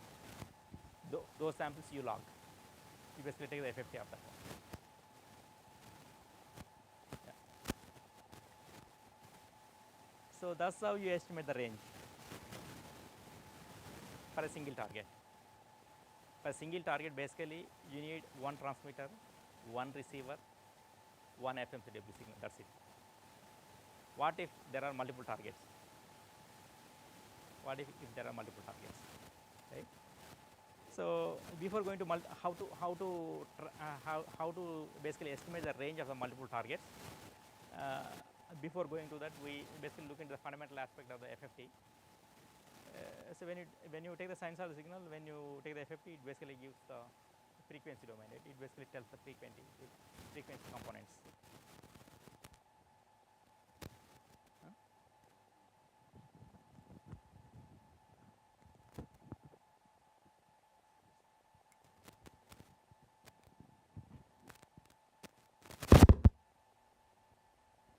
Hello.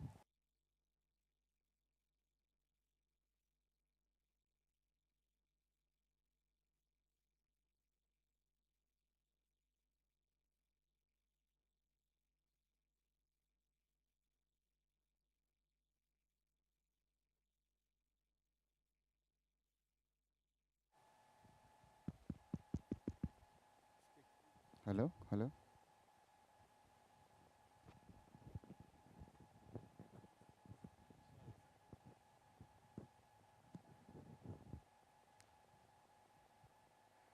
So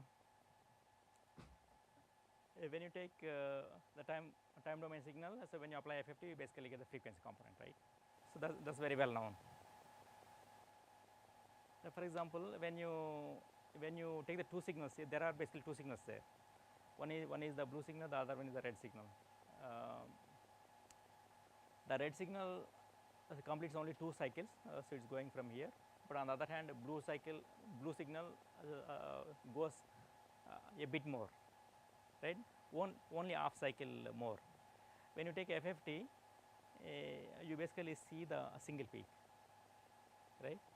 On the other hand, if you double, you basically double this time.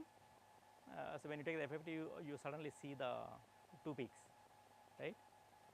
So this difference is basically, it will become smaller and smaller if you have the longer and longer time period, right? That's basically 1 over T. If you want to observe a small difference in 2 signals, why we want to observe a small difference in 2 signals? Any guess? Huh? Yeah, right. We want to distinct the closely spaced objects which are not limited by the fundamental limitation of the radar, right? So that's basically coming from bandwidth. We will look into that one. So if you are limited by the FFT, then you are not touching the fundamental limit of the radar, right? Right. So this basically.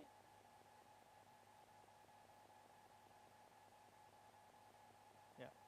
So this basically, the longer the time period you have, the more closely spaced frequencies you can observe, because we want to look into more closely spaced frequencies, because the more closely spaced objects will be projected onto the frequency domain into the more closely spaced frequencies. The more the closely spaced targets, the more the closely spaced frequencies. As long as we can resolve the more closely spaced frequencies, then we will be able to resolve the more closely spaced targets. That's our intention, right? So this is basically coming from the fundamental limitation of the FFT.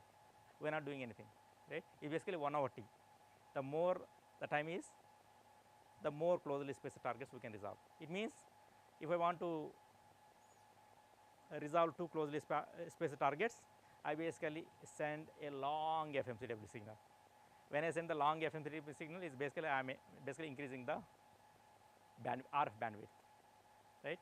My RF bandwidth is going to decide how closely spaced targets I can resolve. That is a fundamental limitation about the resolving the capability of the radar.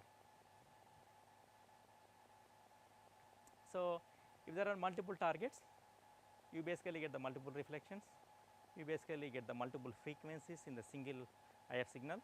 If you take the FFT, you basically get the multiple peaks. You basically convert all these peaks to the range.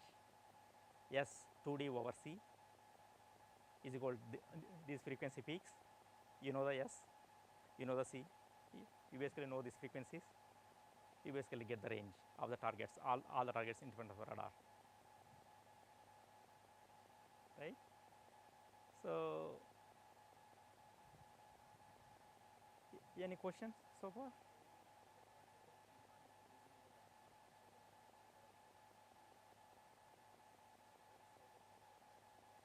No, but you cannot generate a large range of frequency, right? That's the problem, right?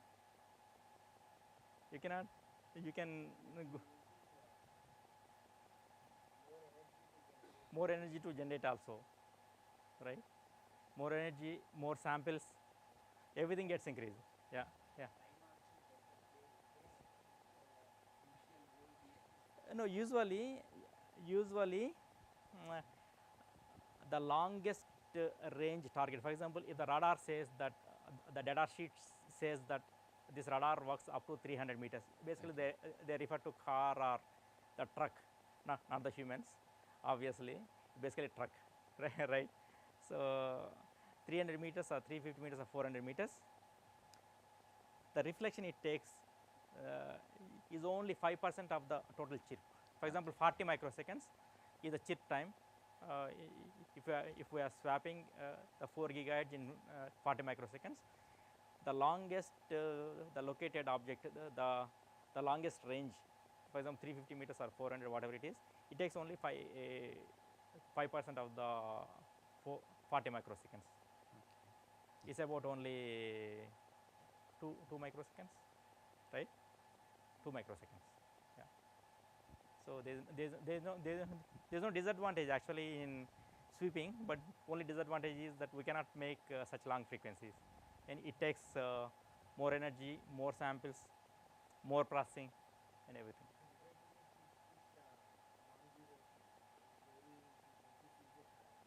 It's a challenge. That is the reason the millimeter wave radar came out very lately after we were able to integrate so many things. If you look at millimeter wave radar, the fancy thing is about the antenna is just a dot, like a bindi, so it is a very small dot, the antenna. Yeah. Okay, what happens if the target is moving? Target is moving, it is dynamically doing, right? We are doing in the microseconds. Target moves in sub 1 second. Okay. Right? So, we are doing this is used in automotive radar. Yeah, right. So we are talking in terms of microseconds, 40 microseconds. It's not even, we are not even entering into milliseconds, right? It is ultra fast. And processing also is only FFT. It's not a huge algorithm. FFT is a very super fast algorithm, right? It's only FFT.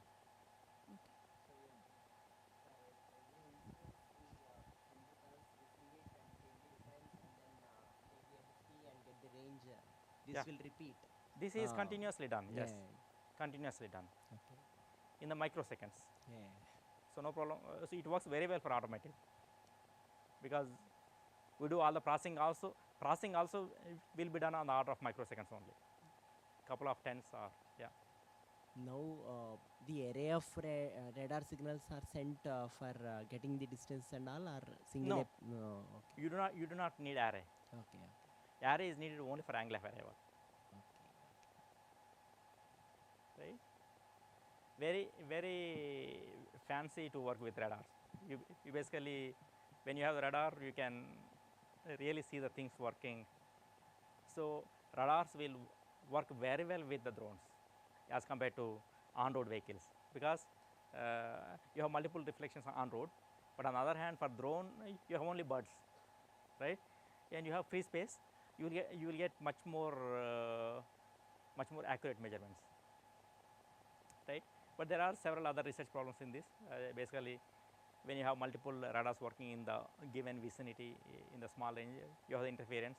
So that's a completely different domain. Even for lidars or GPS, spoofing techniques are there. People are intentionally spoofing, so that is completely different area.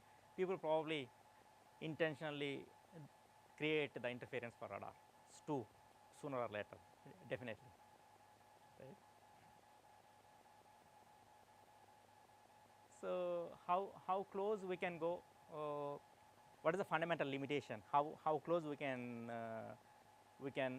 basically resolve? That is basically coming from the fundamental definition. As I said, the difference of the frequencies is greater than 1 over TC, right? The longer the TC we have, the smaller differences we can observe. So if you basically replace this delta F, basically S to delta D over C, if you rearrange all these things, you basically delta D is C over 2B. 2B is the B is the RF bandwidth, right? So if I sweep, obviously intuitively, if I sweep very long, I'm basically increasing my time space. I'm basically that 1 over T is getting smaller and smaller. Then I can see more and more closely spaced targets. So the larger the bandwidth, it basically completely depend on only RF bandwidth, right? So when I get into the numbers, basically 4 gigahertz RF bandwidth, the resolution we're talking about 3.75 centimeters. So targets can become as close as 3.75 centimeters. Still, radar sees them as 2 distinct objects. If it is only less than 3.75, then the radar cannot see. Radar sees them all as a single target. This is I'm talking about different radial distances. But if there is another limitation, if there are 100 targets on the radial range, same radial range, radar sees them all as a single target. That's a drawback for the radar, right? But it is very rare chance, unless someone intentionally want to attack something, then they can coordinate and they can go by maintaining the same radial range. They can approach some source. It is possible, right? So that's another fundamental limitation of the radar. When you start working, you will get to know.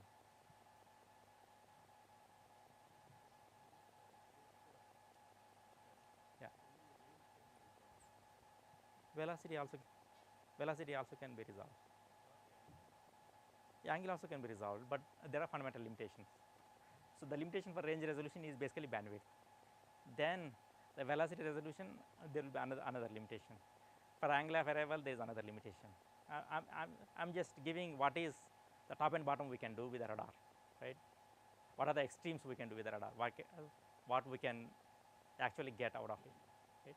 So this is the fundamental limitation. When you are working with 4 gigahertz bandwidth radar, you cannot resolve below 3.75 centimeters. That's a fundamental limitation, right? If somebody tries to do the small experiments for small things for radar, you cannot do below 3.75 centimeters. One has to read that one properly. Obviously, when you are buying radar, when you want small resolution, obviously you look for the what is the RF bandwidth? Okay, 4 gigahertz. Then you have the 6 gigahertz, same price. Obviously, you pick up a 6 gigahertz one, right?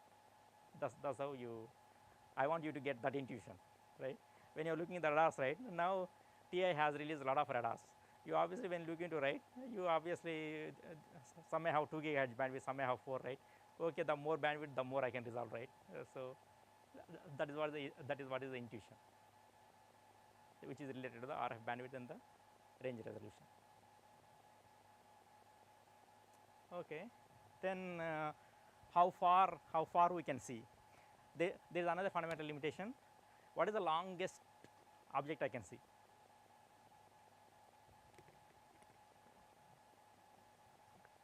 So what is the longest I can see is basically coming from the 2 fundamental limitations: how much power you can pump and how much it can how much basically can come back, right? If you pump basically very small amount of power, it doesn't matter how close or how far it is. If you do not get any reflection back, then obviously you will not see any longer distances, right? So that is basically physical fundamental limitation coming from the how much power you can use. On the other hand, you are getting IF signal, right, that is having certain frequency, right, certain band of frequencies, because you are basically pumping band of frequencies. If you have multiple targets, multiple reflections, you will also have the noise. You basically IF signal will also have certain bandwidth, right. If you basically your analog to digital converter bandwidth sampling frequency is basically deciding what is the maximum frequencies you can basically process, right. That is another limitation I am talking about. That limitation is basically the sampling frequency times the velocity of light over 2 times the slope of the chirp, right. It is basically directly related to the sampling frequency of the ADC. The more the sampling frequency of the ADC, the more frequencies you are able to sample, the more you are able to process, the longer the objects you are able to process. After all, the longer the frequency of the IF signal, the longer the range is, right. The smaller the frequency of the IF signal, the shorter the range is, right. It's very easy sensor to be able to work with, right. So this is basically summary. I am not just repeating anything. Any questions on this, right? The range is clear, right? Tunable, tunable. Slope is tunable, and you will never fire a single chip. You basically fire a series of chips called frame. That is also tunable, and how often you want to fire also is tunable. So there are many things you can basically configure. There are quite many things you can configure, right. So far we basically looked into the IF signal only frequency, right. The IF signal as the phase. Frequency is basically giving the coarse information, not very fine information. The large changes in the distance are basically visible in the frequency. Very short changes on the order of millimeters are not visible in the frequency. Why? Very small changes in the targets are not visible in the frequency, because we do not have basically enough bandwidth, or we're not taking the measurements for enough time to be able to resolve in the frequency domain. That is so little, that time is so little, or that measurement is very small, and that frequency is also very small, the difference of the frequency is also very small, we are not able to resolve, right. So then the the phase of the IF signal is basically the key parameter to be able to look into the velocity of the targets as well as the angle of arrival of the targets. Okay, then we look into the phase. So when you take FFT, basically you will get the frequency component as well as the phase component, right.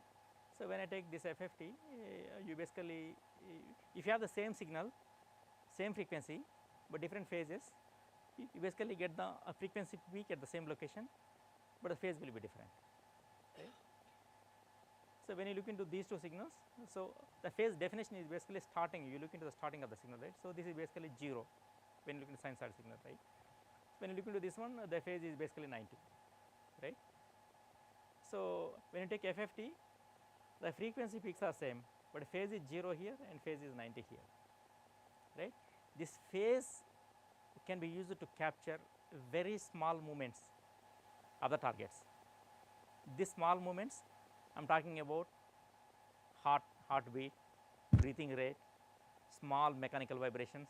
So all these sub 1 millimeter range also can be captured in the phase, not in the frequency, right.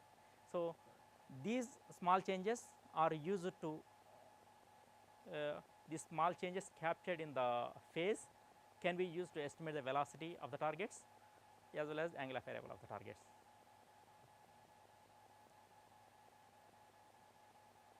Okay, I will directly move on to here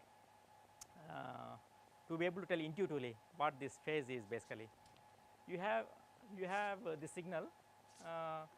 The starting of the signal is basically, for example, if you consider this is a one time period, right?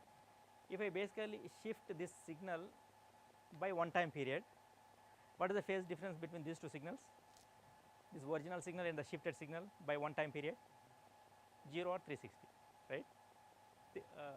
0 or 360. If I move less than one time period or 0 to 1 time period, what is the range of the phase I can vary? 0 to 360. Yeah, right? So if I put that into the equation, this is basically 4 pi f delta tau. This is basically 4 pi delta d over lambda. Lambda is basically the wavelength, right? So this is the phase difference between two IF signals, right? This is the phase difference between two IF signals.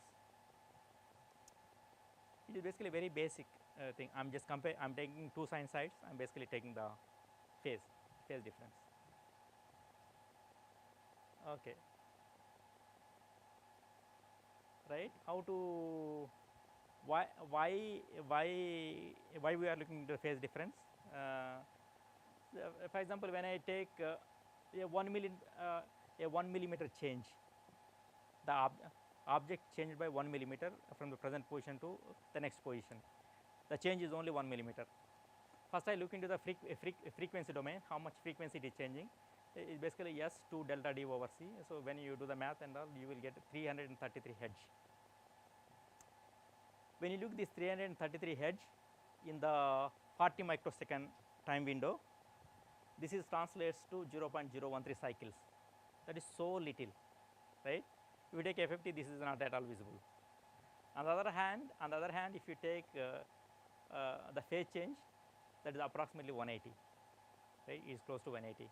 Means very minute changes are visible in the phase as compared to frequency, right? Just 1 millimeter is giving the 180 degrees phase change. If it is sub 1 millimeter, it is obviously between 0 to 180. Okay. Yeah. To be able to estimate the velocity of a single target from the radar, you basically fire one FMCW signal. After TC, you fire second FMCW signal.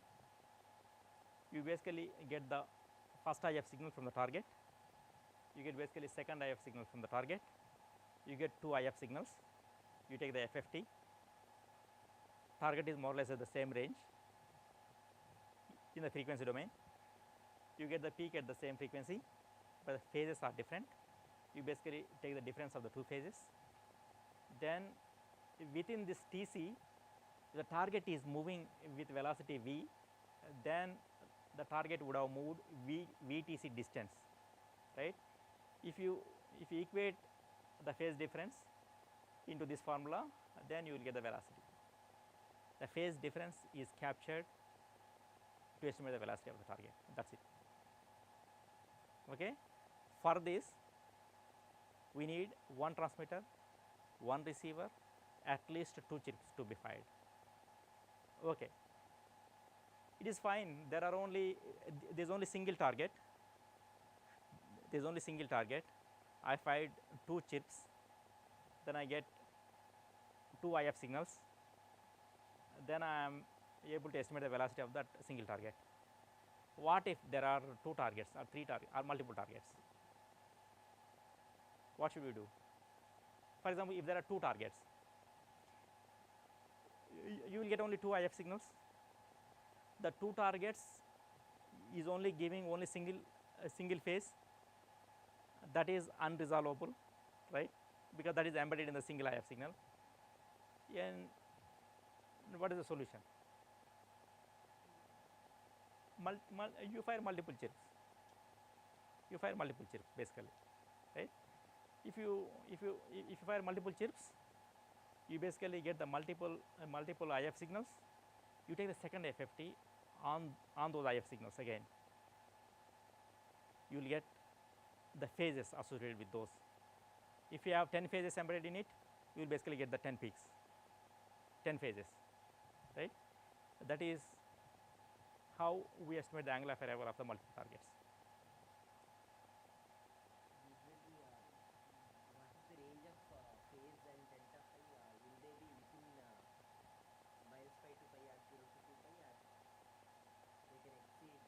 No, they cannot exceed 0 to 360. So there is no wrapping and unwrapping. No. It has to be the unambiguous the phase is only 180, right? Either target has to come or go, right? One way is coming and the other way is going. It is only 0 to 180 or 0 to minus 180 or 180 to 360. If the phase difference is greater than 360, in that case there may be one cycle already might be done and then you may be behind the cycle of the phase. Right? So that scenario doesn't happen. Yeah, that scenario doesn't occur. It is so small, so small distances are captured because on the range of millimeters actually, right? That scenario doesn't occur. It is very well working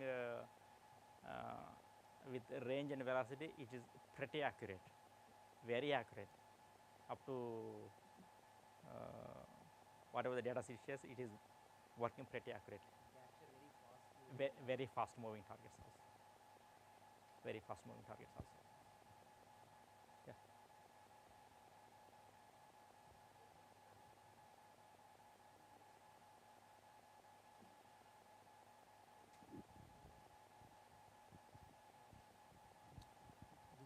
This possibility is there, or Yeah. so If you somebody fire and then you are waiting for it, but in between there is an obstacle, which is yeah, so if then there is not- obstacle, it's yeah. If and then it's a dynamic obstacle in going back.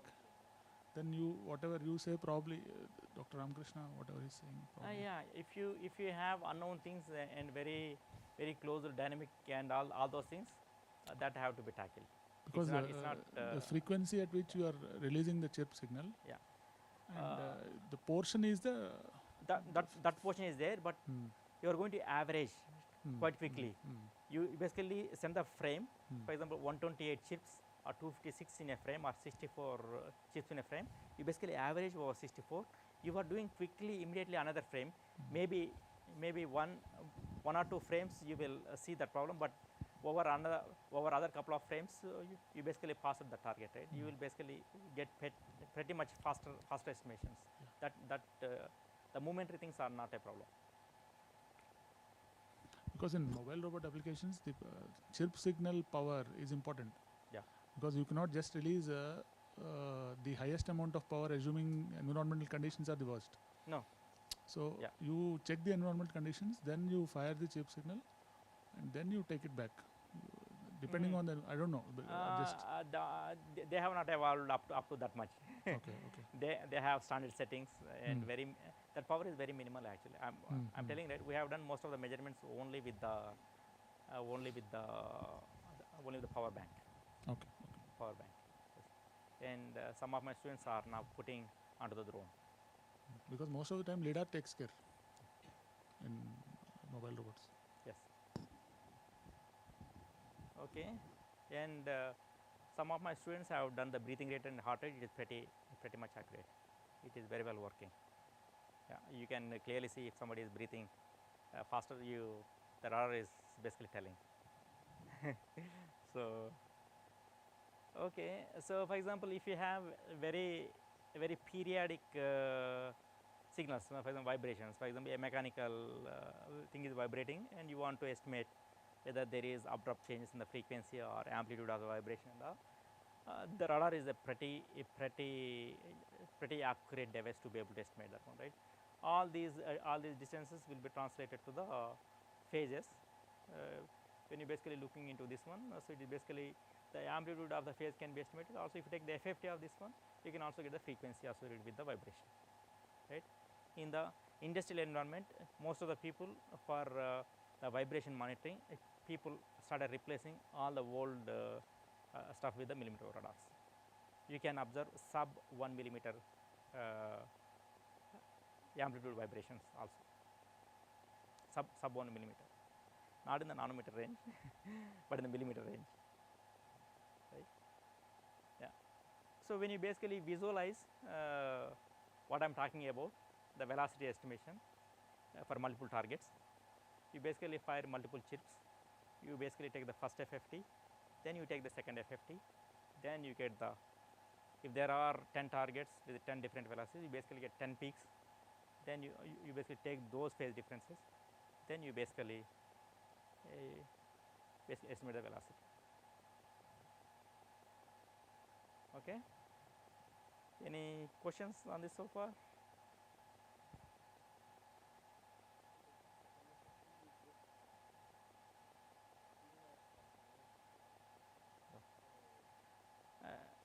You basically first FFT is complex numbers. You basically run the second FFT on the complex numbers again. Yeah.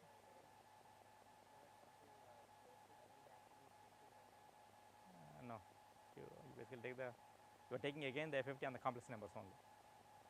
Yeah. So the angle of arrival goes. You see, they now there is a fundamental limitation for. There are fundamental limitations for the velocity estimation. How fastly moving targets you can estimate, how closely moving velocities of targets you can estimate. I'm not getting into all those details, but all the math are there in the slides. Right? I'm not sure how much time we are. Okay. Yeah. So, but these are key aspects basically with respect to radars. Definitely, if somebody is working in the sensors and signal processing or automotive, industrial, medical, at some point of time you will definitely encounter millimeter radar, whether you want it or not, right? Because it is so reliable in range and velocity estimation. There is no physical fundamental limitation on that. For the range resolution, we have the bandwidth that is deciding the range resolution. For velocity estimation also, how fast you can fire the chips, that is basically deciding. If you want to move fastly moving targets, we basically need to fire the chips so fast, not 40 microseconds, but you have to cut down a little bit and you basically fire, right? So very well, those are not demanding huge hardware, not too many.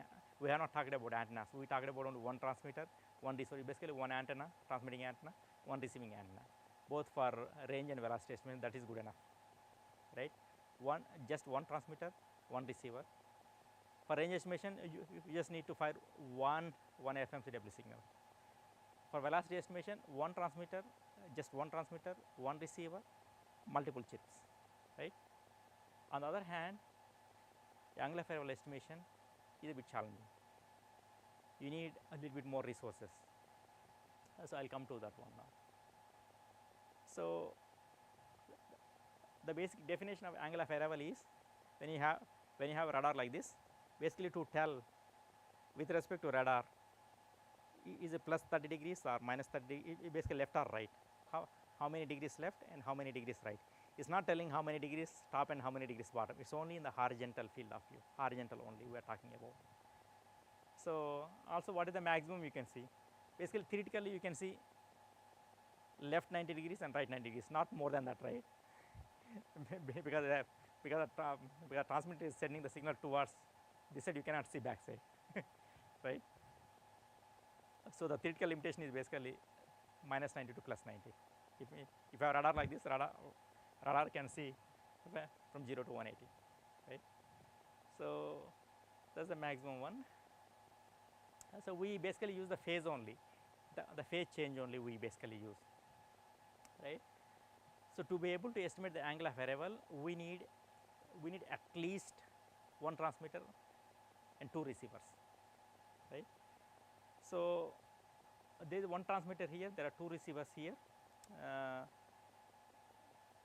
When you have a transmitter here, if there is a target here, the first receiver is basically d distance, but second receiver is basically placed a bit distance away from the first receiver.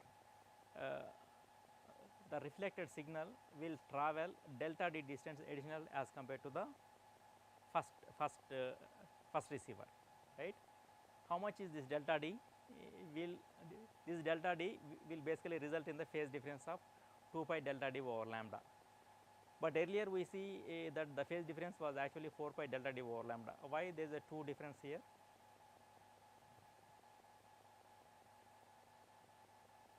For a delta d change, we have 4 pi delta d over lambda here, the phase difference, and here we have only 2 pi delta d over lambda, right?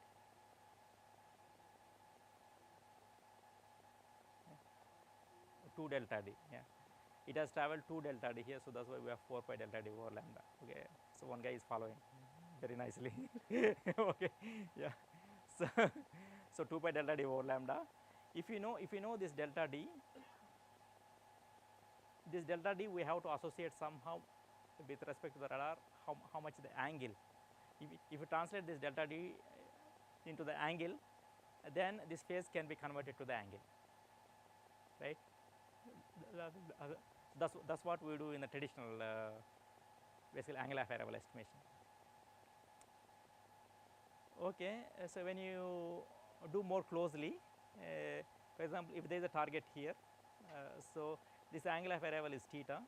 So when you do this one, when you draw these lines and all, so this is theta, so this has to be 90 minus theta. If this is 90 minus theta, then this has to be theta, because the total has 90, right? So this additional distance is basically d sin theta, right?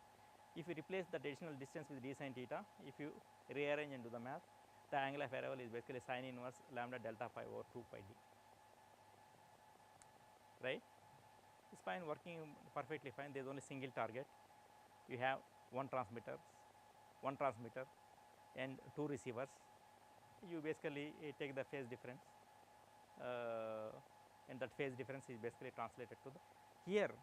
There is a difference between the velocity estimation and the angle of arrival estimation. Velocity estimation, you have only single transmitter, single receiver. You basically fire the 2 chips. Here you have 1 transmitter and 2 receivers. You basically fire only 1 chip. You still have 2 IF signals. You basically take the difference of the phase of 2 IF signals, then you translate that to the angle of arrival. What if there are more than one target? What should we do here? Huh? Multiple chips will work, or multiple antennas? Multiple receivers I need. I'm talking about spatial domain here, right? The velocity estimation, you simplify the multiple chips. But here, if I want to get the more phases embedded in the signal, I need more physical antennas. The more physical antennas will tell how closely spaced targets can be resolved. The more the number of, for example, if I have large number of antennas, then I can resolve very closely spaced targets, because I'm able to resolve those phases in the second FFT. So the velocity estimation, the angle of arrival estimation, the procedure is exactly same. For velocity estimation, you basically use 1 transmitter, 1 receiver, you basically fire multiple chips. For the angle of arrival estimation, you basically have 1 transmitter, multiple receivers, you fire 1 chip, you get multiple IF signals across multiple receivers. You basically take the second FFT on that. You basically take exactly to the same procedure. Here the delta d is translated to the angle, there delta d is translated to the velocity. That's it. Those are the fundamental aspects of the millimeter wave radars. These are the traditional processing. So only drawback is, if you want to tell the angle of arrival of the multiple targets, there is a physical limitation. We cannot put you cannot put large number of antennas. That is the only drawback for the millimeter wave radars. You cannot localize the target, especially multiple targets. We cannot localize very accurately. That's a limitation, right? But this limitation can be we can overcome this one by fusing, for example, RGB camera, a thermal camera, or an IR camera. You will get the pictorial information. That pictorial information can be translated to the angle very easily. If you know the field of view, if you know the horizontal field of view and vertical field of view, you can easily map the angle with respect to as if it is a radar, right? That's not a problem. So that is the reason where it is pretty accurate over the range and velocity. Anyway, we will not get, we are not interested in the shape and size, because it is too much to be able to do with the radar. We can simply keep one RGB camera, you will get a nice pictorial information, or IR camera, or thermal camera in the worst case. You will get a nice pictorial information. You can get the object features there, and also you can estimate the velocity. You can estimate the angle of arrival by overcoming this limitation. If you will have to do only with the radar, that is not very accurate either, because this phase is not linear. On the other hand, velocity, the phase relation is very linear, but here it is a sinusoidal, right? So when the target is right in front of the radar, it is pretty accurate. The phase changes are very sensitive to the angle. But on the other hand, when they are very extreme, there are no phase changes. The phase changes are almost diminishing to 0, right? Your estimation also will be not uniform throughout the field of view. That is also another fundamental limitation for the radar with respect to the angle of arrival estimation. So angle of arrival estimation is not at all accurate when you do with the radar, surely, because of the fundamental limitation of the number of receiving antennas, the fundamental limitation of how the phase change is related to the nonlinear way, right? So it's about the maximum field of view, all these things, and all these things I kept already. So it is more intuitively explaining the angle of arrival resolution. Also comparing the angle of arrival resolution, the velocity resolution, and all, and putting all the things together. But mostly when you look into, usually no targets will be closely spaced as close as 4 centimeters, usually more than 4 centimeters, unless somebody is intentionally planning to be able to approach some source by coordinating to be able to have the same rail range. Further, someone has to have the source information. Possible to do. Usually you should be able to, when you have the 4 gigahertz range, you will be able to resolve the things in the range, the first FFT. If not, if they are static objects, it can be static objects, right? But radar can move, right? Radar is moving. If they are more than 4 centimeters the radial distance, you will obviously get in the range FFT. If not, if there are 2 distinct velocities, you will obviously get in the second FFT with respect to velocity, right?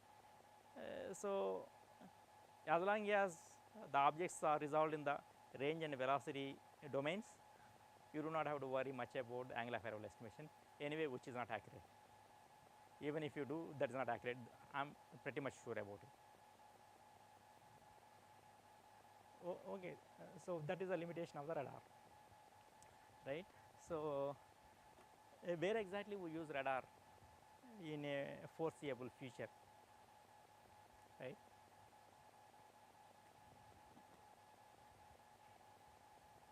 So basically, people started with the drone taxis, also delivering the medicines or delivering the groceries, all the things with drones. So you will quite soon see these operations will become very normal, right? You cannot put a very big radar everywhere to be able to track the things, right? We need a short range radar. So for example, the radar I'm talking about is ultra cheap. So this can go all the way up to half a kilometer, right? Half a kilometer, one radar, it is such small radar is basically affordable price, right? So we can basically monitor small objects as well in the space. Actually, in the free space, we can basically radar works very well. Even the small targets like small drones, it's not the bird like very small drones, but you can the reasonable size like more than 10 centimeters by 10 centimeters or 15 centimeters. So it's very easy to track or easy to localize with the radar. But there are very small bird-like or those drones as well. Those are anyway are not possible with the RGB camera or thermal camera. It may be possible, but the range is very small for those, right? So there's no point in detecting somebody is very close already. Then you do not have time to react, right? For example, at least the radar, if you are able to detect up to 300, 400 meters, you have enough time to be able to take some decisions, right? But 10 meters, 15 meters is too small. Like for the RGB camera, IR, so those are like you need to be very close, like 10 to 15 meters or max 20 meters. not more than that. You will not get any information after 20 meters. You will get, but you will not get very small drones, like you will not get the information. So,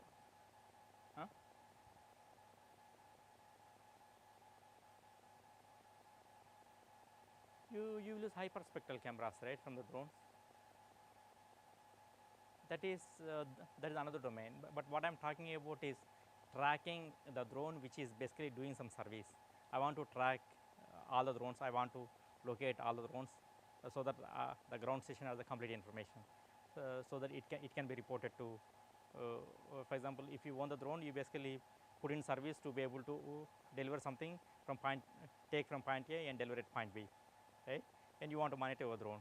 Somebody has to give the service. Somebody has to keep on updating your location and make sure that you will not collide, right? And somebody has to take in charge, right? Of course, if you guarantee yourself, it's fine, but if it falls somewhere, right? So somebody has to give more accurately the information, right? You cannot depend anyway on GPS. GPS spoofing is very huge these days. It's very easy to spoof the GPS. It's very easy to spoof the GPS than any other sensor. Of course, you can spoof LiDAR, you can spoof radar. So all these things are possible. So next phase will be how to accurately estimate or classify or segment in a spoofing environment. That will be the next decade. Okay. So what we did basically, how to estimate multi-target angle of arrival estimation. We basically rotated the radar, right? We know that the range is pretty accurate, the velocity is pretty accurate. You can actually use the range profile or the velocity profile to be able to get the angle very easily. We basically what we have done is basically, I'm not getting into all these details I talked about already in the beginning slides. I will directly put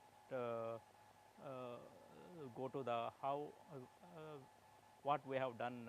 Basically, when you look into the literature, all that were published, basically to be able to estimate the angle of arrival of a single target, you need at least one transmitter and two receivers. So all these are like that. So this is the rotating radar we published very recently, where you need one transmitter and one receiver only to be able to estimate the multiple targets. It is not for free, but we are basically rotating. We need to rotate the radar all the time, right? So what we have done is basically we have put the radar on the rotor. Basically, this rotor is basically for taking the pictures by putting the mobile phone. Basically, that rotates and takes the 360 picture. Basically, we bought that one and we put our radar there. Then the radar can go around, right? So what basically we have done, basically how we have done the angle of arrival is basically, we put the radar, we use only one transmitter, we use only one receiver.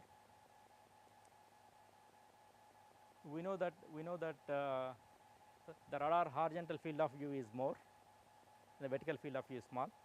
We basically tilted the radar by 90 degrees so that you get the more vertical field of view. Then we basically scanned by rotating.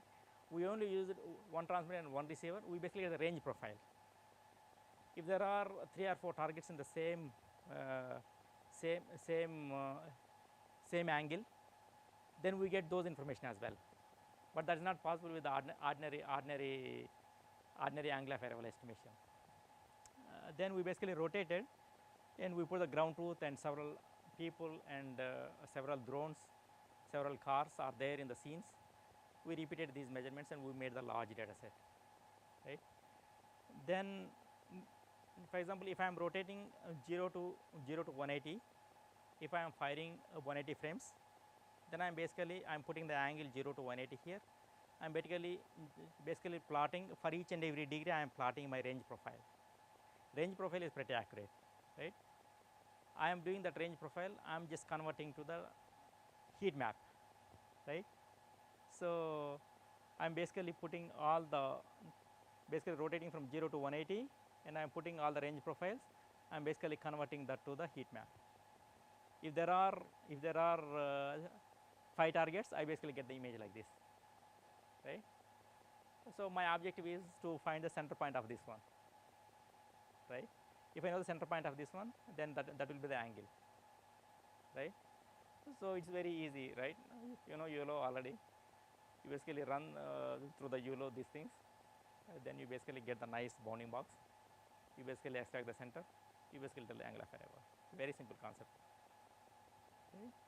Then we did another thing. For example, all these are humans. Then there are also drones also are there. There are also cars are there. If there is a car, for example, if there is a car, you will get a huge reflection. If there is a drone, you will get a small reflection. We used those features also to be able to tell, okay, whether this is a drone or whether this is a car or whether this is a basically human. Classification also we have done with just. It is very hard to classify with radar because you basically do not get the image, but we accurately classify it. Right?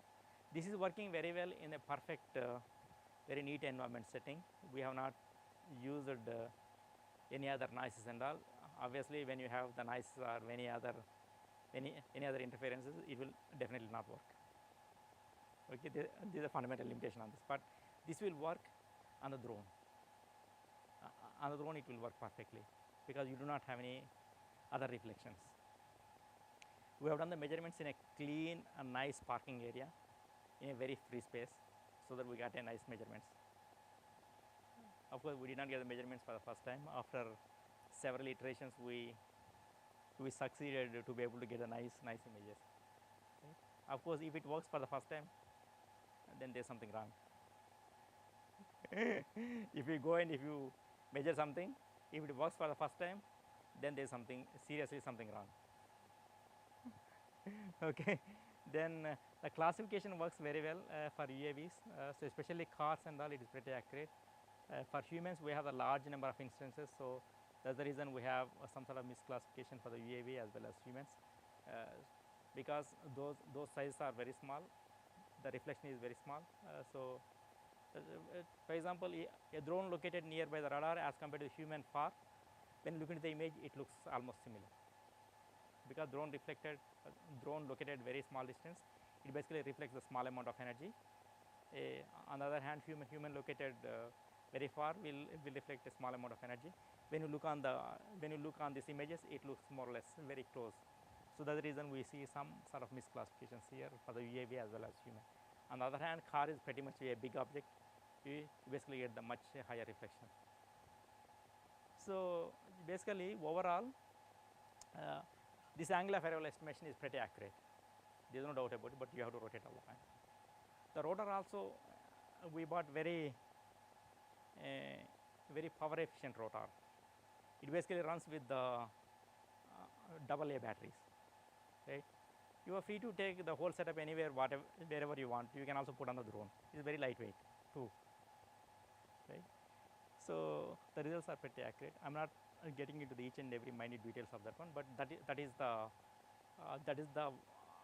work we have done where we can basically work on the fundamental limitations of the angle of arrival, but doing some extra work such as the rotation, right?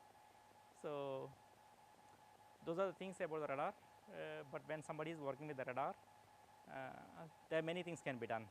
For example, not only radar, but GPS or any camera or LiDAR or spoofing is the major thing now.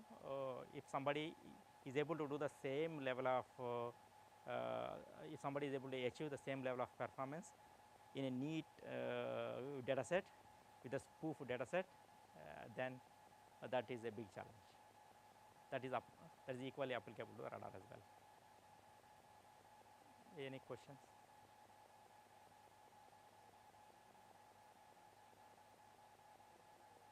None. Yeah, that is basically not telling any of these. The percentage is not matching closer to any of the 3 targets. It's good to have Yeah. off diagonal elements Yeah. zeros. Yeah.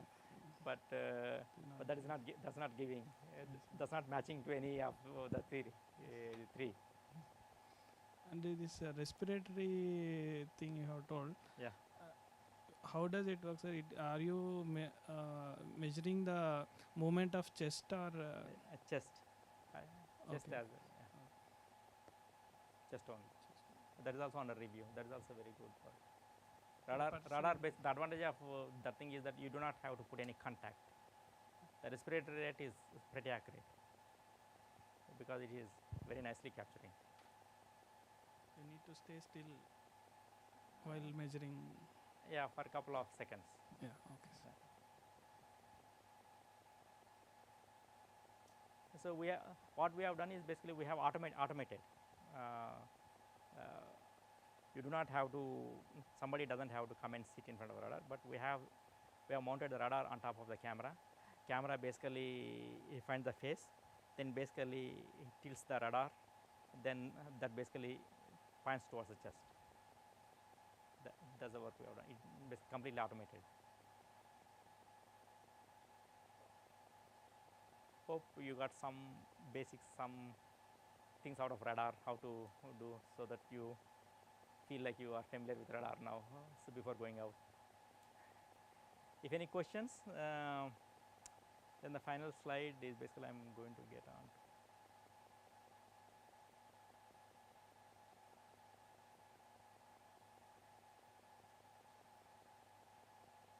So we have a lot of, I basically recruit a lot of bachelor students, mostly from IITs and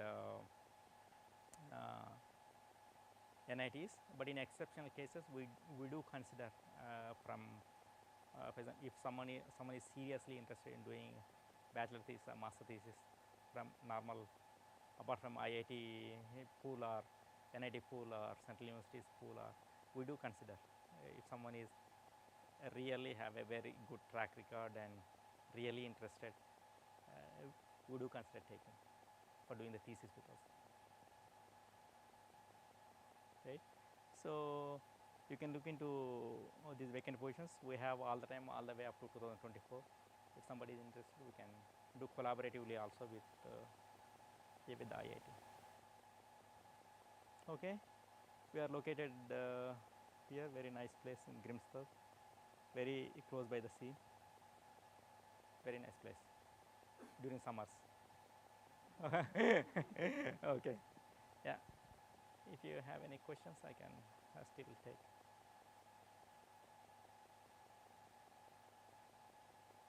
Okay, you are free to drop an email also if somebody wants to work, or also we can take offline also, online also later.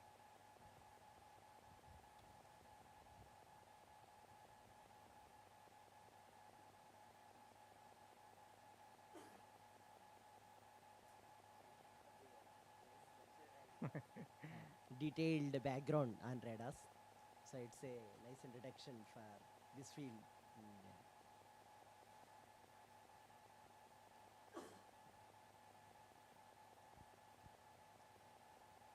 We request you to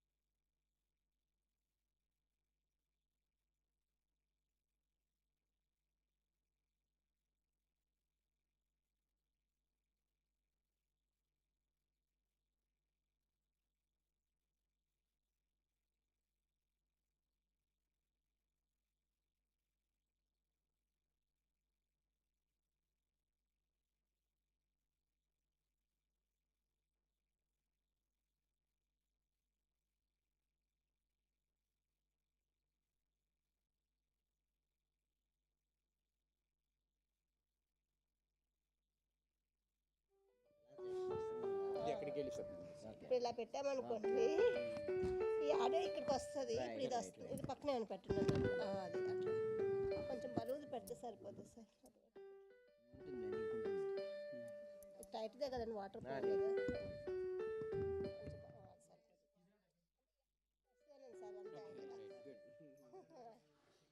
వస్తుందండి. Hello ఇక్కడ లోకల్గా record చేసేద్దాం sir. Hello చూడండి sir మాట్లాడుతున్నారు. So ఇక్కడ మనము introduce లోకల్గా record చేసేద్దాం సార్. సో ఇక్కడ మీరు ఇంట్రడ్యూస్ చేసి ఇక్కడ చేసేయండి సార్ అంతే. Okay right. మీరు మామూలుగా మీరు ఇక్కడ ఏం పట్టుకోక్కర్లేదు, అంటే ఇక్కడ మాట్లాడతారు సార్, అది ఇక్కడ ప్లే అవుతుంది అంతే. ఓకే గుడ్ అది జస్ట్ మన లైవ్ కోసం. సో వి కుడ్ నేను కూడా అక్కడ లాగిన్ అవుతాను సార్, ఏమైనా ఇష్యూ వస్తే నన్ను పోస్ట్ చేయండి సార్ అక్కడ. Yeah, hello ma'am. Hello Professor Zing. Hope you could hear us. Hi, Professor Jing. Can you hear me? Yes ma'am, we can hear you. Hi. We will start in around 10 minutes. Just in the last session we are running just 10 minutes, and in delay we will start in just 10 minutes. Meanwhile, we will hope the audio is clear to your end. Okay, good. So we will just get back to you. So we will keep it on, and just we are setting the recording stuff, and we will soon start. So In another 10 minutes, sir. yeah, 20. So 4:30? 4:30. 4:25. Yeah, we will start at Indian time 4:25. so yeah, in next 10 minutes we will start. So in 10 minutes? Yes ma'am, within 10 minutes we will start. You can meanwhile please be there on the Zoom session. Yeah, sure ma'am, sure. Thank you. Thank you. Right.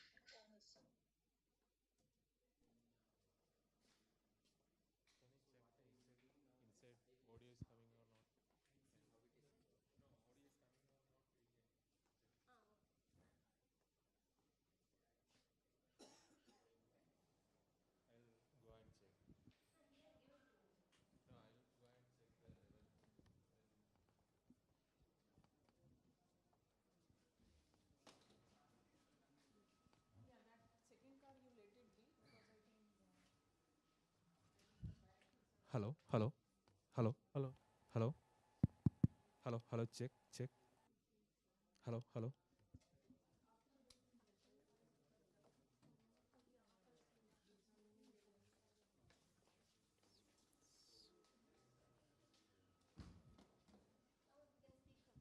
Hello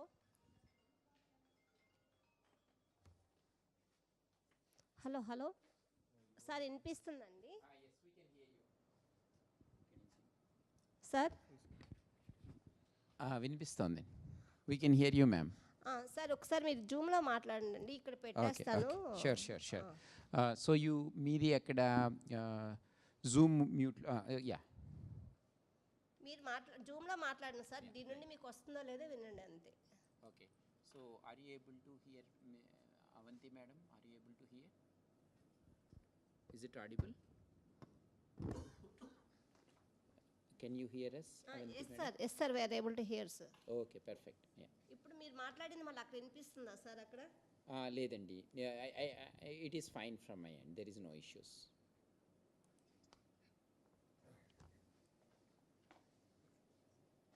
mic తీసేయమంటారు sir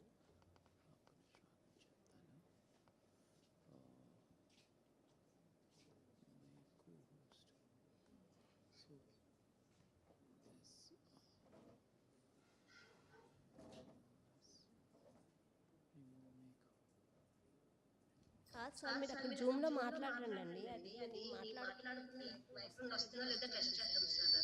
Yeah, sure. Hope you are able to hear us now, Avanti madam.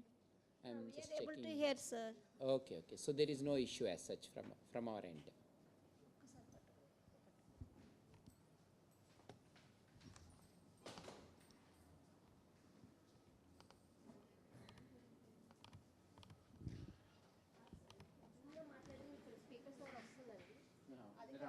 అది కదా మనకు కావాల్సింది అక్కడి నుంచి madam మాట్లాడింది. మీరేం మాట్లాడచ్చు కదా జూమ్లో అంటే టెస్టింగ్ కోసం సార్ మనకి మీరేమన్నారు స్పీకర్స్ నుండి రావాలంటున్నారు అది అంటే ఇప్పుడు జూమ్లో మాట్లాడింది కదా మీరు ఈ మైక్ పక్కన పెట్టేసి ఇప్పుడు మీరు మాట్లాడండి అండి ఓకే రైట్. మనకి వినిపిస్తుందో లేదో Sure. చెక్ చేద్దాం Okay.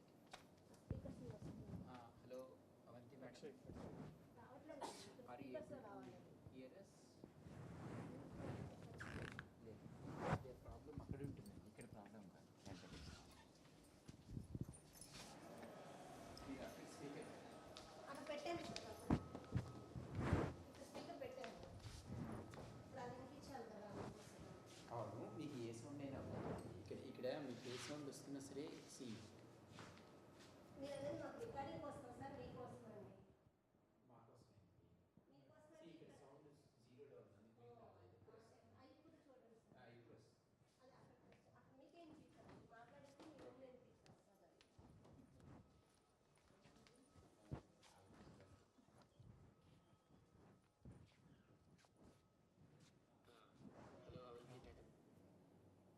అది Hello. Are you able to hear? Yes. Okay, good. But here I am not able to hear actually. Yeah.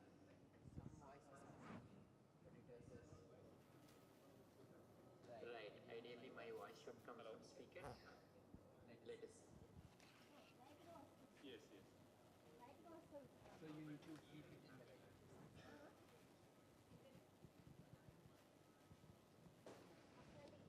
Like the voice is not very full. Is it coming in full sound? Yes. Oh. Hello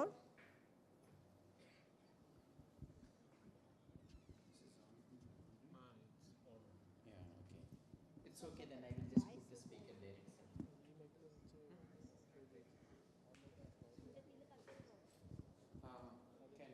Okay.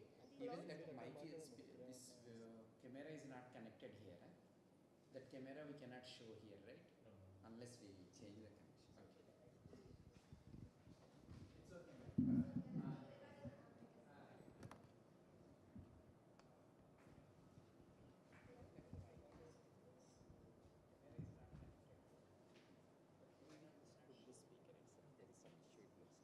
It's okay. We'll put the speaker here itself.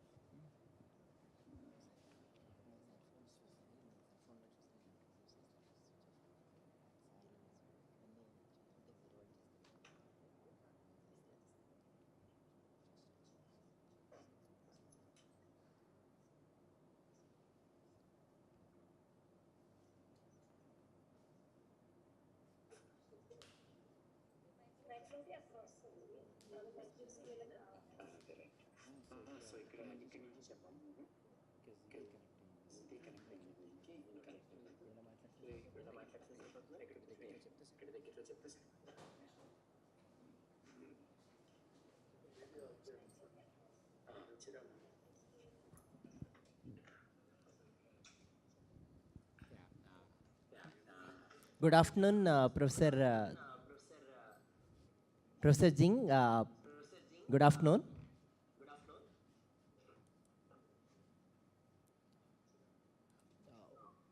Yeah. Can you hear me? Yes, yes, we are able to hear you. Good afternoon. Okay. Good afternoon. Yeah. I would like to introduce, and then we will start the talk.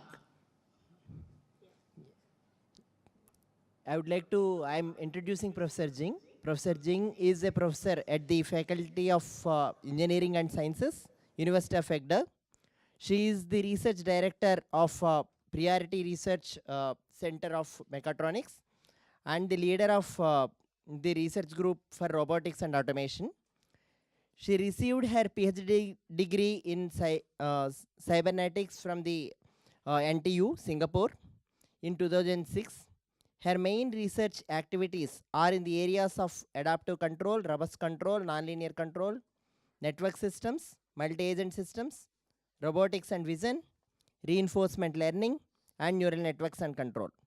Neural network control and control applications to drilling and well systems, crane systems, marine vessels, and offshore energy systems.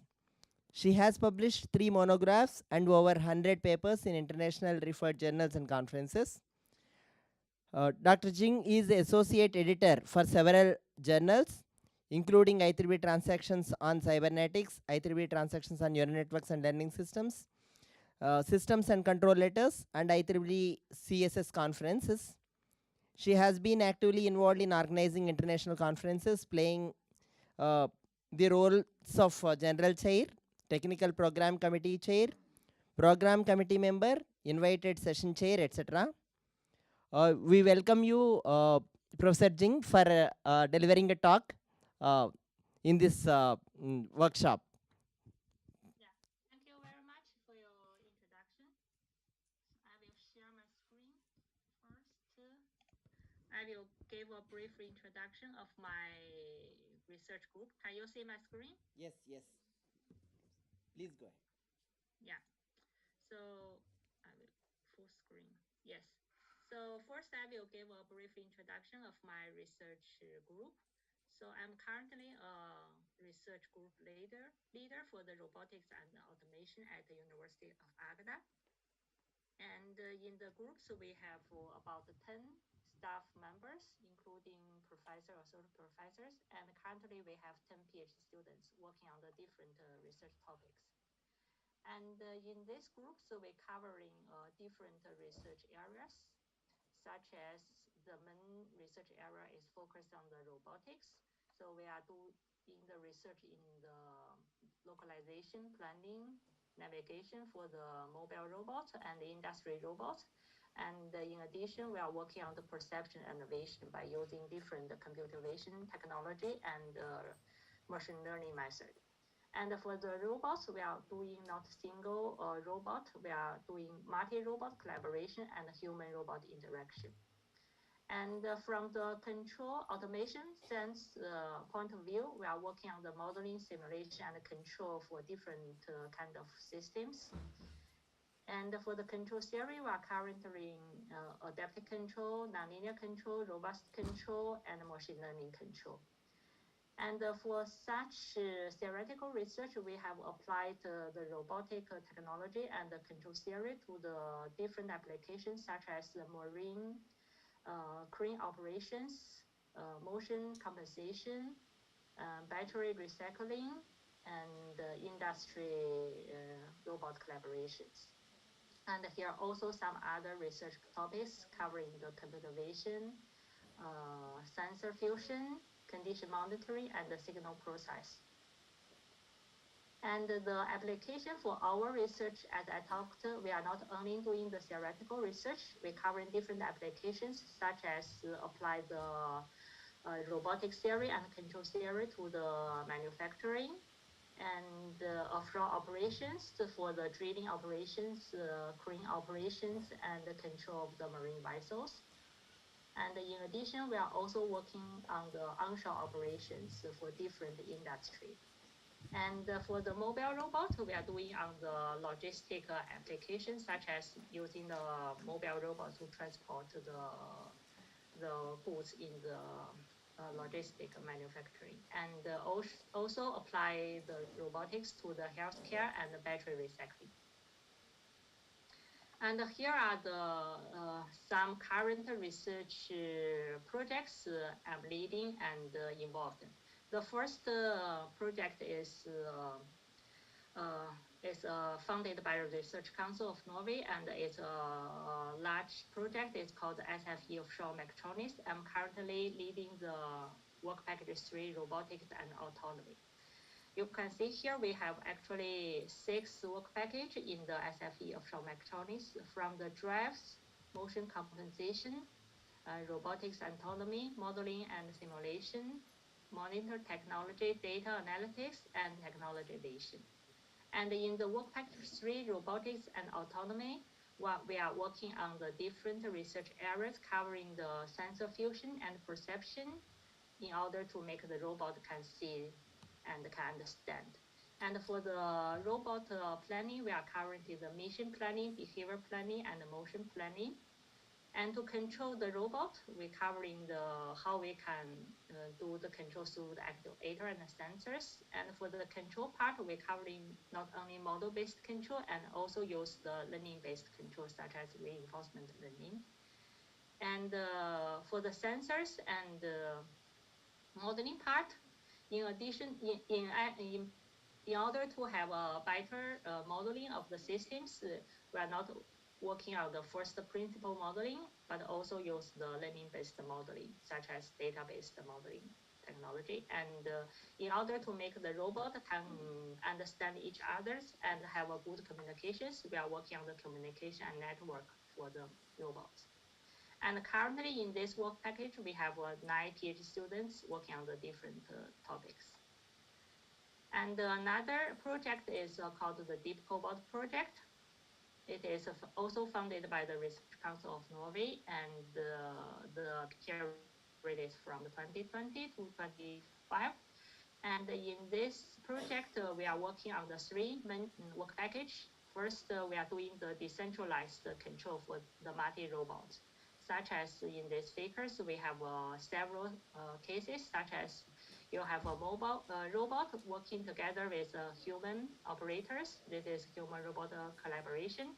And also we have a robot which are working on the separately and also working on the sequence. So there are 3 cases we will be considered in this project. And this project is collaborated with some industry partners, including the ABB, Omro, and the Mechatronics Innovation Labs. We also have the international partners from the USA, University of California, San Diego, KTH Sweden, and UNAV from Spain. And this project, we have 3 PhD students and 1 postdoc working on the 3 work package as given here, and 4 professors are involved in this project. And the main objective for this Deep Cobalt is to design and develop a new generation decentralized, not only model-based, but also data-driven deep learning-based controller for multiple collaborative robots in order that they can learn the knowledge from each other's experience and also from its own previous experience in order to perform cooperate with different complex tasks in a large-scale industry process environment. And in this group, so we also apply the robot and control technology for battery disassembly. So this is another project that is funded by, we have actually 2 projects for the battery disassembling, one from the Research Council of Norway and one from EU. We're covering the dismantling and disassembling for the components for the EV battery and also discharging and testing. So this is the robotic lab at University of Agder. And here are the educations which all the group members are teaching now. So I will not go through the details.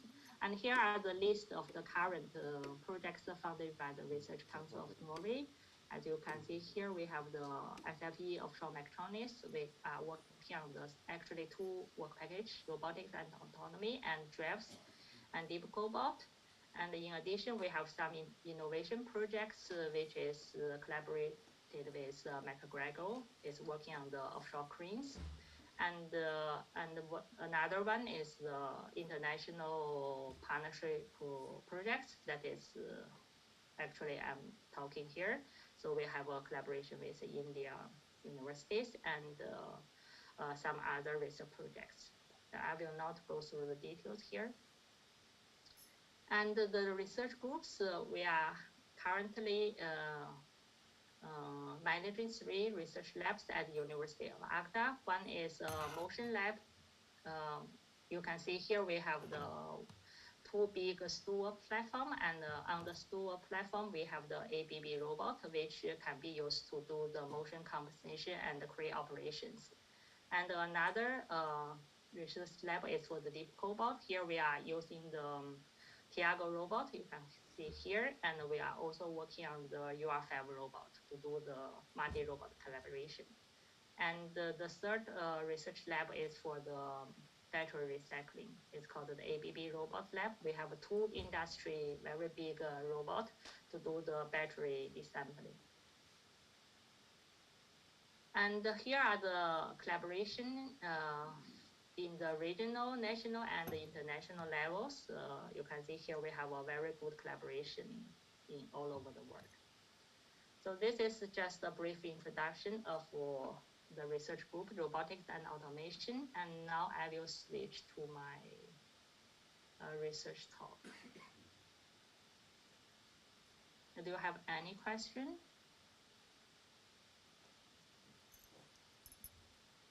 So if you have any question, you can just ask me during the talk or write down the chat box.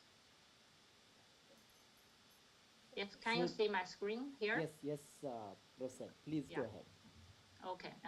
Then I will continue on this talk. Actually, today I will just focus on one of my research areas on the control part.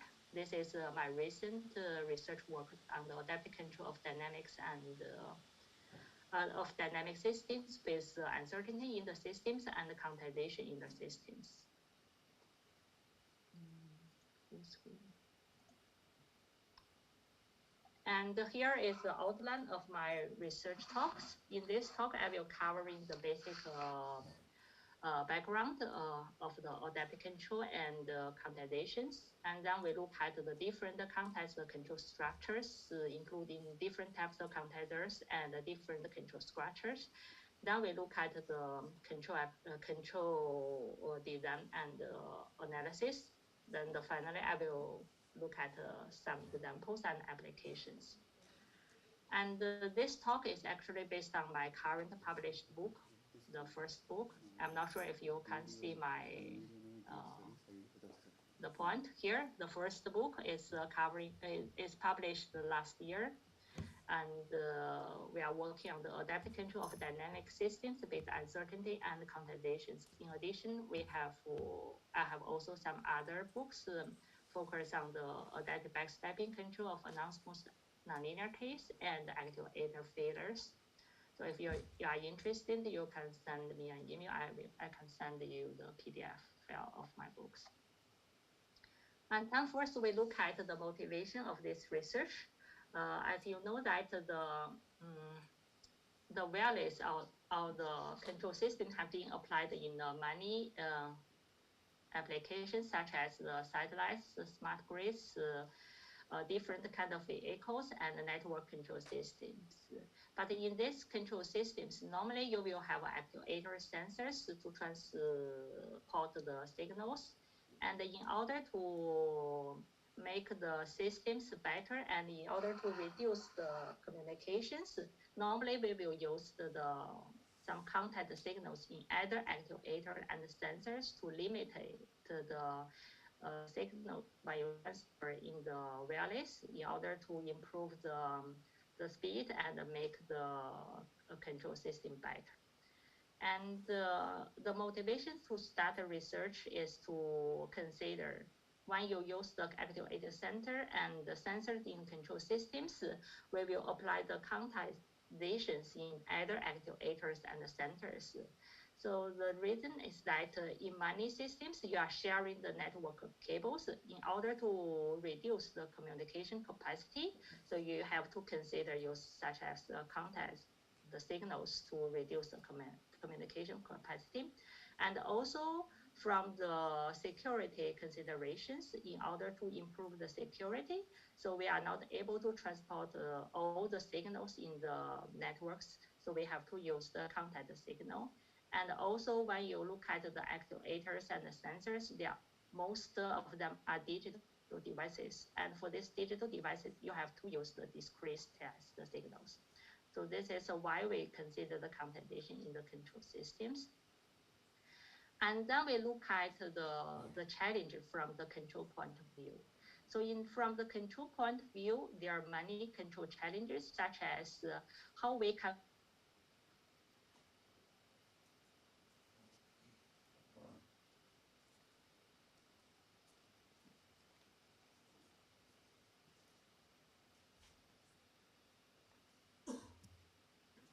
and also for such control systems, needed.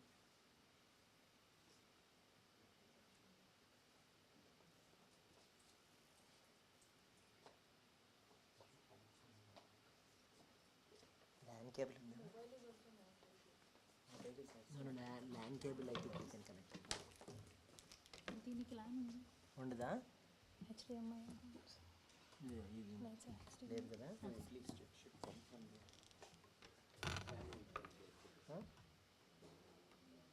వస్తుంది ఈ మధ్య on అవుతుంది no internet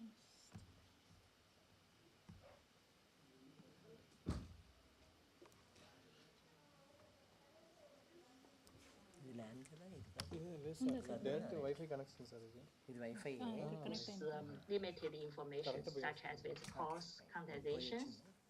And also the third question is how can we design a controller use only contact the signals to maintain the closed loop stability and also keep the system performance still as good as your systems with continuous signal. So those are the questions and challenges I will introduce in the later. And in order to compensate and to solve the system with uncertain parameters, the most popular controller is called the adaptive control. That means that you have some uncertain parameters or uncertain functions in your systems, then you can use the adaptive control method to solve those uncertainties. And the literature review of the adaptive control is given here. So it was started in the early 1950s by using the traditional adaptive control. For the adaptive control method, they are including a different type of control methods, such as adaptive pole placement control, model reference control, model identification control, and adaptive backstepping control. So in this talk, I will apply the adaptive backstepping technology to design adaptive control for the control system with uncertainty. And since in the systems you have some uncertainty and parameters, you need to use some techniques to estimate those uncertainties. And there are some modification techniques in order to improve the robustness of the adaptive controller, such as normalization, dead zone sigma modification, and projection. And then we look at the different type of adaptive controllers. So according to the different classifications, you can divide the adaptive control into the direct adaptive control and the indirect adaptive control, which is according to the procedure how you can obtain the control parameters. Either you directly obtain your control parameters when you design your controllers, or you can obtaining the parameters indirectly based on the estimate system parameters. And also based on the type of parameter update loss and the corresponding stabilitiness, we can also divide the adaptive control into Lyapunov-based adaptive control and estimation-based adaptive control. So Lyapunov-based adaptive control means that you can simultaneously obtain the adaptive parameter update law and control law at the same time based on the Lyapunov stability theory. And estimation-based adaptive control is that you construct your adaptive law and control law are separate. So this is called estimation-based adaptive control. So backstepping control is actually the Lyapunov-based adaptive control, and also it is a direct adaptive control method. And then we'll move on to the quantization and the control structures. So for the different quantizers, you can, based on the properties of the quantization arrow, we can divide it into two types. One is a bounded quantizer, and another is called a sector bounded quantizer. And from this inequality, you can see that for the bounded quantizer, such as uniform quantizer, you will have the quantization arrow, which is bounded. So we call this as a bounded quantizer. Such as uniform quantizer, you have an equal quantization level. And for the sector bounded quantizer, you can see here from this inequality, you will have the quantization arrow, which is not bounded, but depends on the input of your quantization view. So we call this a sector bounded quantizer, such as a logarithmic quantizer. You can see that the quantization level, which is not equal, which is unequal. And but compared to the uniform quantizer, the logarithmic quantizer can minimize the average range of a communication instance, such as when you have the U, which is going to infinity, you actually have the quantization level will be increasing. So this is a two type of quantizers. And also then we can compare those two quantizers, and by combining those two quantizers into a new type of quantizer, such as called the hysteresis quantizer. And the first figure shows that if you combine two uniform quantizers into one forms, then we generate is a hysteresis uniform quantizer, such as here. And for this hysteresis is uniform, you will see that this you generate the hysteresis phenomenon, which is used to avoid the chattering phenomenon, such as arrow to U1, you actually generate a fast chattering phenomenon. So in order to avoid this chattering, you can combine these two uniform quantizers together. And similarly, you can combine two logarithm quantizers together and generate a similar hysteresis phenomenon to avoid the chattering. So this is why we need to consider the hysteresis quantization is used to avoid the chattering in the trajectory, and in order to generate some switch dwelling time to avoid this phenomenon. And then we compare these two quantizers. For the bounded quantizer, we know that the quantization is bounded, so it is easy to handle the effects. We can consider this arrow as such as consider as a bounded disturbance that we can compensate. But for the sector bounded quantizer, since the quantization arrow is not bounded, but depends on the input of quantizer, so it is difficult to handle the effects. So in order to compensate, you have to use some control technology to compensate these effects from the sector bounded quantizer. And then we look at the control structures. For the control structures, you can have the quantizer either in the input part or in the sensor part. If you have the input, which is transmitted through the network, and in order to reduce communication capacity, we consider we have the quantizer before we transmit through the network. Then we will generate a new block. And means that when you design controllers, not all the control U is transmitted to your system. You can only use the UQ, which is your context input. So it means that when you do the stability analysis, the input to your system is only the context input. You are not able to get the pure input U. This is called the system with input quantization.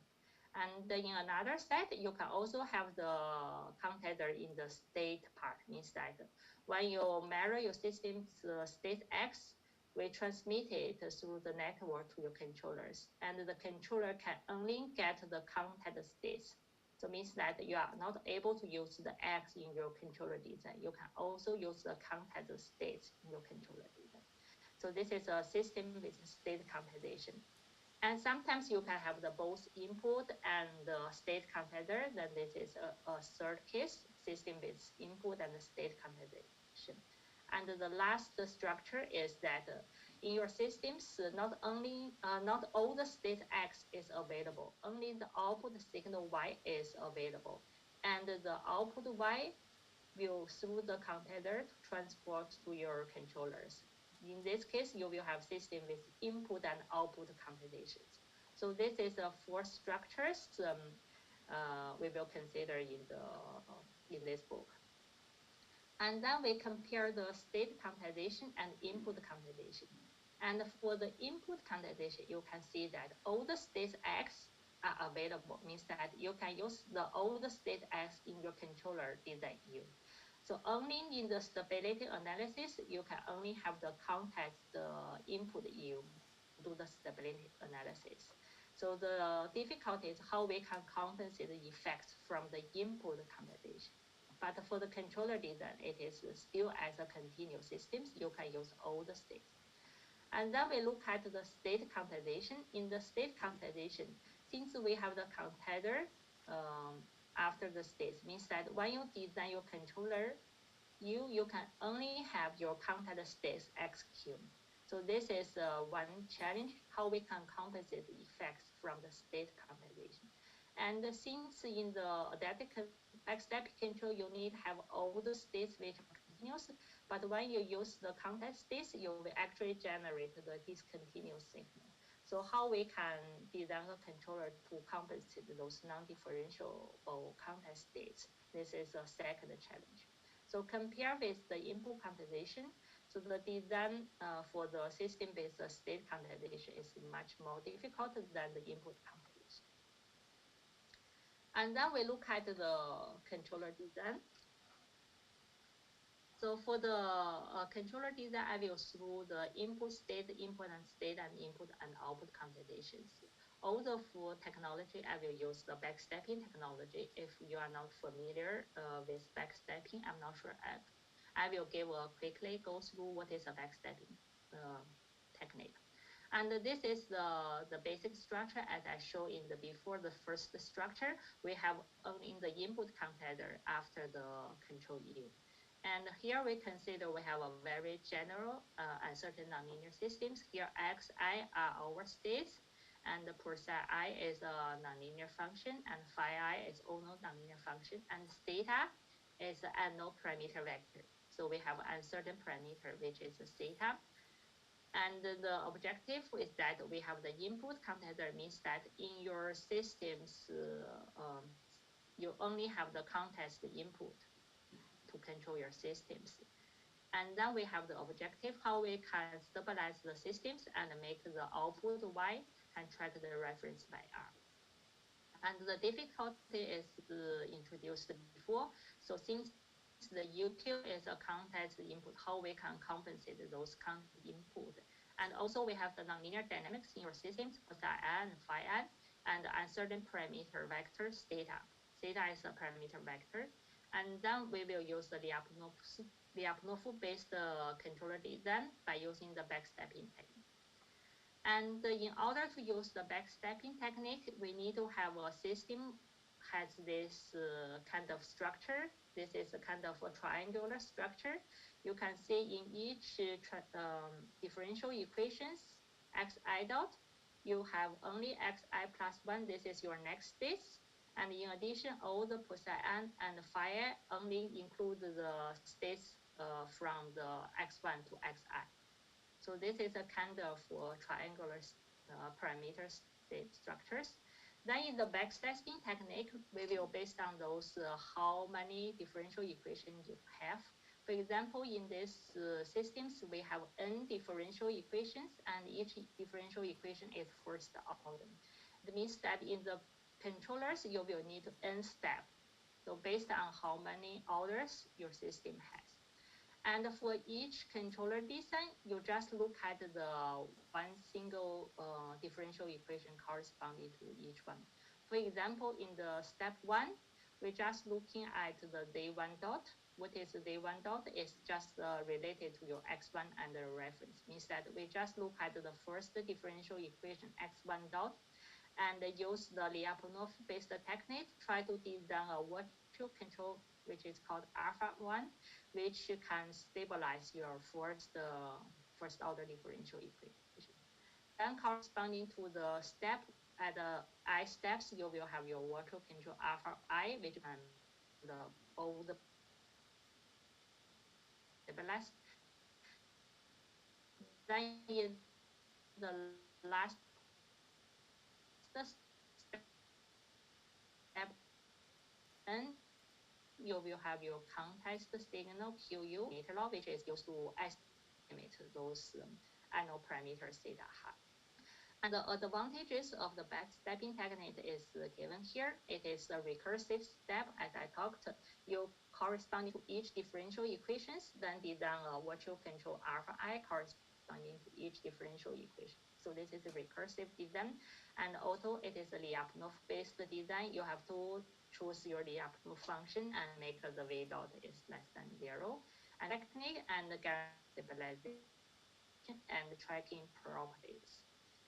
And then since the QU is only in the last step, so the challenge is only on the last step. All previous n minus 1 step is actually same as normal backstepping step technology design. Only in the last step, we have the context input.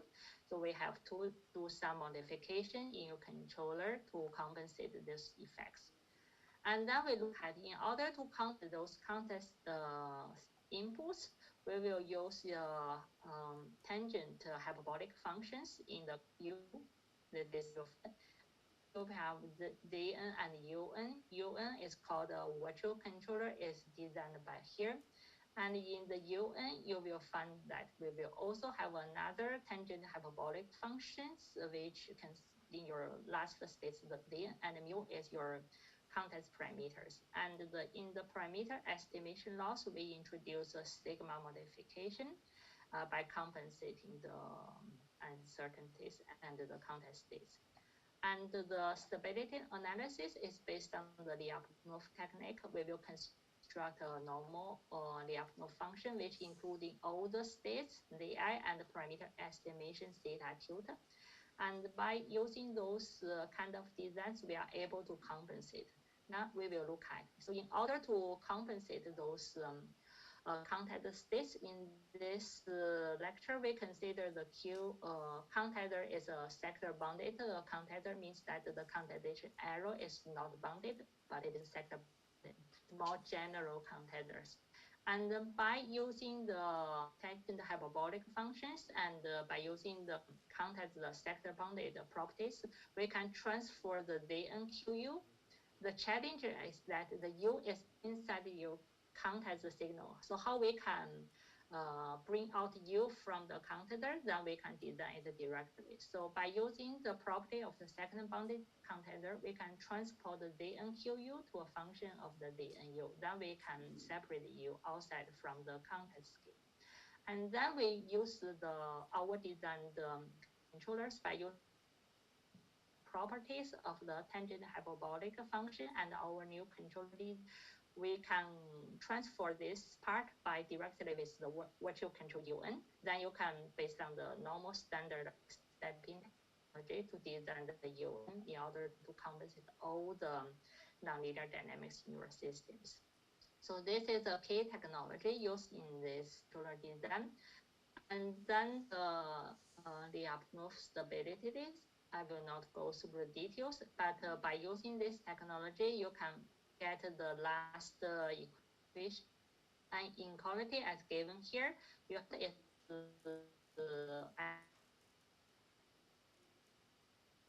times UN and M1. And this will show that all the states are bounded. And then you will be able to generate the following theorem, such as we can guarantee all the states in your closed loop systems are bounded. And also we can generate the tracking arrow, which is bounded by a constant B1, where B1 is based on your initial Lyapunov function and also based on the M1 and F1. M1 you and your initial state 0, and F1 is based on your control parameters. Ci to Cn is your control design. That means that you can tune your control parameters and tune the condensation parameters to reduce this tracking arrow B1. So it means that the tracking arrow can be tuned by design control parameters and the condensation parameters. And we also extend our result to the dynamic condenser, means that your condensation parameters are not exactly no. You can design the condensation parameters in parallel with your controller design. And in order to design this dynamic condensers, some parameter estimation laws, mu hat and rho hat to estimate the condensation parameters. So where the U hat and rho hat are estimates of the condensation parameters. And the controller design is actually same as the previous fixed condenser. And then we move to the state condensations. And for the state condensations, as I said before, the challenge is that in your controller design, so you can only use the content the state FQ. And in this system, so we also consider we have the nonlinear dynamics and uncertain parameter data. And then we look at what are the challenges. So when we use the backstepping controller design, we need to generate the differential derivatives in the step. But when you have the content states, such as here, in the first step, you have, since we states where x1q represent your context. You know that in the context state, this is not smooth continuous. It is actually discontinuous. So when you do the derivative of your alpha 1 dot, since this x1q continues, that this is not it is not differentiable. So how we can use such concepts in the backstepping design in order to design the controllers? This is a challenge. How we can solve those non-differentiable virtual control functions to guarantee the stability of your systems. So the key design technique is given in the following design procedures. So first, we just assume we have the system with continuous states. Then we follow in the basic backstepping technique, our virtual control and final control U. And then we keep these partial derivatives not changed. So this is all step 1 and step 2 means that we consider we have continuous systems without context signal, then design controllers and calculate the partial derivatives. And then we move on to the states. Then we will design the new controls variables alpha, I bar, and ut, whereby just replace the old continuous state by the context states. Means that you just use xq to replace the x in your previous steps. Then we choose the suitable design parameters so we can guarantee all the system are bounded and we can maintain the system stability. And then we look at this is our final control. The control structure is actually similar like the normal backstepping technology, and we just replace xi by its context states. Means that we replace x1 by x1q, means that this is your context state. And we keep these blue terms. This is a partial derivative as continuous. So this part is not changes. And if you calculate this partial derivative, you actually get this is a constant. And in the parameter estimators, in order to guarantee all the parameters are bounded, so we use a projection in order to guarantee all the parameter estimates are bounded. And the virtual control laws are same as just replace the states by its content states. And then in order to tackle the challenge, so So you have to use some preliminary results based on the relationship between the context states and the function without context states. So the first lemma one will generate the relationship between the function with the context states and without context states. We generate the following inequalities, and the lemma 2 is we relate our states with our virtual control Z, so we get those relationships. And then based on this lemma 1 and lemma 2, we choose the Lyapunov function as the same as previous with input computation. Then we can replace the context states to get the relationship between the virtual control alpha q with your original alpha n. And we have the relationship between the percent x bar, which is your continuous state, and the x bar q is the context and similar. Then with the lemma 1 and the lemma 2, we can guarantee the last inequality, which is showing the last line. Then we can guarantee without is less than the older state Zi, which is plus m is positive constant. Then we can show that all the states Z is bounded. Since the theta height we use projection, then we can guarantee all the Zi and parameters theta. Then we get the following, show that by using such kind of controller design, we can guarantee all the closed loops bounded, and also we can guarantee the stabilization arrow, that is also the tracking arrow, is actually bounded by a constant m and theta, and m is depends on your design parameters, the system functions and quantization parameters, and the sigma is actually a parameter. You have to choose your control parameter. C, which is the minimum of all your control design parameters, satisfy these inequalities. This is the stability. So this is for the system with state quantization. Then we look at this, which is by combining the input and the state and the input is actually combine all the technology for the system with input and system with state. Then we combine them together, we can design a controller to compensate both input and state quantization. And for the input and output quantization, since in this case, we have only the output signal Y is available. But in our systems, we have the states I to Xn, but X2 to Xn are not available. So in order to design controller, you have to use to estimate all the states which are not available. So we will combine the observer design and the input and the state quantization technique to design the controller. And the design the observer-based adaptive controller is based here. First, you have to design an observer to estimate all the states X, and then you will generate this X hat, which is estimate of your mirror states.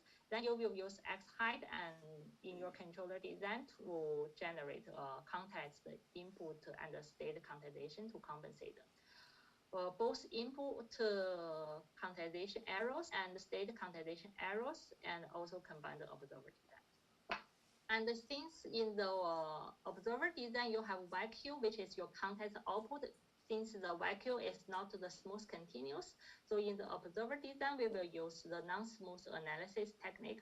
It's called the Philip solutions to do the stability analysis. And then we can see that the both controller and the observer is actually including the parameter L, where L is actually a parameter which is estimated by using these differential equations. So this is controller including the observer and the parameter estimation loss, which are combined together. So means that the observer and the controller are designed simultaneously, not separate, which are connected together. And finally, in the stability analysis, we have to consider the several Lyapunov functions in order to guarantee all the system states parameter estimator state. First, we include the Lyapunov function, the estimation state estimation error and the system states in order to prove the S parameter is bounded. And then the optimal function, which is used to prove the state estimate xi hat is bounded. Then we have the last the optimal function, which is used to prove the OS of states are bounded. So three Lyapunov functions are considered in the stability analysis. And finally, we can show that the system estimate output y is bounded by these parameters.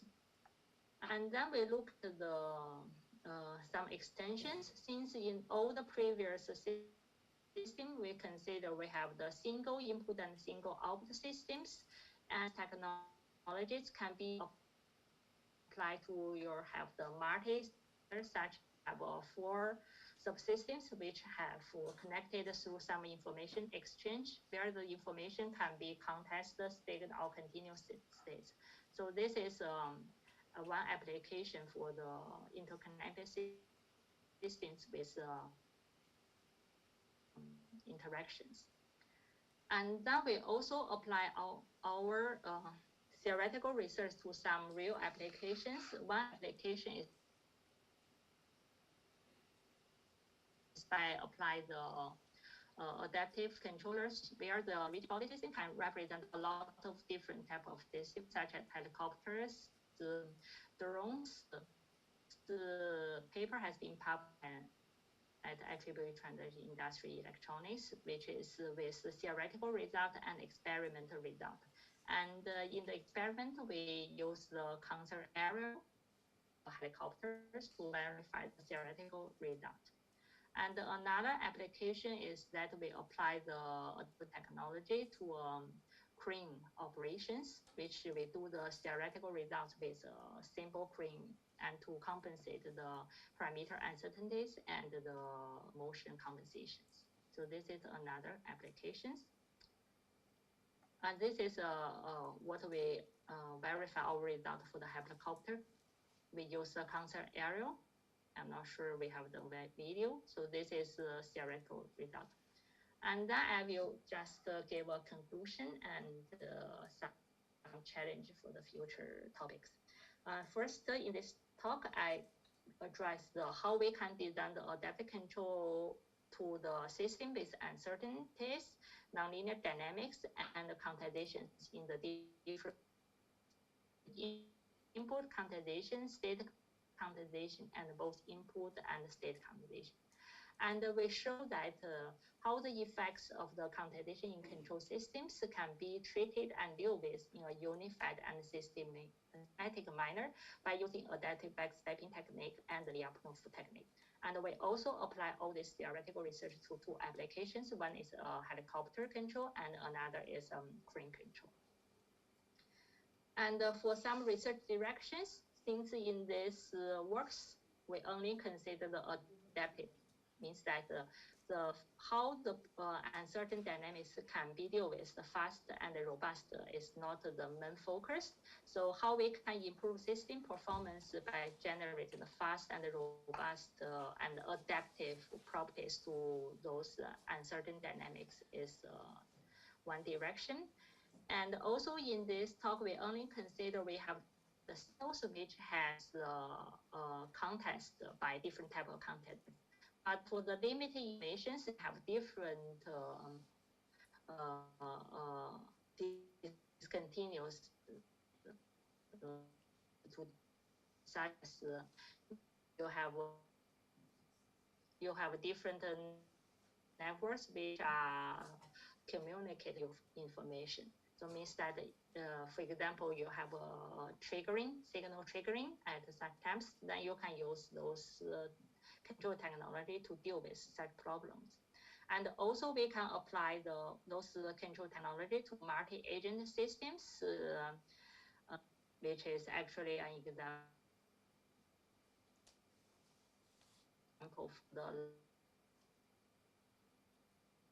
large-scale systems and networks, especially cyber-physical systems. You need to consider the security reasons in face of attacks and constraints. This is another applications. and also some other different applications such as robotic industry manipulations, drone, different helicopter controls, which can also consider one direct.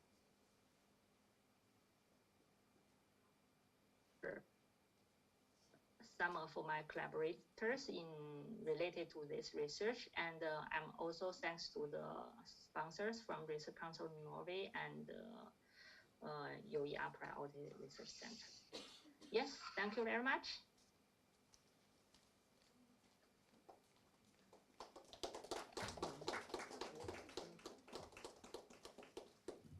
Thank you, Professor Jing. Any questions?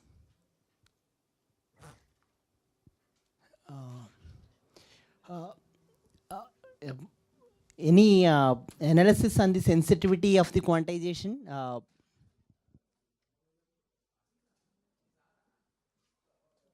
Hello? Hello. Yes. Hi, Professor. Is there just would like to know if the sensitivity analysis, how does it affect the quantization? How does the quantization affect the sensitivity? You mean how the quantization affects the system? Yes, yes. Because of the because of the quantization, are there any reductions on the? It definitely will affect the game performance, but through our from the theoretical result, you can see that if you have a small quantization error, you definitely have a better. If you have a large quantization levels, your performance will be bad. But from the experimental result, we actually tried, but the results show that there are not too big difference between the for the different quantization levels. And also for the state quantization, if you look at the theoretical result, we have the one inequality means that the quantization parameters must to satisfy this inequality in order to guarantee the stability analysis.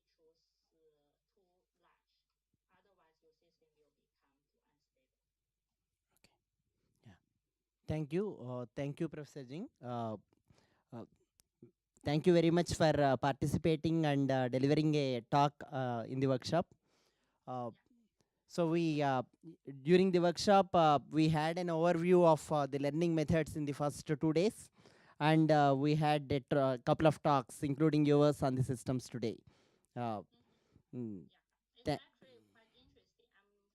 As I mentioned in my another project, it's called Deep Cobalt. We are working on the deep learning and Q-learning and reinforcement learning. So if some students and staffs and scholars are interested in visiting us, we are very happy to host them.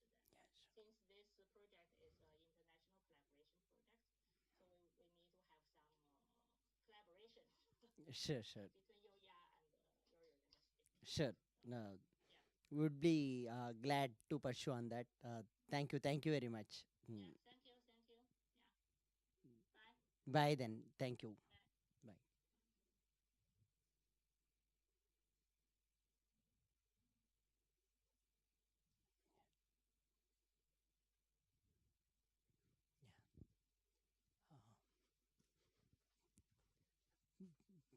So we'll conclude the workshop with the talk today. As you have seen, there are series of talks in the initial day on mathematical details and then basics, subsequently on the learning methods and then learning systems. So what we would request you is to share some of the feedback on the workshop now. So any of the active participants can give a couple of comments or like verbal feedback. Yes. Anyway, you will be feeling some feedback that we have already circulated. But in addition, you can share some of the your experiences of either workshop or staying or visiting the IIT Tirupati now. So I welcome any of the participants to. Yeah, right. So you can give the feedback and improvement as well. So who will come forward? Yeah, any senior members or junior members? Yeah, probably you can. Any of? Would you like to share some thoughts? Yeah. Yes. Yes. Okay. Hmm. Yeah. And so any of the junior, any of the students are also fine. Those. Mm. Okay. So if there are, if you don't want to speak out, then I think we will conclude. Yeah. Right. Yeah. Please come. So I would like to introduce first Razu. He was our student. He completed master's degree here, MTech, and then he is in Continental now. Yeah, sure. Come. Yeah, hi all. I hope you all enjoyed the workshop and stay here. Consider me, I really enjoyed a lot. I would like to express my thanks to all the speakers, and the faculty, and the organizing committee for giving us a wonderful experience. Uh, in the key insights to the key concepts of learning methods and their applications, and keynote talks that provoking the thoughts on what we are doing and in what directions we have to go ahead. And thank you all. Thanks a lot. Thanks, Raju. So any other students?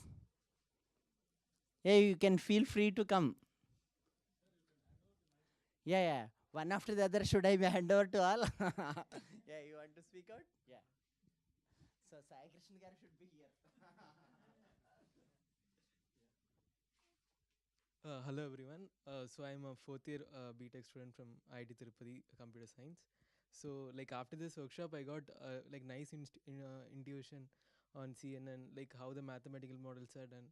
Like even though it was just for 3 days, I was able to get these intuition, and also like these talks gave like in the field what and all going on. Like it's not related to just software, even the electronics, how these things are applied.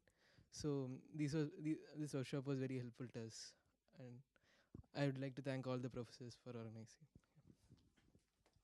Yeah, thank you. So what's your name? Suman. Okay. What about you? You are also student here in final year computer science. Good, good, good to know that. Yeah. Any other students you want to speak out? Yeah.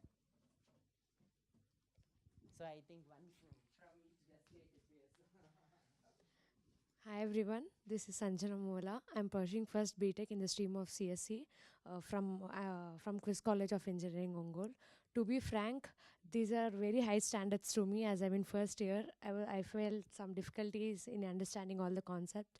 But this was my first experience meeting these esteemed professors from IITs, and I really enjoyed the stay and the teachings.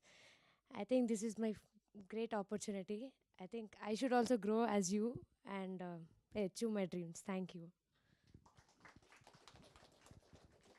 Thank you, thank you. So any others?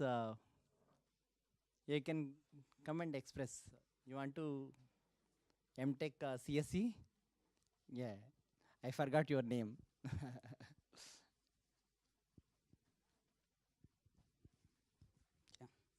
Hello everyone. My name is Mithilesh. I am MTech first year student, CSC branch of IIT Tirupati. First of all, I thanks to all the professors who are giving the good talks and whatever the lectures we are provided. I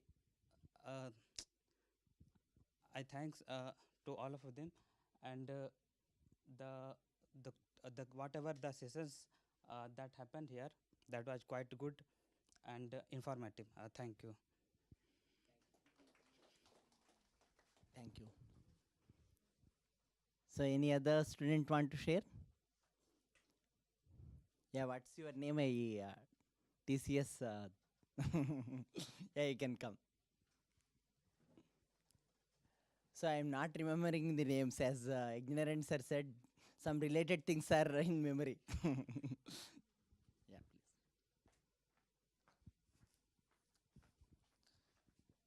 Actually, I'm working in TCS company currently.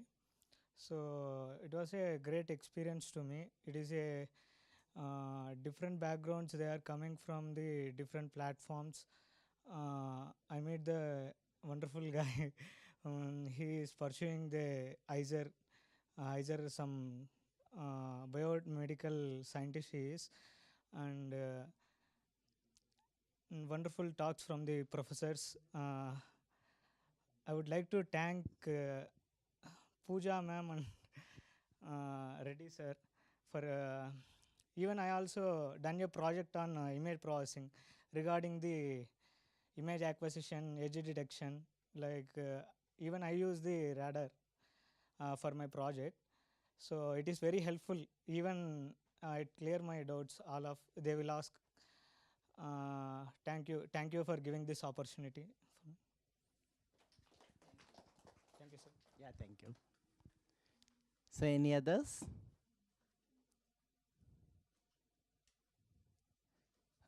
Okay, any now senior? Yeah, yeah, right. Senior members now.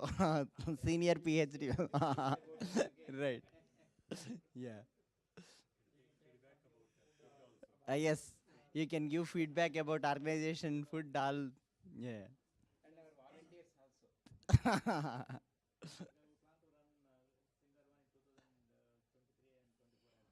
Yeah. Probably we are also thinking of problem if things permit and so on, summer school kind of thing with probably more than 3 days as well. Yeah. Okay. So if there are no other active feedback participants, then we'll conclude. I thank all the I thank the volunteers first. Uh, so our students have made a great job in terms of making many things without our supervision. So they are all seamlessly done because of them. And then I thank the University of Exeter and collaborators.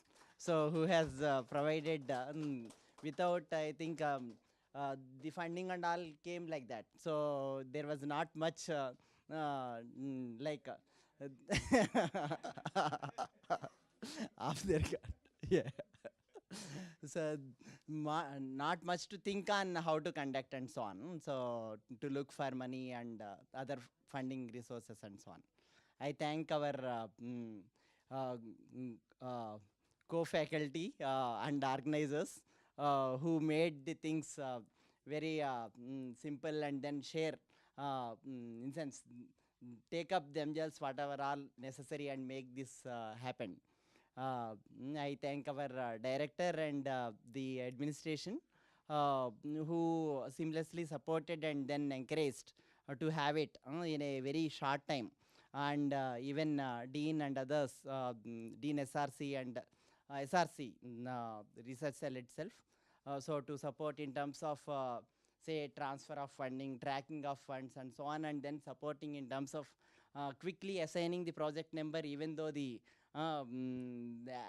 activities and transactions are yet to come or yet to happen. So much before the things have happened, they enabled us to move forward with without sticking on to the complete formalities. So I thank all, and I wish all the best for the participants. So hope some of these ideas or some of these interactions and details will help you. And I wish that you will grow to much higher heights than us in future. Thank you.